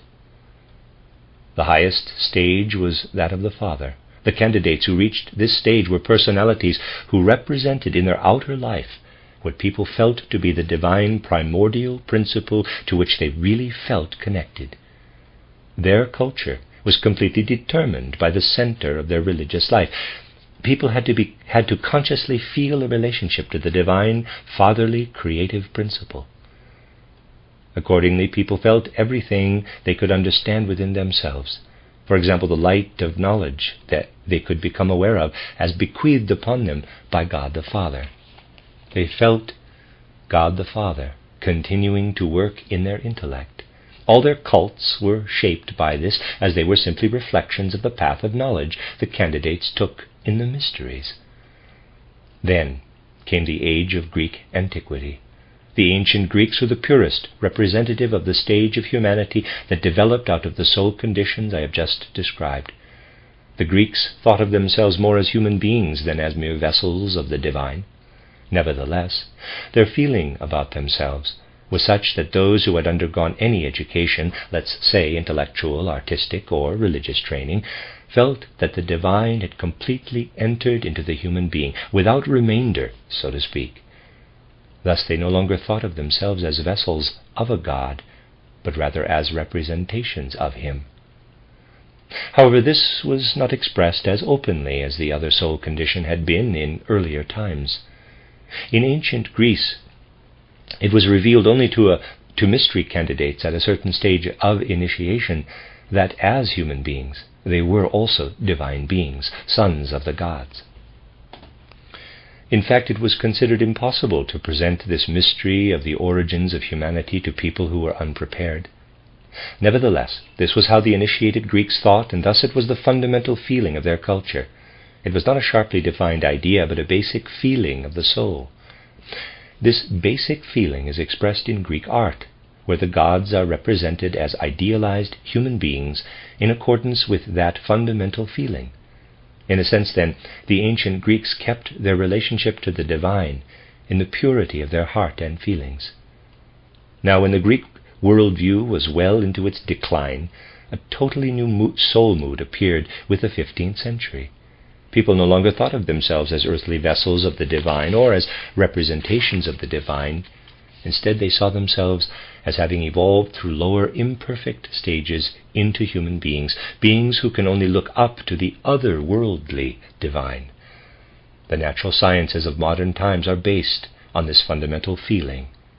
But we have not yet been able to understand how these sciences are related to ourselves. It is the task of anthroposophy to help us find once again this relationship to ourselves and to the divine. This refinding can be accomplished in the following way. Imagine what people in Grecian ages felt in their soul. They would have felt that they enveloped a divine element. By enveloping the divine with their flesh and blood, they could not help but represent it on earth in less than its true dignity and glory. In a sense, they could not help degrading it. In order to represent the divine element within them in all its purity, they had to purify themselves. They had to undergo a kind of catharsis or purification, so that the divine within them would be the predominating element. Basically, this is nothing else than a return to the fatherly primordial principle, as we see it in many religions of antiquity, where people believed that after death they would return to their ancestors, even their remote ancestors. In all religions there is this longing to return to the Divine Father's primordial creative principle. It indicates that human beings did not yet feel at home on earth. At the same time, they did not yet see themselves as completely separate from God and moving longingly toward the otherworldly divine out of this position of separateness. Rather, people in those early times strove to represent the human being in all his purity, because they believed God would then come to light. All this changed in Greek antiquity. People then no longer felt as closely connected with the Divine Father principle as they had in earlier times. They still felt connected to the divine, but at the same time also to the earthly realm. In a sense, people back then felt themselves to be equally close to the divine and to the earthly. This was the age in which the mystery of Golgotha took place. It was the epoch when, in addition to saying, quote, "In the beginning was the Word, and the Word was with God," unquote, referring to the Father God, quote, "and the Word was God," unquote, John 1:1, people had to say, quote, "and the Word became flesh," John 1:14. The Word, or Logos, had originally been regarded only as the union with the Father God, but now people believed that the Word had fully taken up his abode within human beings. People had to seek him within themselves. The mystery of Golgotha fit in very well with this mood of soul. People had never been able to think of God the Father in human form. He had to be thought of purely spiritually. Christ, the Son of God, was conceived of as divine and human at the same time. Basically, what the ancient Greeks longed for or realized in their art was fulfilled for all of humanity in the mystery of Golgotha in its entirety. We must not be distracted by trivialities, but must concentrate on the essentials, namely the fact that a divine being has entered human beings here on earth. This makes the mystery of Golgotha the center of human evolution on earth. It is certainly no mere coincidence that the mystery of Golgotha took place at the time when the ancient Greeks tried to represent the divine element in human beings from the outside, from the point of view of the earth. It is not just a poetic metaphor to say that in ancient Greek art, God was represented as a human being with the ingredients available on earth. And the cosmos sent God down into the human being in order to answer the wonderful question ancient Greek civilization had sent out into the universe, as it were. From human historical development we get the feeling that with their human representations of the gods, the ancient Greeks were asking the cosmos whether God could become human. And the cosmos answered that God could become human by letting the mystery of Golgotha take place. I have often emphasized that we cannot understand this mystery of Golgotha in its true essence when we approach it only with the knowledge about dead things that has become so widespread recently. Rather, we must approach it with a new, living way of knowing, a way of knowing that is permeated by spirit. Then we will have to realize that we have achieved our consciousness of freedom as well as our technological progress with the help of our dead concepts. However, we cannot stop with this inner condition of death. Out of our own soul, we must develop the impulse of something living, something alive and spiritual. In other words, we must be able to have ideas that are inwardly alive. These ideas must take hold not only of our intellect, but of our whole being. As I indicated in my book titled Goethe's Conception of the World, we have to be able, once again, to advance beyond dead and abstract concepts to a spirituality that will fill us with ideas. Into this world of ideas we must then bring all living warmth that can glow in our soul, and all bright light that can arouse the enthusiasm of our soul. We must become able once again to take up into the realm of ideas all our soul warmth and all our soul light. We must become able to inwardly take our whole being with us into the spirituality of the world of ideas. This ability is what we have lost in our time. There is probably hardly anything in modern literature as deeply moving as the first chapter in Nietzsche's presentation of Greek philosophy in the tragic age of the Greeks, as he called it. Nietzsche describes the philosophers of the pre-Socratean age, among them Thales, Heraclitus, and Anaxagoras. If you have a sense for this and have an open mind, you will be very moved by Nietzsche's description of how, at a certain point in their development, the ancient Greeks rose to the abstraction of pure being. They moved from the manifoldness of the impressions of nature that had filled them with warmth to the pale thought of being. Roughly, Nietzsche said the following: "You feel chilly. You feel you enter icy regions as you follow an ancient Greek philosopher, for example Parmenides, to this abstract idea of all-embracing being." Nietzsche felt transported from the modern culture, in which he was thoroughly steeped, as I explained to you the day before yesterday, into the glacier region of the soul. In fact, Nietzsche failed because he could only go as far as the coldness, the glacial nature of the world of ideas. Clairvoyance in true spirituality, however, can bring both soul warmth and soul light into intellectuality. As a result, we can achieve the purity in our concepts I have described, entitled The Philosophy of Freedom. This purity in our concepts makes us not into inwardly dried up, but rather inwardly enthusiastic human beings. We become able to feel the sun warmth of the cosmos through the cold regions of intellectualism as we leave behind the earthly warmth of the sensory world. We become able to receive the cosmic light through carrying our living soul impulses into the darkness that grows within us as we leave behind the shining earthly objects and enter the world of intellectual concepts. In other words, we become human beings who have overcome the earthly darkness. Everywhere in Nietzsche's work we can see his longing for this cosmic light and this cosmic warmth. But he could not reach them, and that is why he failed. Anthroposophy wants to show us the way. That does not lead to a loss of earth warmth and earth light, but to the preservation of our lively interest in every concrete earthly detail. In other words, we can retain our loving attachment to all earthly things, and yet rise to the level of concepts where the divine reveals itself in pure concepts. We modern people can no longer feel the divine element within us, as ancient people still could. We must work to reach the divine realm. This mood enables us to get the right feeling for the mystery of the Holy Spirit. Indeed, this is the difference between the spiritual life of modern and ancient people. In ancient times, people drew their spirituality from the many beings of nature.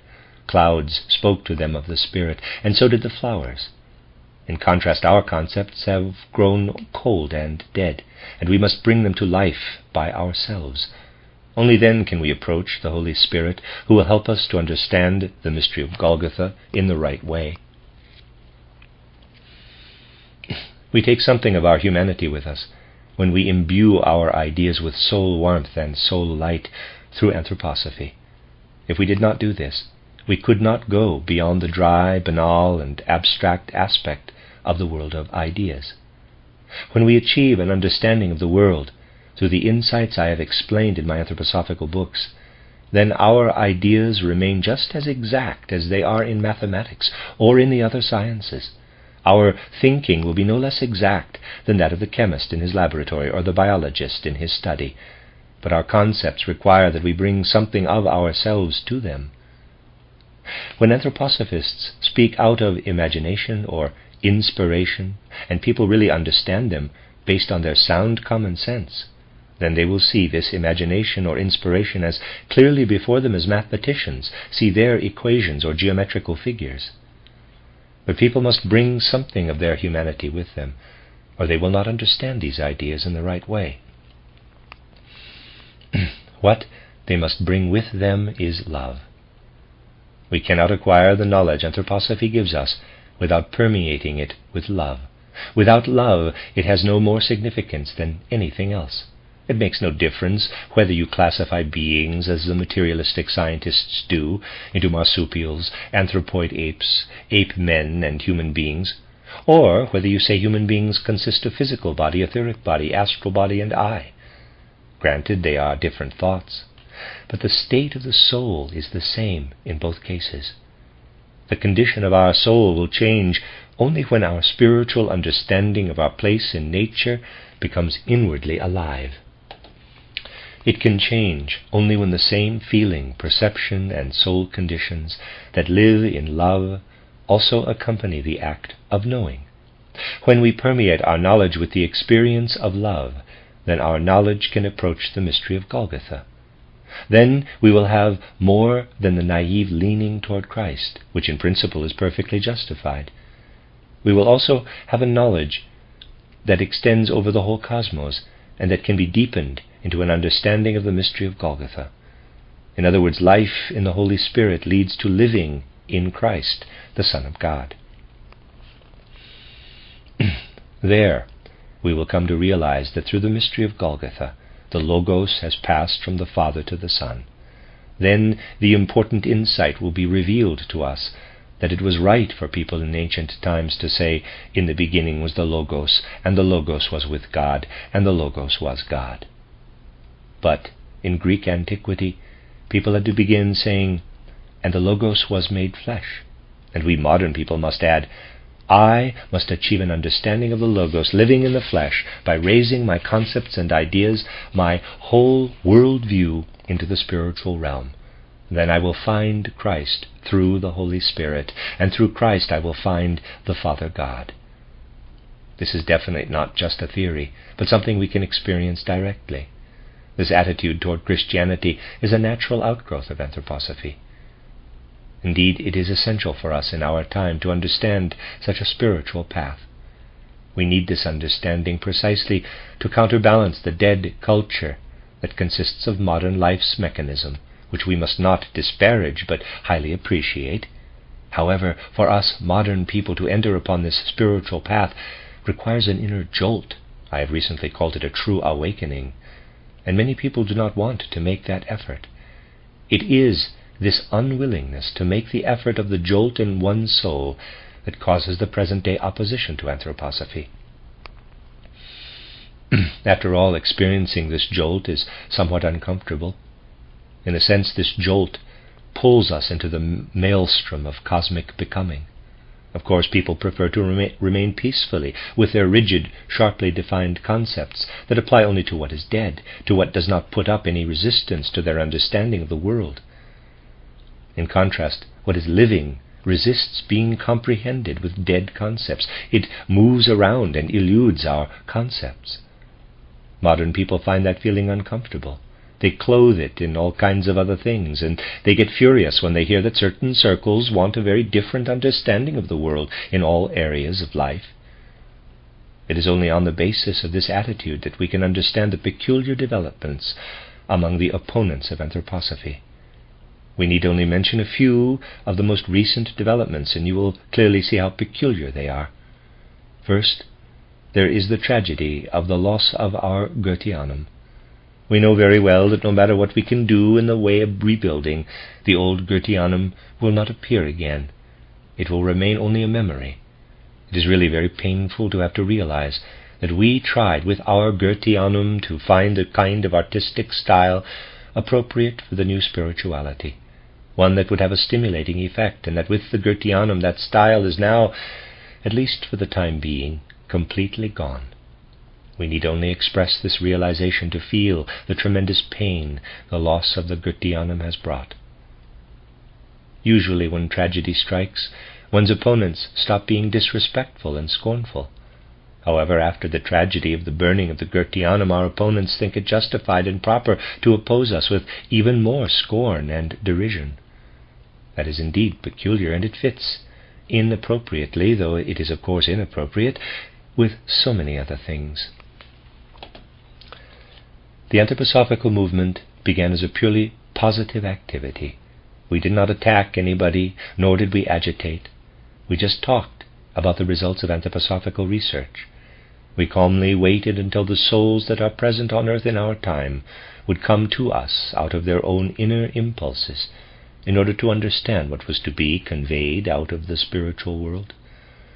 Our anthroposophical work was aimed not at wildly agitating, nor at drawing up programs, but at simply telling how things are according to our researches in the spiritual world. We were waiting to see which souls had a yearning for knowledge of reality. Many people nowadays are against anthroposophy without knowing why. They simply follow the lead of others. However, there are also a few people who know very well why they are against anthroposophy. They realize that anthroposophy reveals truths that require the jolt I described earlier, and that is something they do not want. There are many reasons why they do not want it. For example, such truths used to be restricted to certain small circles. The possession of these truths then allowed people in those circles to stand above humanity as a kind of small spiritual and aristocratic elite. That is why such people hate especially those who bring the truth the spirit of the times requires out of the spiritual world and make it available to everyone. At the same time, our opponents, I am talking about the leading ones, know that nothing can be done against the truth itself. They know it will find its way through even the narrowest crevices, regardless of the obstacles it might meet. Therefore our opponents do not usually try to fight these truths head-on, for they know the latter would undoubtedly triumph. Just look at our opponents, and it would be a good thing if we anthroposophists looked at them much more often. They refrain from fighting truths openly by focusing mainly on personal attacks, insinuations, insults, and slander. They figure they cannot do anything against the truth, but nevertheless they want to do away with it. They think they can do this through personal disparagement. The method of fighting us shows that our leading opponents know very well how to go about achieving a temporary victory. This is what anthroposophists need to know, for many anthroposophists still believe that they can accomplish something by simply discussing things with our opponents. Nothing can harm us more than to succeed in getting our truths across in discussions, for we are not hated for telling falsehoods, but for telling the truth. In fact, the more we succeed in proving we tell the truth, the more we will be hated. Of course, this cannot stop us from standing up for the truth, but it can keep us from holding on to the naive belief that we will accomplish anything through discussions. The only thing that will help us make headway is positive work.